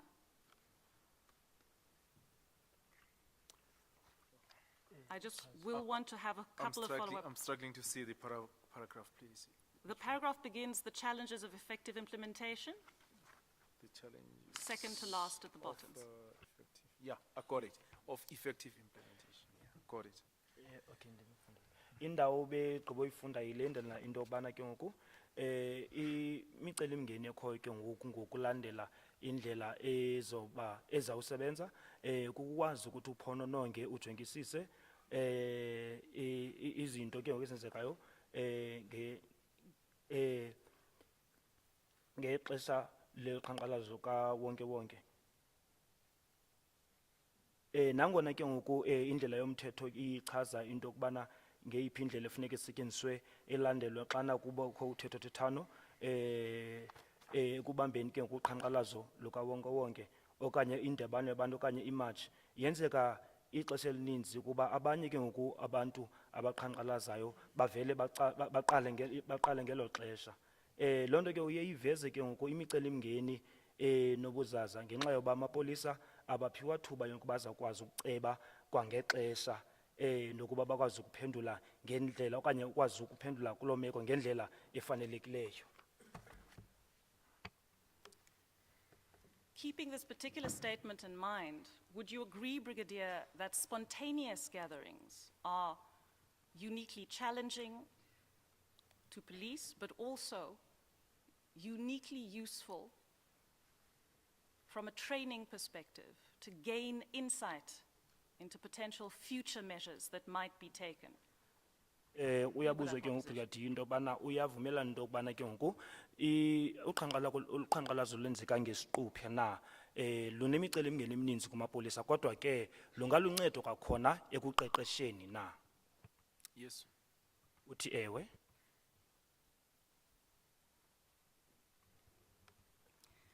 Also in your statement under paragraph 6 of your statement, you confirmed that you were, in your position as skills development facilitator, tasked with supervising or monitoring training so you can check the adherence and implementation to policies with a view to continuously improving the training and execution of crowd management as a whole.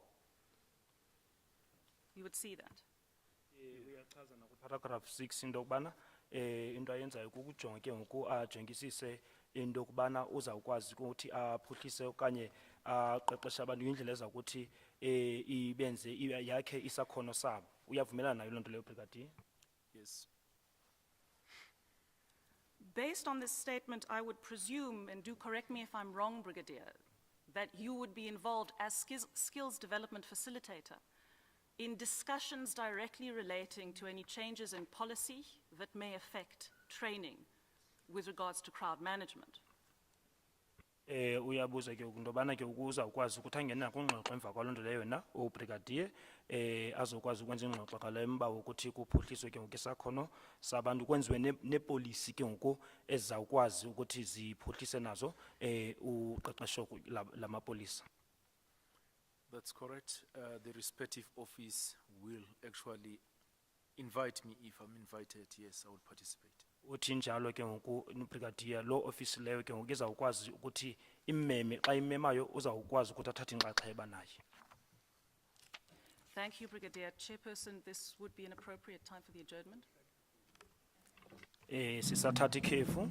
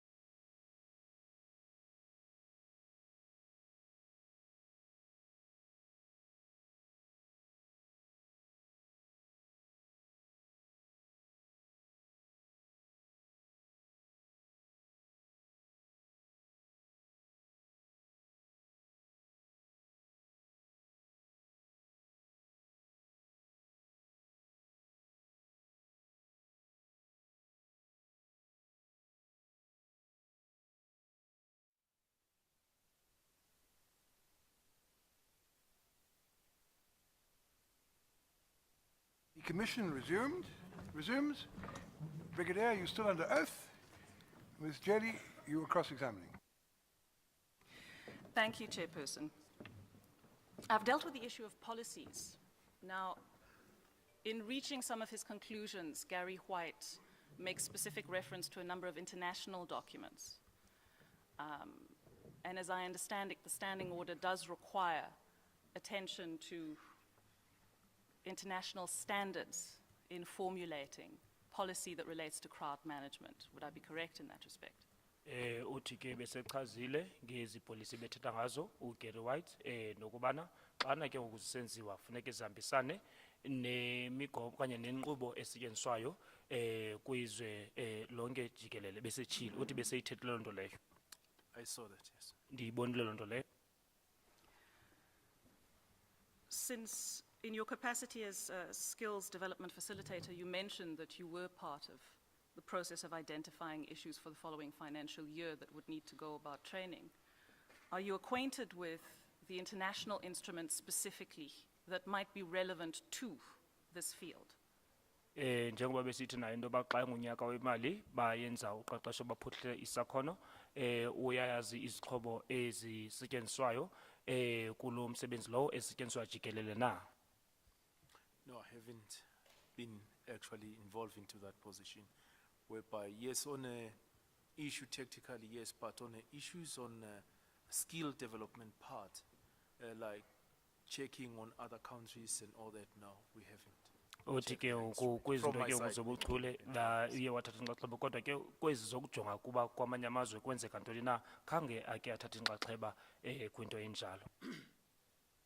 Just to clarify, Brigadier, the Minister makes specific reference, and I'm again referring to Exhibit R, to at least one of these international instruments. I want to understand your answer. Is it that you yourself don't have experience in those instruments? Yes. Thiwa ke njengoba ke uminister ke ngoku wachaza ethetha ngezo international instruments yena ubrigadier zakabe inxalenye kathe nxaxheba kwinto enjalo na? Yes, I mean myself as a person not involved before. Uyatsho ke no brigadier uba yena izange ke abe inxalenye okanye ethatha inxaxheba kwinto enjalo. In light of your responsibilities as skills development facilitator, Brigadier, I would put to you it's rather surprising, and then one would expect you to be familiar with those international standards that are also relevant to skills development and training of law enforcement officers in crowd management situations. Uthi kumntu ke onesikhundla sakabrigadier into emangalisayo ngoba izinto ezingasetyenziswa ezo examini ukuqeqesha okanye uzama ukuphuhlisa isakhono. Maybe misunderstood your questions. Your question, because if we talk about crowd management as such, we have benchmark crowd management from other countries, and we have used their techniques and try and see if maybe we can develop programs that are actually gonna assist us in South Africa, looking to the crowd dynamics and all that. So maybe I misunderstood on that one. Mhlawumbi khange ndikuvisise kakuhle kuleyo ngokuba siyakwazi ke ukuthi sisebenzise ubuchule bamanye amazwe kwendlela esinoba singakwazi ukuthi silawule izihlwele ngayo. Mhlawumbi angivanga kakuhle kulo mbuzo lowo. Thank you, Brigadier. That is what I was getting at. Perhaps if I just cite an example of one of these documents. The basic principles on the use of force and firearms, which was adopted in Cuba in 1990 and which was explicitly referred to by the minister as one of the relevant instruments in crowd management at page 8 of Exhibit R. Uthetha ke ngalena ke ngoku yasetyenziswa yamkelwe eCuba ngo-1990 nale uminister athetha ngayo umphathiswa ethetha ngokulawula izihlwele iku-Exhibit R. So I saw it when I read the document, but I may point out that from a long time we have been using other technique from other countries like Belgium as well as like French as well, to our crowd management technique. Uthi uyibonile ngexesha befunda ke kwixesha elide ke bebesebenzisa inkqubo le ilandelwa okanye esetyenziswayo kakhulu eFrance kunye naseBelgium ngendlela abathi balawule isihlwele ngayo. And I would assume that for development of future crowd management policy, you keep up to date on what might be taking place either at the international level or in other countries with similar systems perhaps to our own. Uthi ke ngesizathu kanye ngendlela yokuba uzama ukwazi ukuphuhlisa ke ngoku ukwenza ngcono indlela yoqeqesho uye ubone ujongisisa into abakwamanye amazwe kwenzeka ntoni na. It's correct. Njalo lonto. White's statement, Gary White's statement, I'm sure you'll be happy to hear, states that in his view, South African policies are in line with policies applicable in other countries such as the United Kingdom. I'm referring specifically to Section 2 of Gary White's statement where he deals with policy issues. However, there are 4 themes that I would like to cover with you, where in his expert opinion, there were serious shortcomings in the actions of the SAPS at Marikana during these events. Into ayithetha kwi-statement sakhe ke nawo Gary White into yokuba inkqubo esetyenziswa apha eMzantsi Afrika iyelelene kunale isetyenziswa United Kingdoms kodwa ke eKingdom into eyenzeka ke ngoku khange ibe neziqhamo ezihle xa kuthethwa ke ngale ngesihlahlakalo esenzeke phaya eMarikana. I am acutely aware, Brigadier, that you were not there on the day, and I will be asking questions with regard to the testimony that you gave when examined by my colleague, Mr. Semenya, with respect, for example, to choices of deployment and the like. Uthi uyazi kakuhle into yoba ubrigadier wayengekho phayana kodwa ke imibuzo yakhe uzobe ebhekise kwizinto ebezibuzwa li-senior counsel yakhe umnumzana u-senior counsel uSimenya. The 4 specific themes that I would like to cover in order so that we might address each one after the other are first the issue of training, secondly the issue of planning, thirdly the issue of plan implementation, and lastly the issue of debriefing. Uthi ke ngokwimixholo kanye izinto ezine afuna ukuziphicotha kunye no brigadier qala ngeyoqeqesho, eyesibini ngeyesicwangciso, eyesithathu ngeyokulandela isicwangciso eso, eyesine ngeyentlanganiso ke apho kukhutshwa ingxelo khona. With regard to training, Brigadier, you gave in your statement a detailed outline of the type of training that is received in relation to crowd management by SAPS officials, correct? Xa sithetha ke ngoqeqesho uye wachaza ke ngoku ngendlela ephangaleleyo into yokubana amapolisa ePOPs aqeqeshwa njani na, injalo lonto? It's correct. Injalo. You mentioned that at paragraph 5.1, a platoon member will undergo training of just 3 weeks, is that correct? Utshilo ke ngokuba ilungu elo lombutho wamapolisa lizawuqeqeshwa ixesha okanye ithuba elingangeeveki ezintathu, injalo lonto? Correct. Injalo. And that has been the case for quite some time, in your knowledge? Lonto inexesha isenzeka kunjalo? It's correct. Injalo. And a person who would be commanding that platoon commander training, would take just 1 week. Is that correct, Brigadier? Kuthiwa ke ngoku nalo commander yalo platoon leyo izawuthatha iveki enye, injalo lonto? Do you mean 1 week on training? I would refer to paragraph 5.2 at page... That's correct, yes. PCT, platoon commander training, we are talking about officers receiving training as platoon commanders. Apha sithethe ke ngamalungu amapolisa afumana uqeqesho njenge-platoon commander.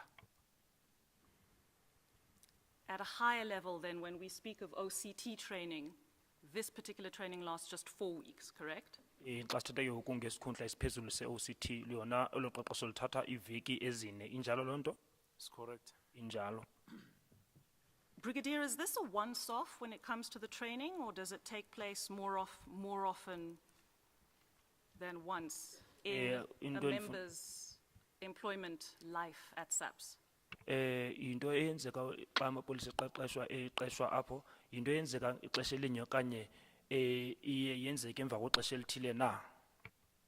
In some of the training interventions, it can be a once-off, others can be a refresher course. Kungoku uthi kweminye ke ngoku uqeqesho kukho apho abantu baqeqeshwa kube kanye qha, kodwa bakho amaxesha kolunye uqeqesho abantu baye baphinde ke ngoku babahlaziyo okanye babavuselele ke ngoku uqeqesho.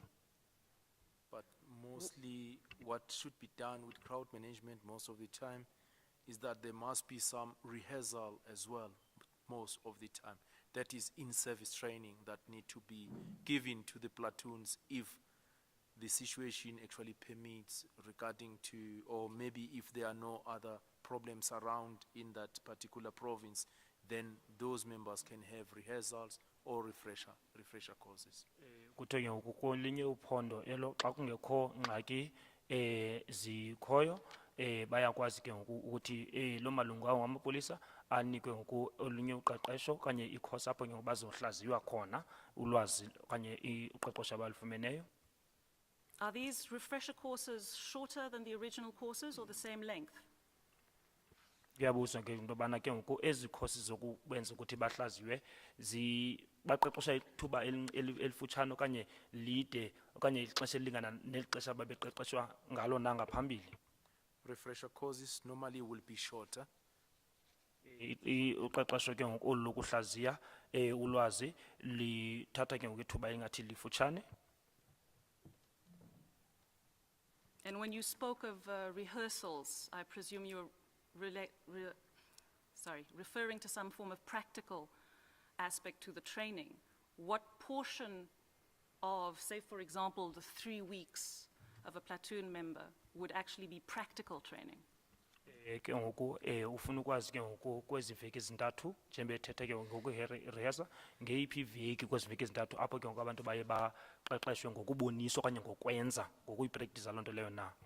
If the situation permits, especially with PMT, platoon members training, here we talk about non-commissioned officers. This one is whereby the platoon commander takes his own platoon normally to rehearse, to make sure everybody is still in a good position to do what's supposed to be done. That is rehearsal. But depend to the situation. If everything is calm, there's no problem, then the platoon commander can do that. Uthi ke into eyenzekayo platoon commander nguye enze njalo kwaba babizwa i-platoon member training apho ke ngoku xa kubekho imfuneko abathatha ke ngoku ahambayo baqeqesha abo bantu kanye lo malungu amapolisa.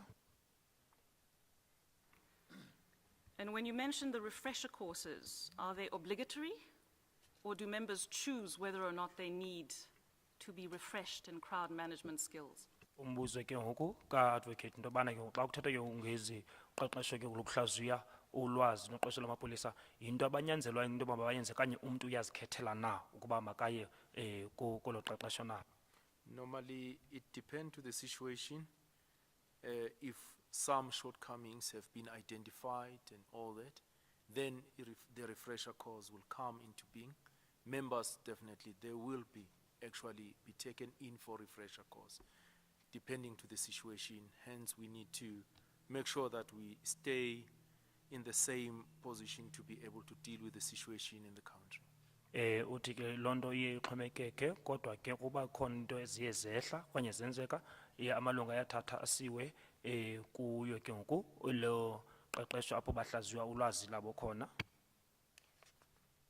If I understand you correctly, Brigadier, that means that there is no obligation on a SAPS member who functions within the area of crowd management, POP specifically, to return to training to update or upscale their skills throughout their employment period. Is that correct?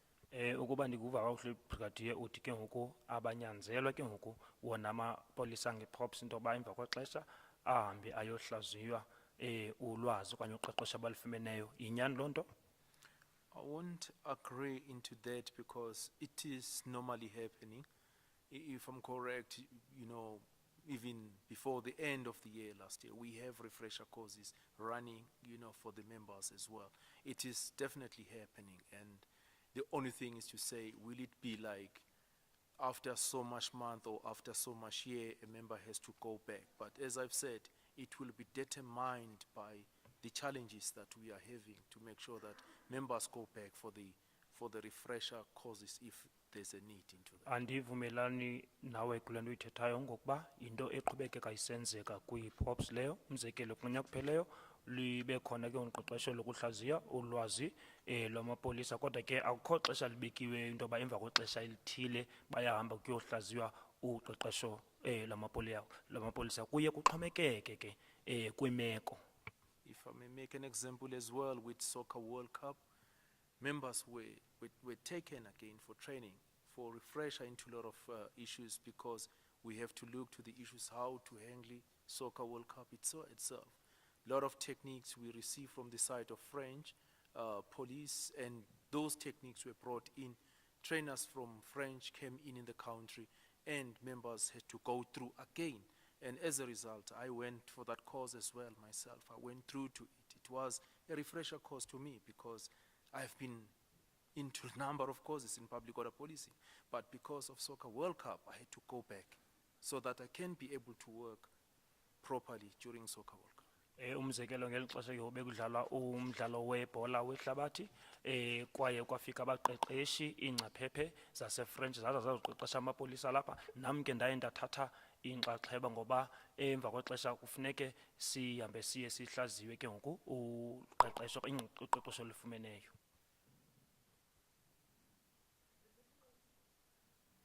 The difficulty that we face at this juncture, Brigadier, is that Commissioner Titus will indicate, as is set out specifically in paragraph 27 of his provisional statement, that the training provided, POP specifically, and police generally in crowd management, is woefully insufficient. Uthi ke isizathu mama ngathethe ngolo hlobo into yokubana uCommissioner uTitus ke ngoku utsho ke ngoku paragraph 27 kwi-statement sakhe into yoba uqeqesho olufunyanwa ngamapolisa e-POPs ekulawuleni isihlwele alanelanga lo qeqesho olo. Yes, sir. I understand. I see the paragraph as I see the statement now. Ndiyaqonda ke nangolo paragraph ndiyayibona ke ngoku. I'm not sure really if it's not sufficient, maybe based on what position, maybe if I can have more information that is not sufficient because of 1, 2, 3, maybe I can be able to comment. Ndiyamva into yokuba uthi uqeqesho lama-POPs lwanelanga abaqeqeshwa ngendlela eyanelisayo. Kukuba ke angakhupha isizathu soba kutheni etsho njalo, mhlawumbi ndingakwazi ukuphefumla ndikhuphe uluvo lwam nam. I appreciate, Brigadier, that with regard to Commissioner Titus's provisional statement specifically, you have not had an opportunity to read it, so perhaps we can come back to the details of the content of Commissioner Titus's provisional statement. I pause at this juncture to ask Ms. Pillay if this is an appropriate time to enter the provisional witness statement as an exhibit. Uthi ndiyaqonda into yokubana ke ngoku khange kufumane ixesha laneleyo ukuba uzofunda istatement saka Commissioner uTitus ngoba ezo nto zithwe zikhankanyiwe apho ngoko ke ufuna ukwazi into yoba istatement eso lixesha elirayithi noba angabe uthi thaxa istatement eso ibe bungqina phambi kwale commission na. Chair, it will be exhibit WW1.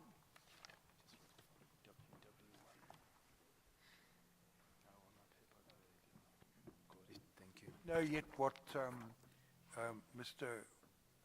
White, MBE, what exhibit number his is going to be? That statement could be White, could be WW2.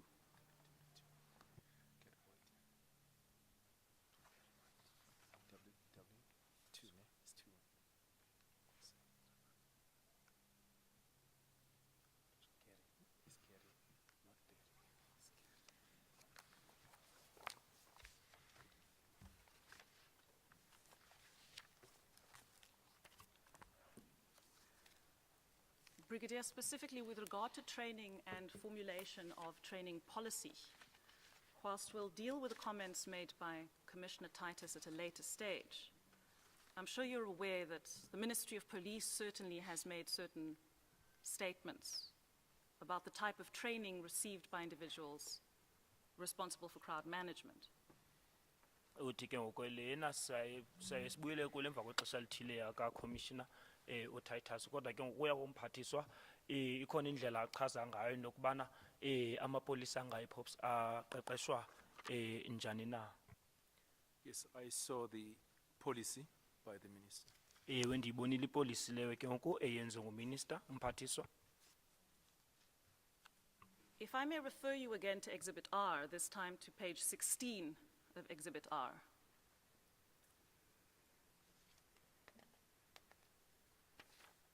Underneath the heading Training of Members Attached to Public Order Policing Unit. For it. In light of the fact that this is a statement issued to the Parliamentary Portfolio Committee on 29 August 2011, I quote from the first paragraph of this statement that says, comparative research has shown that the current level of training to SAPS members in crowd management and control lacks content. Basic and refresher training for police and others involved in law enforcement should include courses not only on human and constitutional rights, but also scientific techniques and other best practices for the professional discharge of their functions within the public protest environment. Do you see that quote? I see it. Uyabuza into yobana uphando olunzulu eliwenzileyo yabonisa into yokubana inqanaba ke ngulo qeqesho lamapolisa kusebenzeni ngezihlwele nokulawula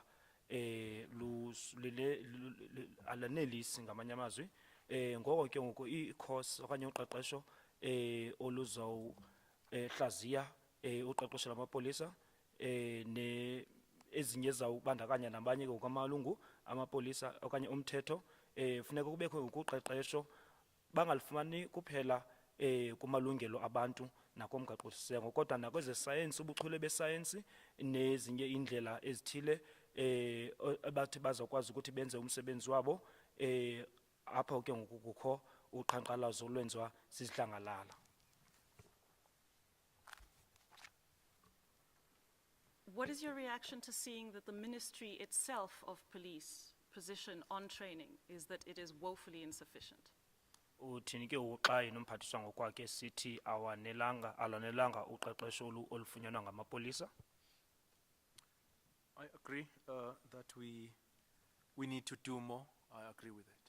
Yes. Ndiyangqina ndiyavumelana nam into yoba nyhani funeke senze ngokungcono ngendlela engcono. During seemingly the course of the same couple of days at Parliament in August 2011, the ICD, as it was then called, also made a presentation to the Parliamentary Portfolio Committee. Uthiwe ke ngalo xesha ke ngo-2011 ngo-August kuye kwaba khona aba-ICD nabo abathe bathi nabo phambi kwekomiti yepalamente bathi thaca awabo maxwebhu. Perhaps I might get some assistance from Ms. Pillay as to the exact exhibit number of this document.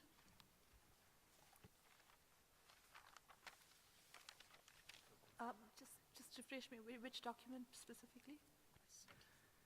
It is a selection of slides by the ICD entitled, as I read the cover page, Presentation to the Portfolio Committee on Police, 30 August 2011, Parliament. That document hasn't been entered as an exhibit yet, so it would get a new exhibit number. It will be WW3. Thank you, Ms. Pillay. What does one call it? It's the Presentation to the Portfolio Committee of Police Briefing on Crowd Control. And for the rest of the parties, it's Volume E, Item 3. Kuthiwa ke uyiwe ke ukuzaba ubungqina kuthiwa ngu-3 yingxelo ke uyathi yafakwa i-ICD nge-30 zaka-August 2011 beyifaka beyithi thaca phambi kwekomiti yeportfolio ipalamente. I understand you've been provided with a copy of these slides, Brigadier. Have you not? I will ask Ms. Pillay to assist again. He's No, not the only I one don't who have hasn't it. been provided with a copy. My apologies, Chairperson. I understood that these copies had been provided earlier. Well, to be fair, if they were provided late last week, and we only came together effectively this morning, and we started immediately. So I suppose those responsible for distributing them didn't get a chance. To be fair, we weren't sure we would need to refer to them until very recently, Chairperson. Thank you. WW3. Thank you.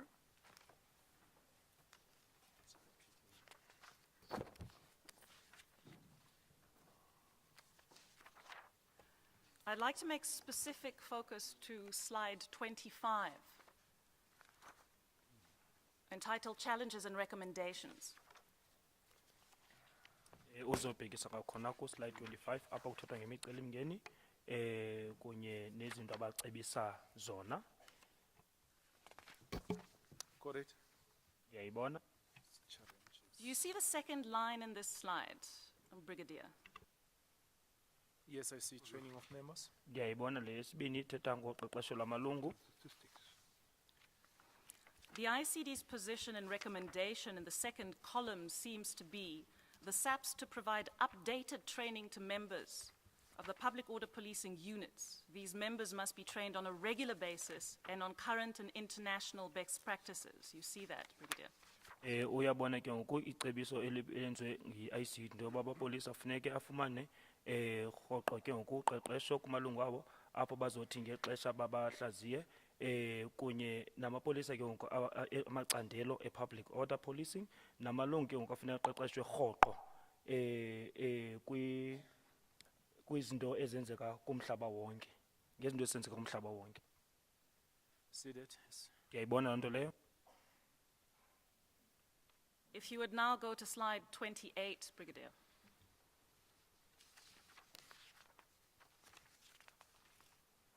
It is a continuation of the challenges and recommendations, and there's just one line, and it relates to command and control. And in it is stated, members involved in a crowd control situation must only act on instruction and direction of the commander. Commanders need additional training and must be able to provide good command and control throughout the operation. You see that? Uyabuza into yoba uyabona ke ngoku amalungu abandakanyekayo ke ngoku ekulawuleni izihlwele konye kwimeko enjalo funeke benze into abaxelelwayo okanye abayilelelwayo nento abayixelelwa ngukhomanda nookhomanda abo bafumane uqeqesho olungeneleleyo uba bakwazi ke ngoku ukukhupha ke ngoku imiyalelo okanye imiyalelo leyo nokulawula kwi-operation yonke. Uthi ewe I see that now. ndiyayibona loo nto. In August 2011, correct me, Brigadier, you were still skills development facilitator. Sorry, August 2011. 2011, yes, I was still, yes, I was still. Uyavuma ubrigadier ukuba nge-August 2011 ube sasebenza ke ngoku ekuphuhliseni isakhono okanye ubuchule. In your recollection, were these recommendations brought to your attention? Kuyabuza xa ikhumbula na yena uke wayinikwa lezi ngcebiso zibhalwe apha na. I would say no, because what is happening, my office worked together with the National Office Division Training, which is Human Resource Development. So Human Resource will indicate to us what needs to be done, then we will align our training towards whatever they are actually indicating to us what we're supposed to do. Uthi ke ngoku office yabo besebenza ke ngoku ne-office ye-National Office uthi ke ngoku apho kukho i-Human Resource Development apho ke ngoku bazawuxelela into babona yintoni lefuneka bayenzile. In other words, my office, as it was working with specialized training, we cannot initiate on our own. However, we can maybe request if there is a need from Division HRD, then there will be the people who actually will be in a position to give us a way forward in anything. uthi ke thina ke ngoku kwi-ofisi ebesikuyo asisithabaza nento kanye siqale umba size nawo kodwa siyakwazi ukuthi ngamanye amaxesha senze isicelo kwi-HRD ngokuba sixelele ke ukuba into neza kwenzeka emva koko. If I may ask, as I mentioned earlier, one of the descriptions of your responsibilities is to identify training needs. I must say I'm having difficulty reconciling that description of your responsibilities with the description of the process that you've just given. To what extent were you identifying those needs, and perhaps give us examples of how you went about doing so and what was the consequence of any actions on your part in that respect? Ngoku ndinengxaki ngoba into buyithethile ngaphambili into yobana enye into oyijongisisayo na yimfuneko yoqeqesho. Ndifuna ke undichazele into yobana ke ngoku loo nto uyenza njani nokuthi ekuyenzeni kwakho iziqhamo zayo ziye zaba yintoni na iziphumo zayo. That's correct. Within or around specialized units, my task in the beginning of the financial year will be to identify what are the training needs for specific component. In other words, each component will have its own trainers. They will indicate to me to say, these are our training needs. Members need to be trained into these. Then for me, then together working with them in our committees, which is training committee, we will then sit down and discuss those training needs that have been identified. Then we'll consolidate and give it to Human Resource Development, which is the national training division. That's where now they will decide with the funding and actually indicating how the programs will be presented in the course of the financial year.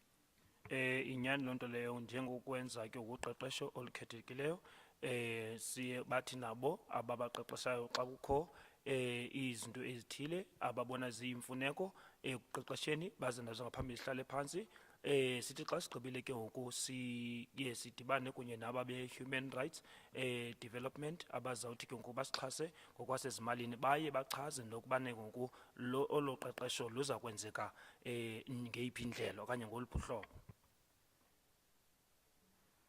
You stated earlier that there is a process of attempting to upgrade training of POP and other crowd management officials if needs be. Does this identification process include broadening training or changing training at any given time? Njengoba sitsho ke into yoba nifuna uzava into yoba nizophuhlisa uqeqesho kwisakhono loo nto na ithetha into yokubana ekuqeqesheni kwenu nizame na ukuyenza iphangalalo okanye ibe ngathi ibhetele indlela eniqeqesha ngayo na? The whole process will be to improve with the type of training that can be put in place if there is a need. Xa ikho imfuneko into esiyenzayo ke ngoku kukuzama ke ngokuyenza bhetele okanye ngcono indlela esiqeqesha ngayo.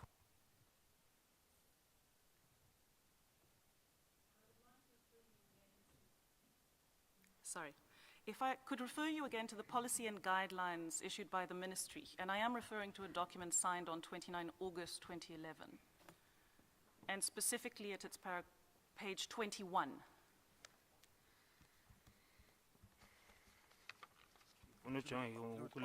Page 21 and 29 August. Yes, Chairperson.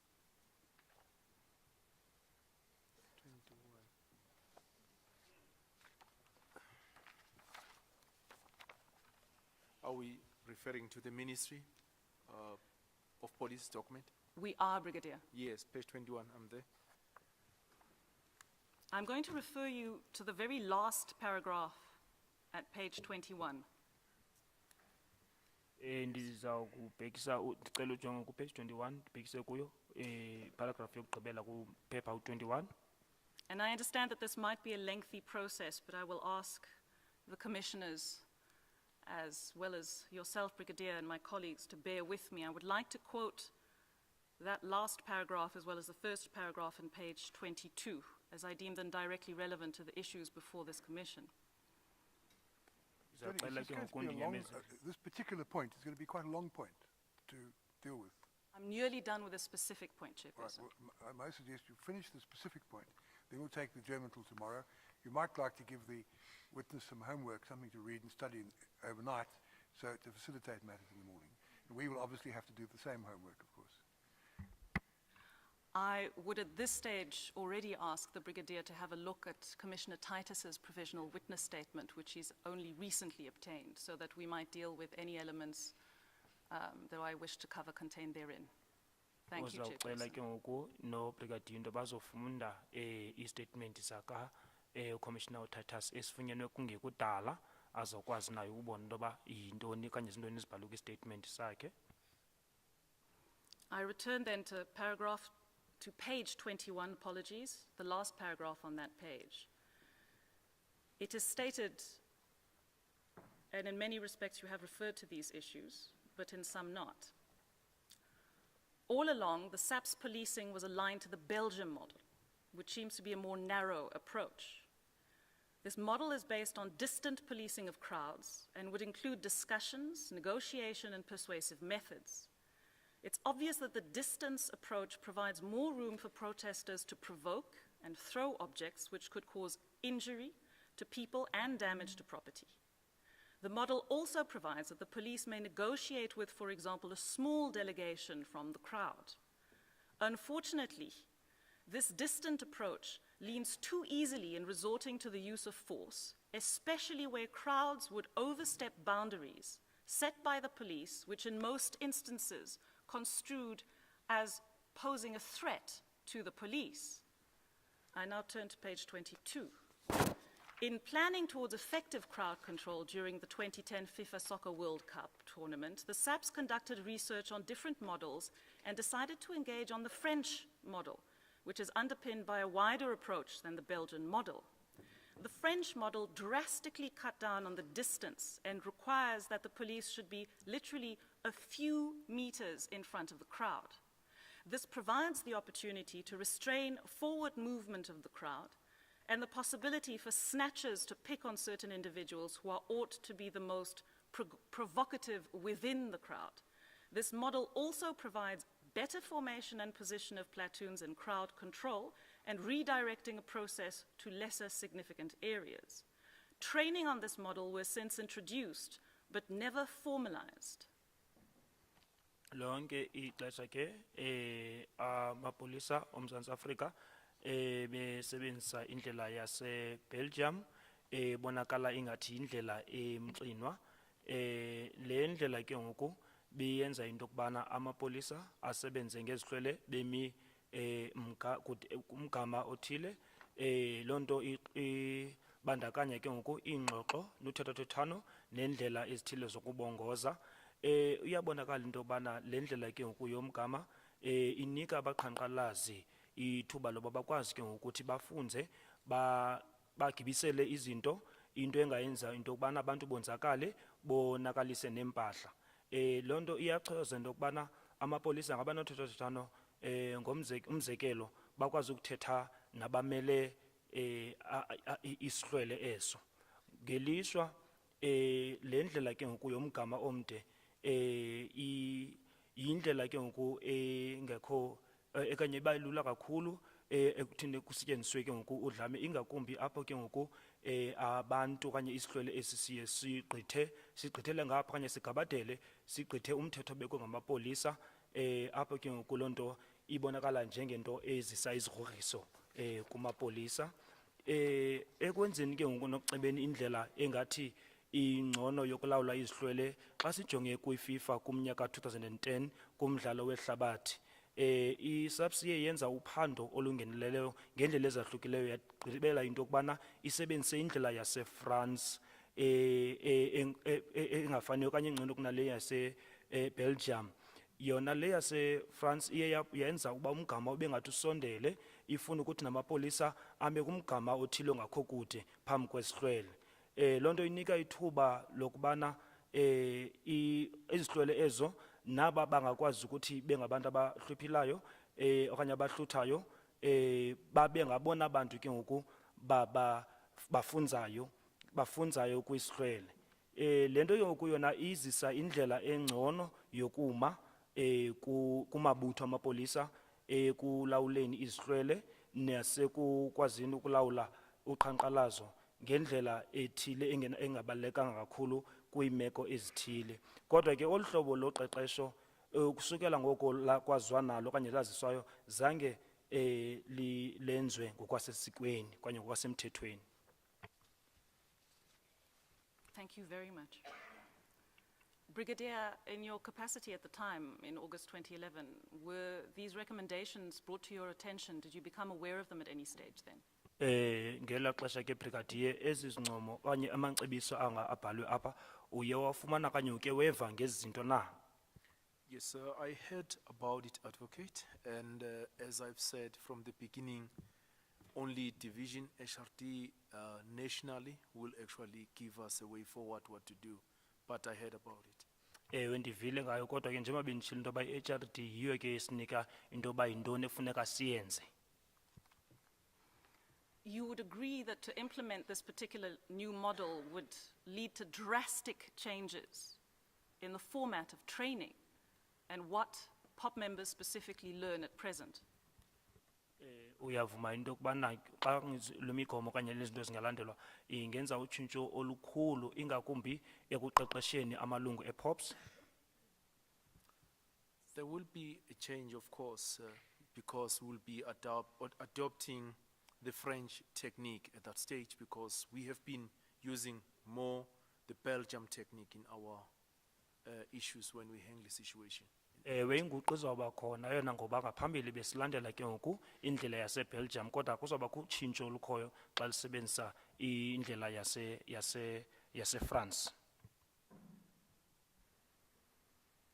Brigadier, if one looks at the criticisms made in this document of the potential for use of force under the Belgium system, does that description not bring Marikana to mind and the events at Marikana to mind? Awubona ke ngoku indlela yaseBelgium iyagxekwa ngokuba kuyo kusetyenziswa udushe loo nto ayikhumbuzi ngesahlakalo esenzeke eMarikana na? I would refer you, Brigadier, in order to assist, for example, to paragraph 21, where it is stated that the distance specifically that is required in order to implement the Belgian model allows protesters to throw objects, damage property, and leads too easily in resorting to the use of force. Ndiza kubuyisela ke apha ku page 21 apha kuthiwa ke ngoku xa kulandelwa indlela yaseBelgium into yenza into yokuba abantu ke ngoku xa sijengomgama abame kuwo bayakwazi ukuthi bagibisele izinto kuphinde kubekho ukonzakala nomonakalo wempahla kulapho ke ngoku kungakwazi ukuthi kusetyenziswe nezigalo okanye namandla khona. I won't disagree with the comment made. The only thing I'm trying to figure out or visualize the situation in reality. If you have a situation whereby you have to deal with a crowd and your members are closer, what will be the situation and when they are in a distance? I'm trying just to visualize on there to say what can be my comment on this, but always there will be some cases that support the statement to say why the distance can be actually can contribute to give a chance to the participants to be able to throw stones, whereas in a French technique, the closer we are, maybe they won't be able to actually to do such throwing of stone and damaging of property. But as you say, does it figure or trigger out the Marikana issue? I can say yes, but it will depend what was the situation on a day, what was the distance of the police, where the police were. Looking to what we are reading now, yes, I can just have to try and visualize that and look at that. And I was not there, then maybe it can be a problem too. And now ndivumelane kuloo nto leyo kodwa xa uthetha ngomba ke ngoku womgama ndizama ukuba nomfanekiso nam into yoba xa beme kumgama ngendlela kuchazwa ngayo le yaseBelgium bekungenzeka ntoni nakule yaseFrance xa abantu xa besondele njengoba bekuthetha ngokugityiselwa nabantu indlela abaye benze ngayo ngoku ke into endizibuzayo into yokubana ke ngoku umgama ke ngoku lo abeme kwamapolisa ungaba negalelo elinjani kule nto yenzekayo kodwa ndingathi ewe kulo mbuzo wakho kodwa kakhona ndiphinde ndithi ke ngoku kuyaxhomekeka kakhona. Would you agree with me, Brigadier, that engaging in questions about these different models and their value with regard to crowd management is useful in order to learn lessons about what kind of training and or crowd management policy one could develop in the long term? Uyavuma into yoba izinto zinexabiso kwaye zibalulekile zingaba luncedo nakwixesha elizayo into yokubana ngeyiphi indlela efuneka ilandelwe okanye isetyenziswe xa kuqeqeshwa amalungu na. Agree. Ndiyavumelana nawe. Thank you, Brigadier. Chairperson, I thought this might be an appropriate time for the adjournment. The Commission will adjourn until 9:30 tomorrow morning. Siyaqhubeka namhlanje siyaqhubeka ngomso engecala emva kweyethoba.